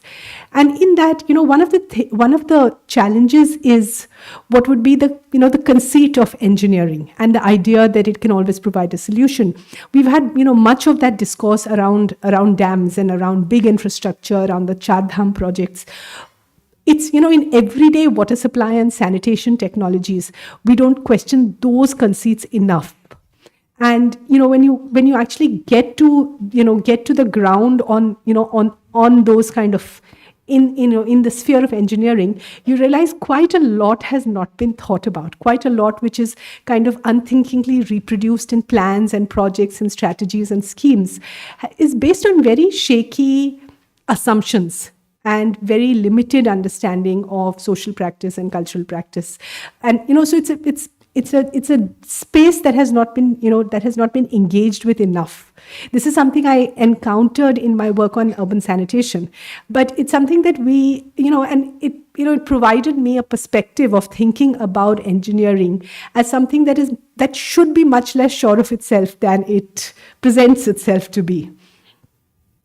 There's also the global and national scale of the climate change discourse, which also makes it particularly difficult to engage with when your issues are local and your concerns are local and when your position is local. And the strategies and action plans of climate planning, climate action plans, heat action plans, and resilience plans. It happens at a level and at a level of abstraction and using planning methodologies and analytical tools, which again seem to assume a kind of certainty, but without considering enough some of its kind of, without considering enough how you could perhaps do this, in a much better way by planning from a local space. And to give you an example of what I'm talking about is we had recently this heat wave, and there was a lot of conversation around heat waves and heat action planning. We also have a seasonality now to how public discourse engages with heat. So we had the heat season, now we'll have the flood and landslide season. And then we are soon going to head into the air quality season. And there's a cycle that, almost repeats itself every year. And then maybe you'll have a window of a few months to prepare for the next set of seasons. But, in this conversation around heat action plans and all the cities that need to have heat action plans and air quality plans, there is actually so little of knowledge from other domains and other discourses that actually can even get assimilated into the planning processes the way that they're built now. And, to give an example of that is, two of the major kind of long-term strategies, heat action plans have a response space, which is, how do you deal with people so that they don't die, and how do you make sure that they get to hospitals or shelters and things like that, and school timings, and that's almost universal to every place. But also, what are the medium and long term actions? Most of those are about water bodies and green cover. Now, water bodies you can't do much about. What you have, and maybe you can stop those from getting destroyed, but you can't do much about the ones that are already gone. Green cover is something you could you could do things with. But the difference between maybe different kinds of trees, or between old trees and new trees, in the technocratic discourse, you'll say nature-based solutions and tree canopies, but you're still not able to consider the difference of different kinds of trees, and what it would take to plant differently or plan differently around, and understand what is already there and build around what is already there. So that kind of understanding can come from local spaces, but that interface, more or less doesn't exist unless that gets forced into place, unless there's enough of a voice and enough to push open those doors which are presently closed to all of this kind of knowledge and also ethical engagements. Another aspect of this is we talked in the earlier session, there was the kind of the dogma around population, and there are a few of these that that kind of exist in kind of public imagination. And one of the ones that is the thing about turning back the clock. Whether it's in the domain of environmental protection, the rejuvenation of rivers, in a lot of these spaces we get stuck in these kind of cul-de-sacs of thinking around turning back the clock and restoring to some kind of idealized, pristine past, and there's of course the kind of the problem, and I think Suresh brought this up in his presentation about about how it's maybe even unscientific to understand the past in that way. But coming from where I do, we also have a particular kind of legal administrative problem in India of being able to recognize a lot of things. So a lot of development that might have happened outside of whatever kind of insufficient legal frameworks of development, we are unable to recognize that, ratify it, and then work around or with what we have. So we get stuck in a kind of, either we get stuck with violent solutions, the demolitions of riverside settlements, and this violent displacements and evictions which happen in the name of Miyawaki forests and river, the new thing, but also river restoration, or, cleaning up, and, it used to be anti-pollution, and it used to be right to a clean environment. That used to be the kind of the rationality in which these violent displacements happened. And, now it's just, small shifts in, the rationality, but it's a very similar idea that you can, that to restore, you have to turn back the clock. And is that the only possible solution? Is that the best solution? And should you be able to work on solutions for which you don't have to consider, its costs and its impacts in something that brings the social and ecological together? The separation between social and ecological, and being able to think of ecological in a separate way. When we had this, there was a conversation with some engineers recently, and they said, no, but the Supreme Court has ordered that those people should be removed from there. And of course, the Supreme Court will always order that those people should be removed. But is that the only way to think of even law, or even in law, is that the only way to think of their claims? And from from engineering and from the natural sciences, is that necessarily the only possible solution that you could have had to those kind of situations? But I think we have to really kind of challenge, even within NGO discourse and within civil society circles, the notion that you can turn back the clock. So, ecological action has to exist with the clarity that you cannot turn back the clock, but that you might have to, work in where you are, where you are finally. So yeah, with this, I'll just introduce briefly our two speakers for today. There's Dr. Raman Kumar, who is unfortunately not here today, but who has sent a pre-recorded lecture, so we'll play that first. Dr. Raman Kumar is a scientist who studies how changes in the environment caused by human activities affect wildlife, particularly birds. He has a PhD in ecology from the Center for Wildlife Studies Studies and a MSc in Forestry from the Forest Research Institute, Dehradun. Raman is a guest faculty at several Indian universities. Most of his research is focused on woodpeckers in sal forests of sub-Himalaya. He is closely involved in environmental education, particularly through citizen science programs that encourage ordinary people, particularly school children, to take on the role of scientists to observe and monitor nature. He and his colleagues at Nature Science Initiative have been working to create awareness about nature among people through nature walks, workshops, and by producing relevant awareness material, including books. And I should mention that I have been often a beneficiary of some of the, the nature education and the kind of sociality around nature education that Dr. Raman Kumar and his partner, Dr. Soumya Prasad, have put together from time to time. Our second speaker today is Dr. Rinan Shah, who is the co-founder of Reading Himalaya and a postdoctoral fellow at the Lakshmi Mittal and Family South Asia Institute, Harvard University. She works on water, environment and development and sustainability studies with a focus on mountains, governance, policy, institutions and urban issues. She's a contributing author to the International Panel on Climate Change, AR4 report. She has worked across academia, research and implementation, and her work has been published in national and international journals. Reading Himalaya is a research and policy consultancy focused on society development and capacity in the eastern Himalayan regions of Sikkim and northern West Bengal, which includes Darjeeling and Kalimpong. Reading Himalaya is an all-women-led organization co-founded by Dr. Mona Chhetri, Dr. Anisa Bhutia, and Dr. Rinan Shah. All three of us hail from the Sikkim Darjeeling Himalaya and having lived, studied and worked extensively as researchers in and on the Eastern Himalaya, we are well attuned to the education, research and unemployment landscape in the region.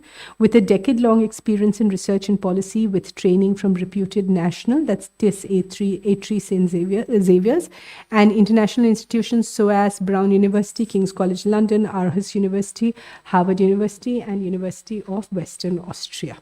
So over to, I think we'll first have Dr. Raman Kumar's pre-recorded talk, and then we'll have Dr. Rinan Shah.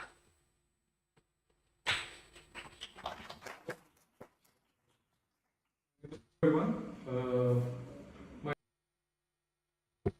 name is Raman Kumar, and I and my colleague Soumya Prasad, we are part of this organization called Nature Science Initiative. We both have a background in ecology, a very academic kind of background with lots of research. So we both did our PhDs on ecology and then went on to pursue academic careers in this field and also university teaching. Now, during the course of our research, we spent a lot of time in nature trying to look at ecological issues and answering problems in ecology. At some point we realized that while we are doing good quality research and we also had an interest in conservation, whatever we were doing is somehow not percolating to the ground, and we felt there was a big gulf between science and its application. So that got us thinking, and that's how we diverged into the field of education, and particularly nature and environment education.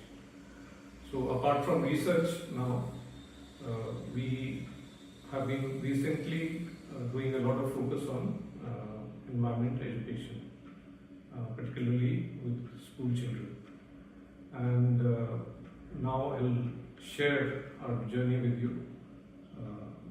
And thank you. So at Nature Science Initiative, we started off as a team of ecologists pursuing academic careers and doing field research on various topics in ecology, ranging from birds to studying seed dispersal and climate change. it was natural for us to have an interest in conservation.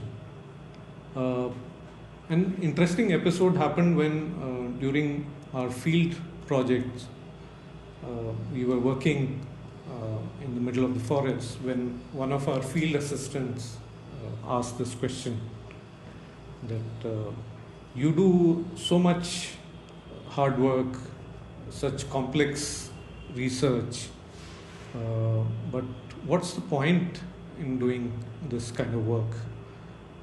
Because we don't understand what you're doing, and I want to know how your research will help the common person. That was a very interesting question, and it started to bother us, and we delved further and explored and found that there is a huge gap between scientific research, however well intended it may be, and its application on the ground, which seldom sees the grassroots. Talking about environment education and sensitivity to nature, we researched and found that there is a huge body of literature which suggests that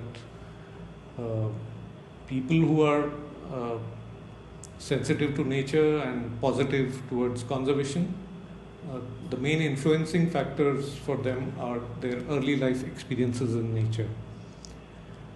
Another factor is their education in school and exposure to nature during their school days. Also the fact that they have been given enough opportunities to observe nature during growing up. And finally, whether they have been learning by practice rather than learning by rote.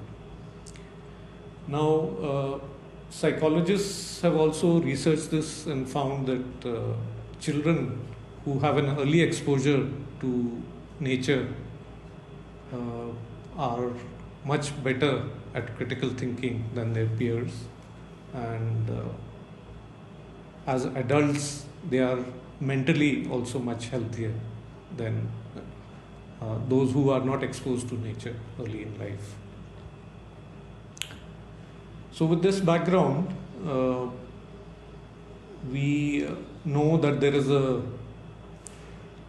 felt gap between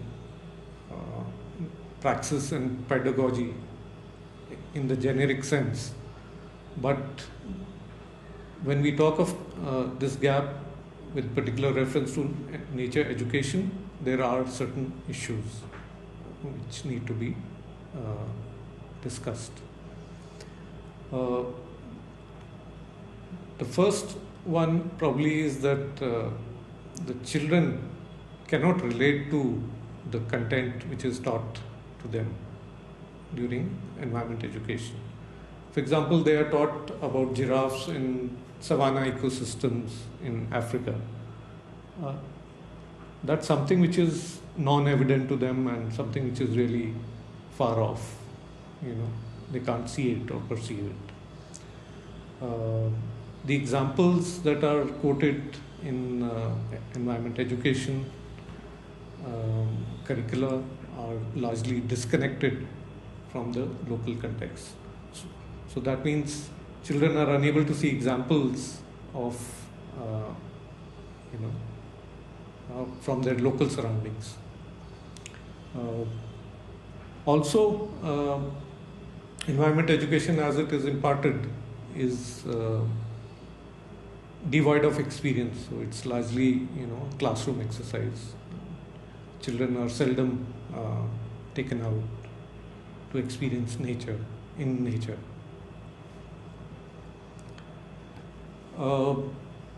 Looking at the reasons behind this gap, there are two main reasons that we think affect this gap. Firstly, The first one is related to the teaching materials. So firstly, there is a lack of adequate teaching materials, particularly in vernacular, including Hindi. Much of the existing materials for environment education is dry and uninteresting, and it fails to trigger curiosity in children, which is really important. In some cases, the facts and examples that are provided are also inaccurate. The other main issue with this gap is the limitation in the teaching capabilities. Most of the educators involved in environment and nature education don't have the experience. One reason is that environment education is treated as a second-rate subject, not taken seriously or considered just as an extra period. Also, since environment and nature education is meant to be practiced in field, outdoors, most of the educators lack, ideas of, teaching by demonstration in nature. So that is another gap. Now, how to bridge this gap? So one idea would be to improve the materials and resources available for teaching. Make the materials simplified and interesting so that the children's curiosity gets motivated. It should have strong local and regional context where children can relate to their immediate surroundings. And the material has to be also presented in vernacular so that it's easy to grasp. Rather than being fact-based or information-based, focus should be made on making the material concept-based. There's no substitute for experience. So first-hand observations in natural surroundings and wilderness is a very, very important factor to be included. Regarding how to enhance the educator's capacity, the teaching aids should be improved. The teachers should be oriented and trained. The curricula, lesson plans and modules should be provided. And now we started this experiment called Nature Vidya to, as part of our efforts to improve environment education delivery to school children.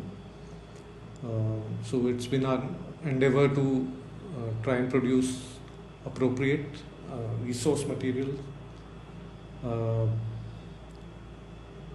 develop regular teaching modules which are linked to existing curricula to make it easier for teachers to impart environment education.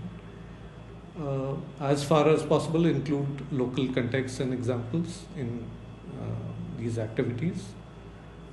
Stress on direct observation, spending a lot of time outdoors and learning by seeing.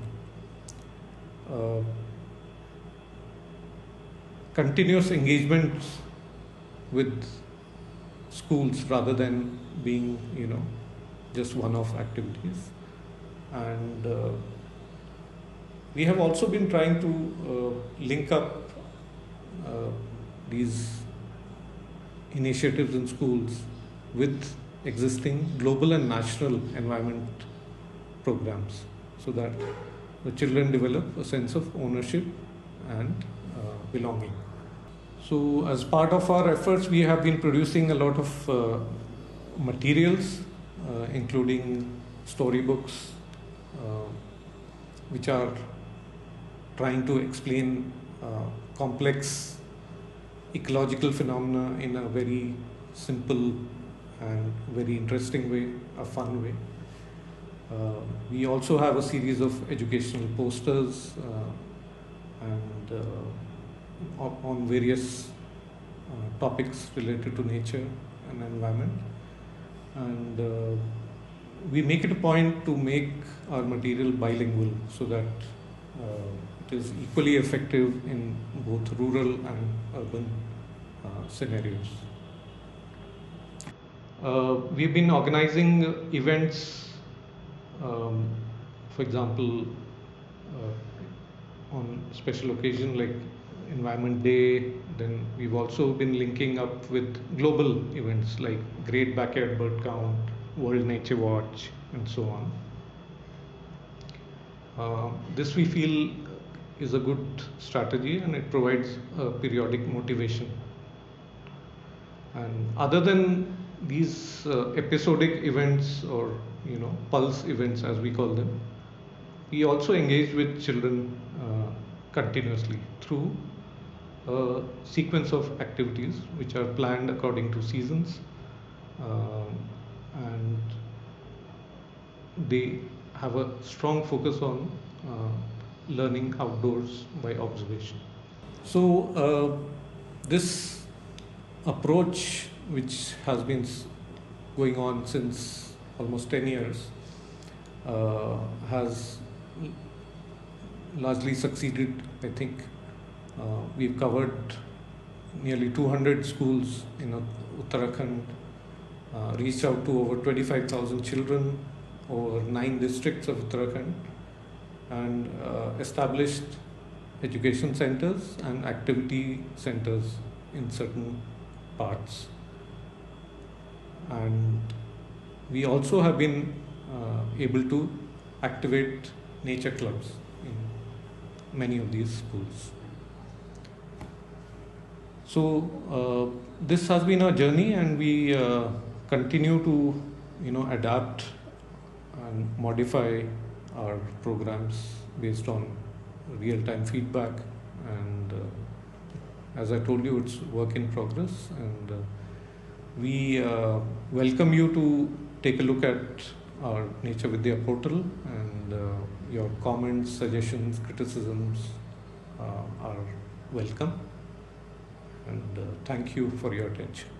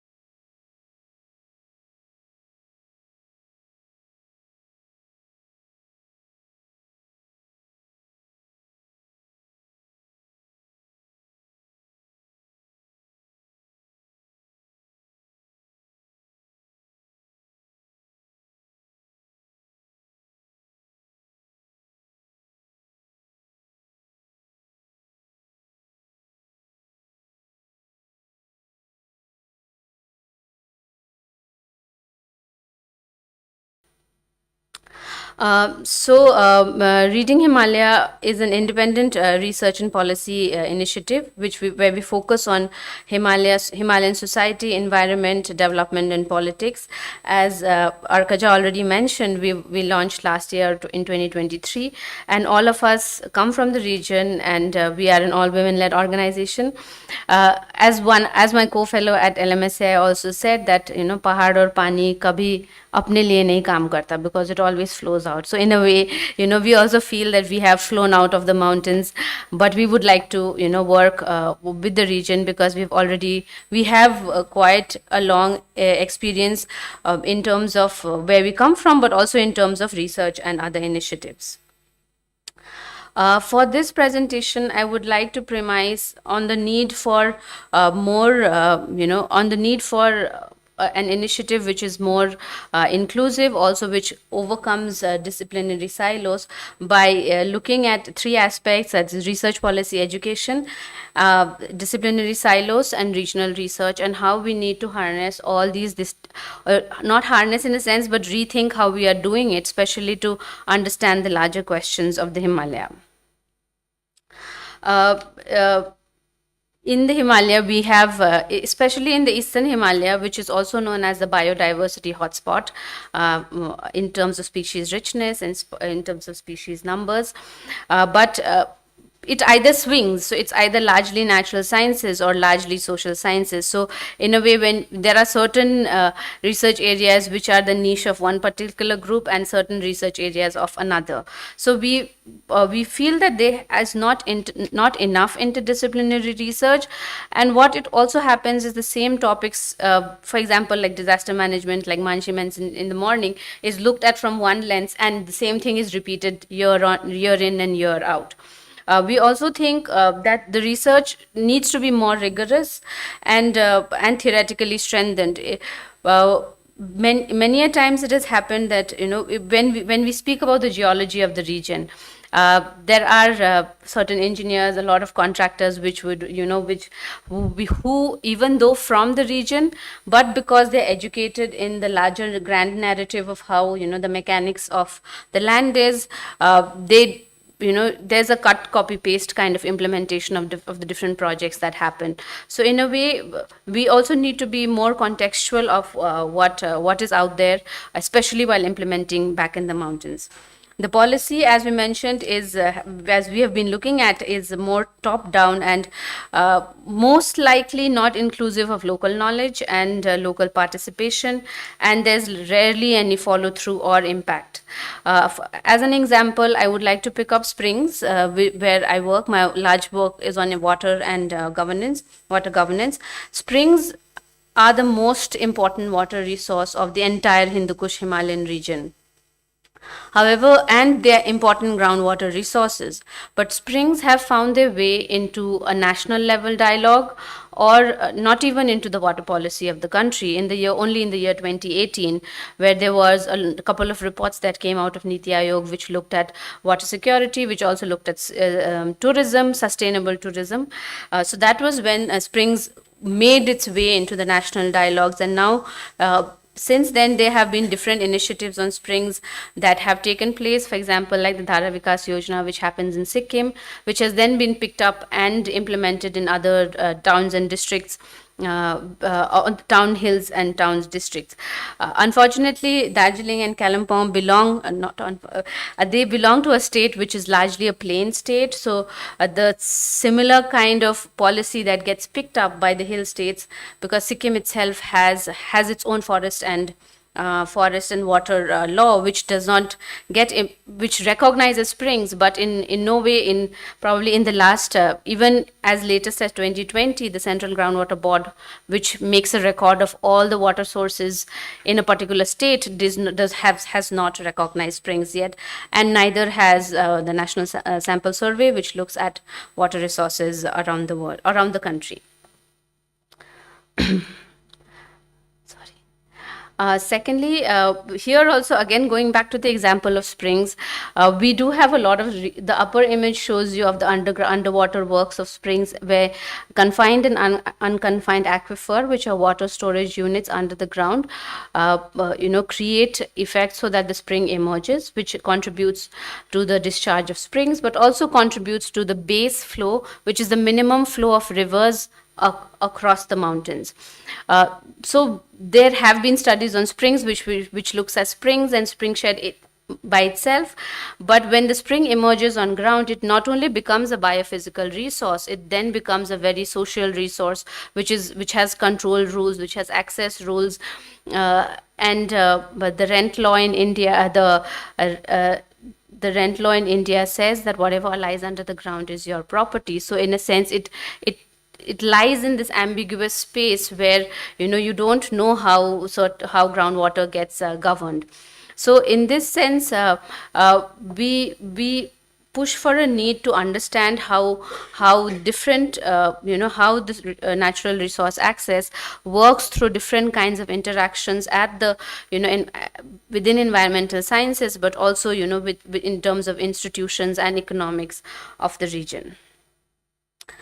Moving on, regional research, I think it came up in the morning where we spoke about ICIMOD, and there are a lot of institutions that do collaborative work across the mountains.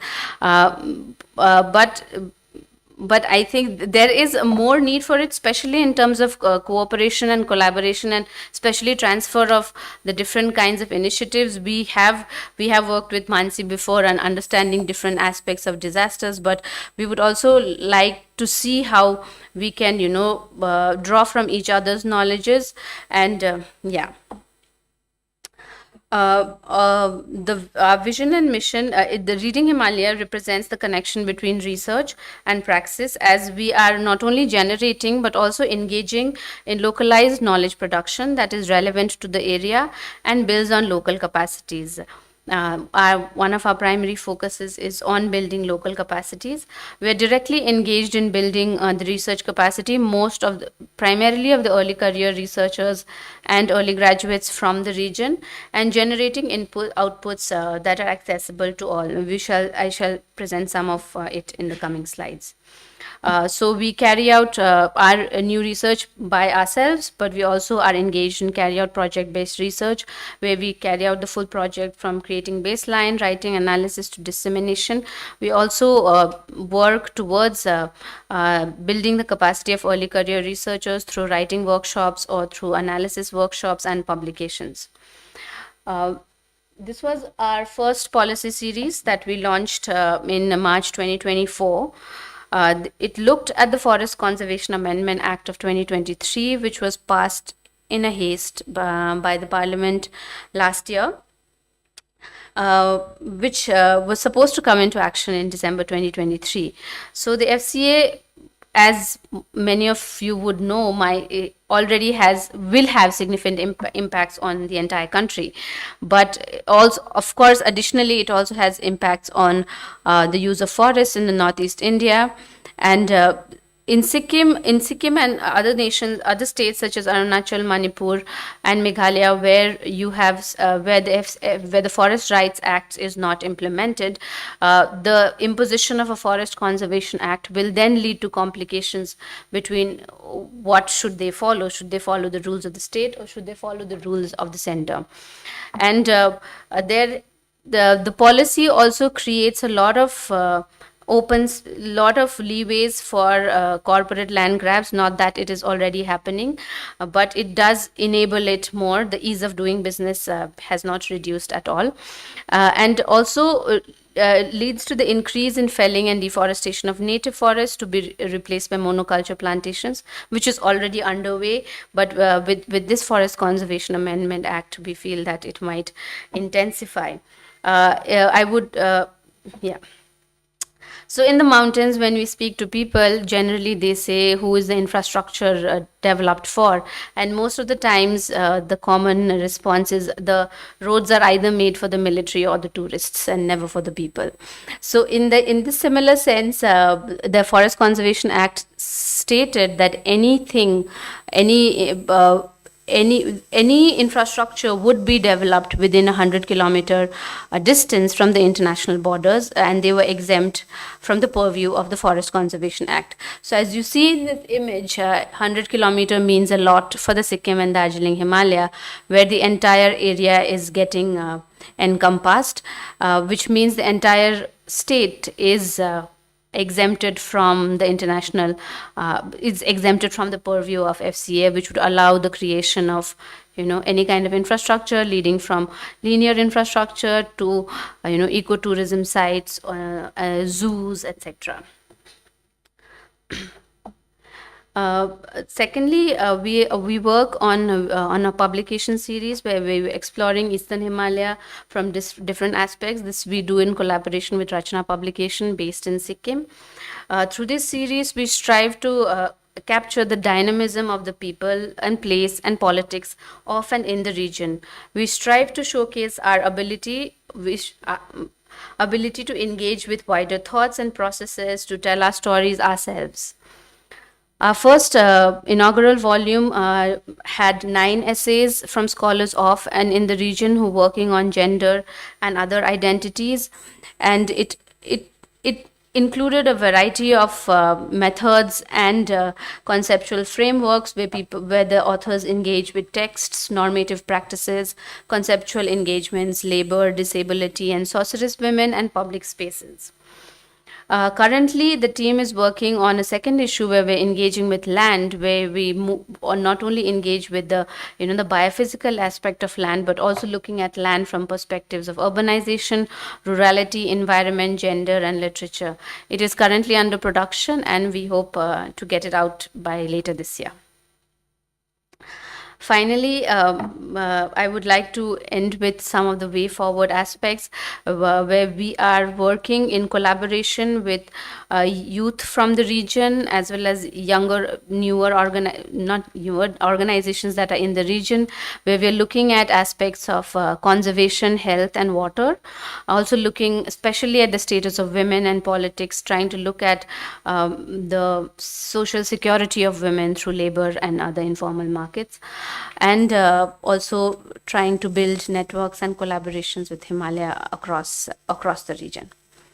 Thank you.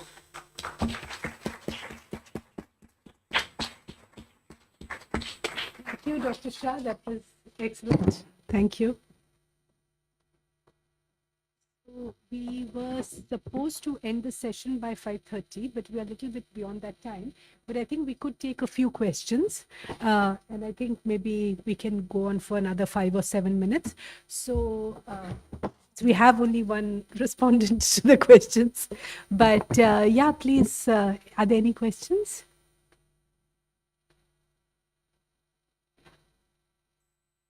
Yes, please.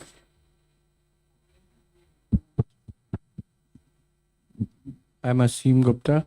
How can the situation be turned around?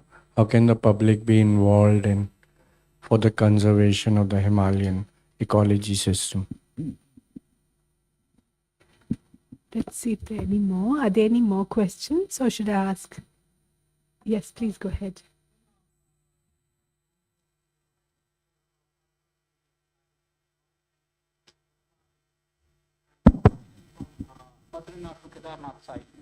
I haven't come across much of the variety of monkeys, which I was told that there were a large chunk of variety of monkeys. I'm talking about the real forest monkeys, not the human beings, those who are nomads or trimads. I'm just talking about serious monkeys, those who used to be had their houses around 4,500-5,000 meters height. I don't see any of those monkeys left. There are some red monkeys which have moved towards the city area side. They are not going back.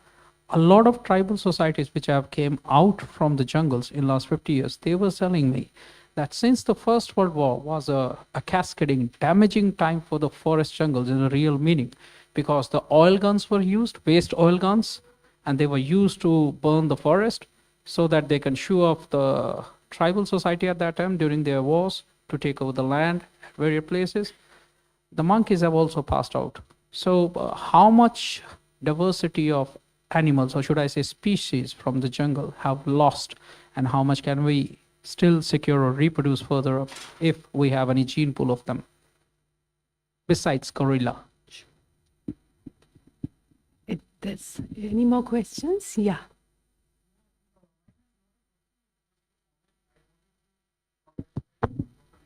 Presentation, because I think because of the geopolitical and strategic locations, and because Darjeeling is not given its political recognition that it deserves, it's often glossed over in discussions over the Himalayas, or even when we use terminology such as the Northeast and things like that. So the fact that Darjeeling and Kalimpong came up today in a discussion, I think that's very important, because usually due to certain things that I'm not going into over here, but due to certain reasons is always glossed over, but whereas it's one of the places facing the most critical problems on a number of things. So I think it was very important. So they're doing a wonderful job. Yeah. Thank you. Even I want to congratulate Dr. Rinan Shah for her fantastic initiative and for, the promise that it holds, for a engagement that comes from so many different sides about the region. So yeah, do we have any more questions, or shall I? Yes. So we have a question about what can be done. We have a question about disappearing species. So my question is, first of all, look, I want to congratulate for this wonderful initiative. So I want to ask you, like, how do you see, higher Himalayas? Because while reading some of the pieces, I also sort of foresee the kind of environmental damage that would probably happen in Ladakh region as well. So, I mean, how do you see yourself in terms of playing a preemptive role to avoid certain disasters, maybe incoming disasters in higher Himalayas, and are you planning to collaborate with any associations or institutes working in the higher Himalayas, let's say Spiti, Lahore, Ladakh, and these areas? Thank you. Can you repeat the first part? No, I mean, yes.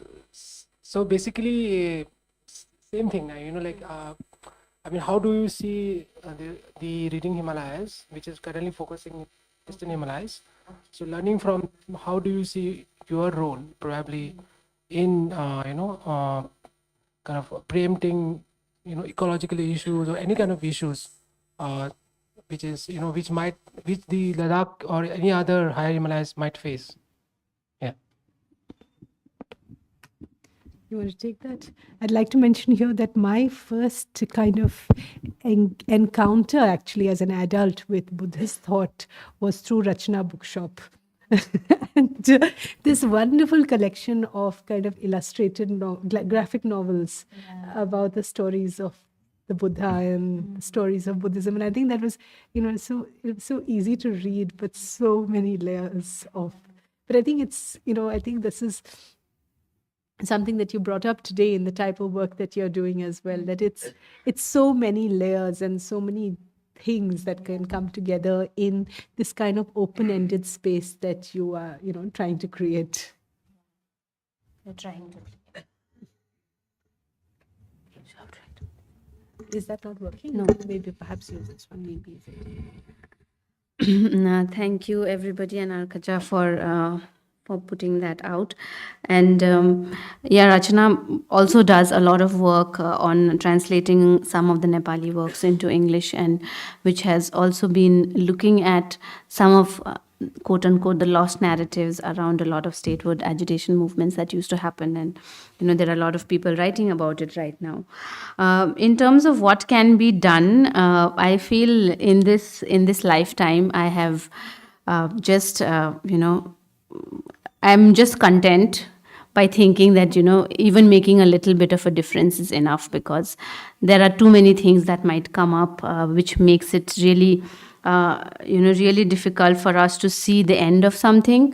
But probably in a way, like how we are engaging right now, this is also a space in which we are acknowledging the problem, that it exists. And probably we have been told 1,000 times that if we acknowledge a problem, that is the first step towards solving it. Secondly, probably understanding what creates the problem, and try, if we're able to lay out what creates the problem, helps us probably in solving 70 to 80% of the problem. And then, but here when we unpack the problem, there are too many ends to it that we need to fix before we can think of a solution. Yeah, that is one. And in terms of species, the Eastern Himalaya is considered, I think Suresh Babu sir would be able to explain this better, called the cradle of speciation, where a lot of species have come up and it still stays rich to this day. And if there has been any loss, I would not be able to answer the monkey question, that I wouldn't know anything about.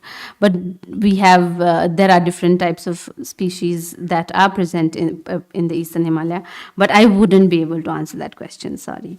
Yeah, and for Tanzin,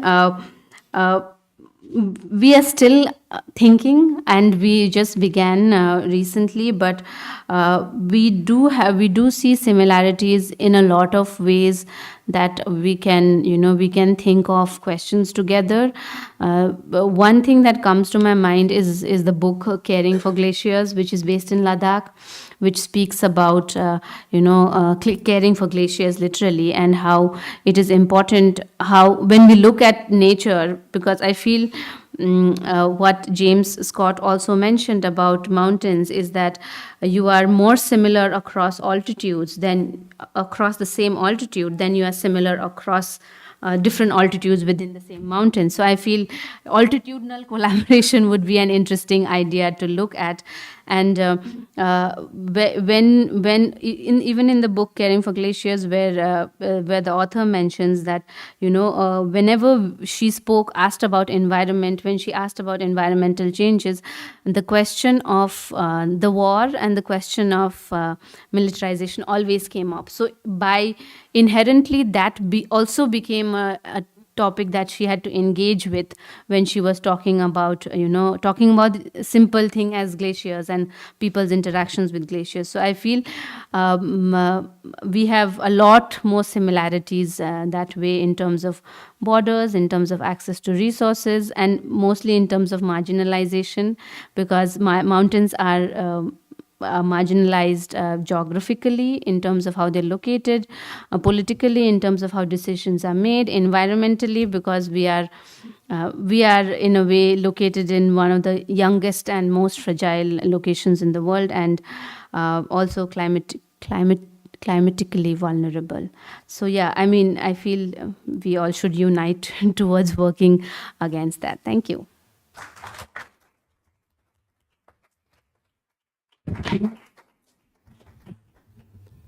Thanks for that, Renan.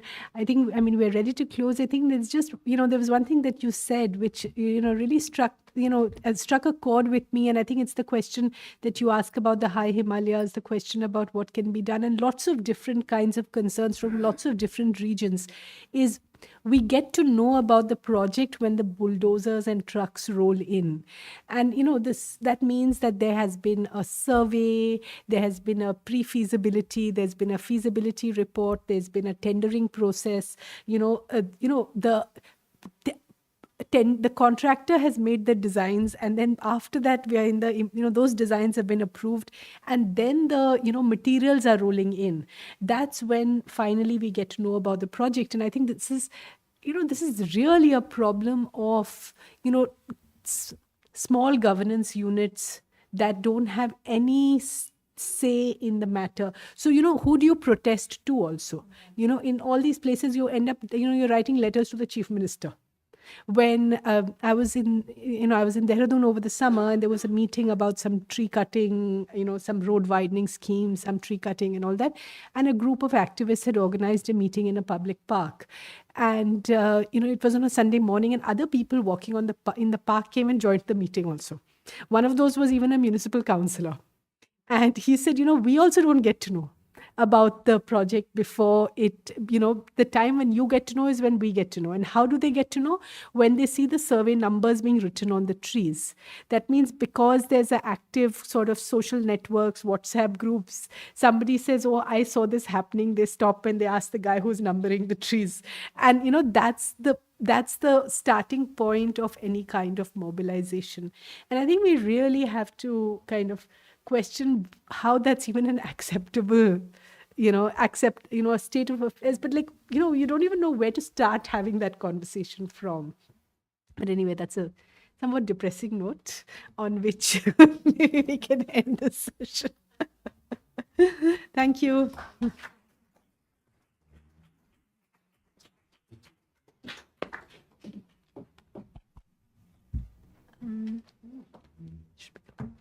Hello, everyone.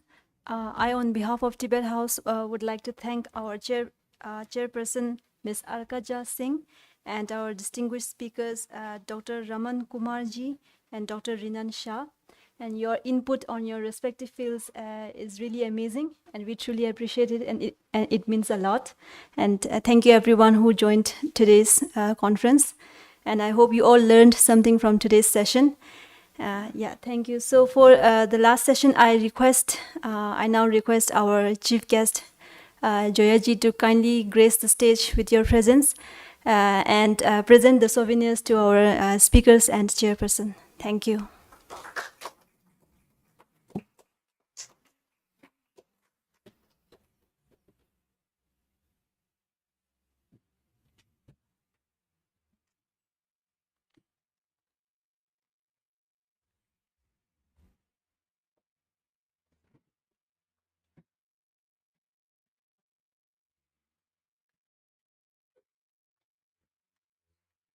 Our chairperson, Ms. Arkaja Singh ji.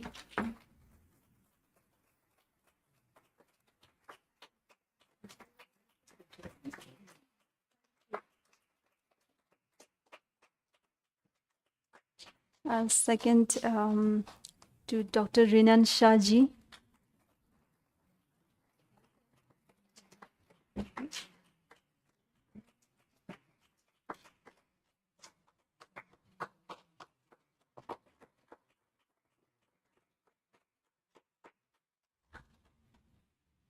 Okay, last but not the least, I now request our Secretary Kungyabla to kindly give a word of thanks. Thank you all.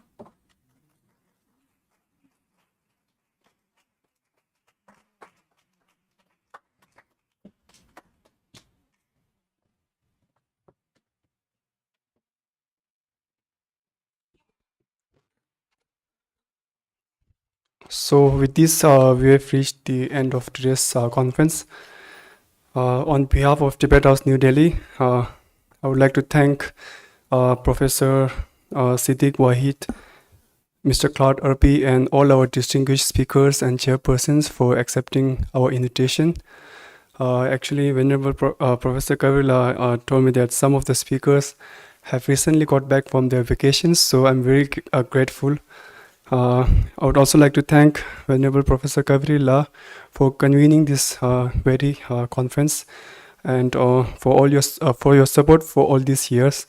And I'm really relieved that you got better from your flu in the last moment. And my sincere gratitude to Venerable Geshe Damdula, our DMA. First of all, very obviously, Kunga Chundula, our program coordinator. And Kama Sichula, Kama Zumbala, La, and our IT staff at the back, Sri Tendula, Tenji Sedan La, Tenji Rabyang La, and at the reception we have Tenji Sambel La, Tamni Ongi La, and Mr. Ashok Ji, Belsang La, and our intern, Jaman Gelson La, and volunteer Tenzi Ingsen La. Last but not the least, I would like to thank all the participants for your active participation in this conference. Tibet House regularly organizes such conferences and lectures. So if you wish to attend the future seminars or events, you can subscribe to our weekly newsletter. You can send us an email to pc@tibethouse.in, or you can so on the website there's also a link to subscribe, and you can also follow us on our Facebook account, Instagram and Twitter, or X, so it's now called X. So and also you can subscribe to our YouTube channel. And I would also like to announce the upcoming conference on 10th of August, a conference on Theravada and Mahayana, Series 4. And also the launch of the 5th batch of Nalanda Diploma course. The registration will start on 2nd September. Once again, I thank you all for your wonderful participation. Thank you. So I would like to request all the speakers, chairperson,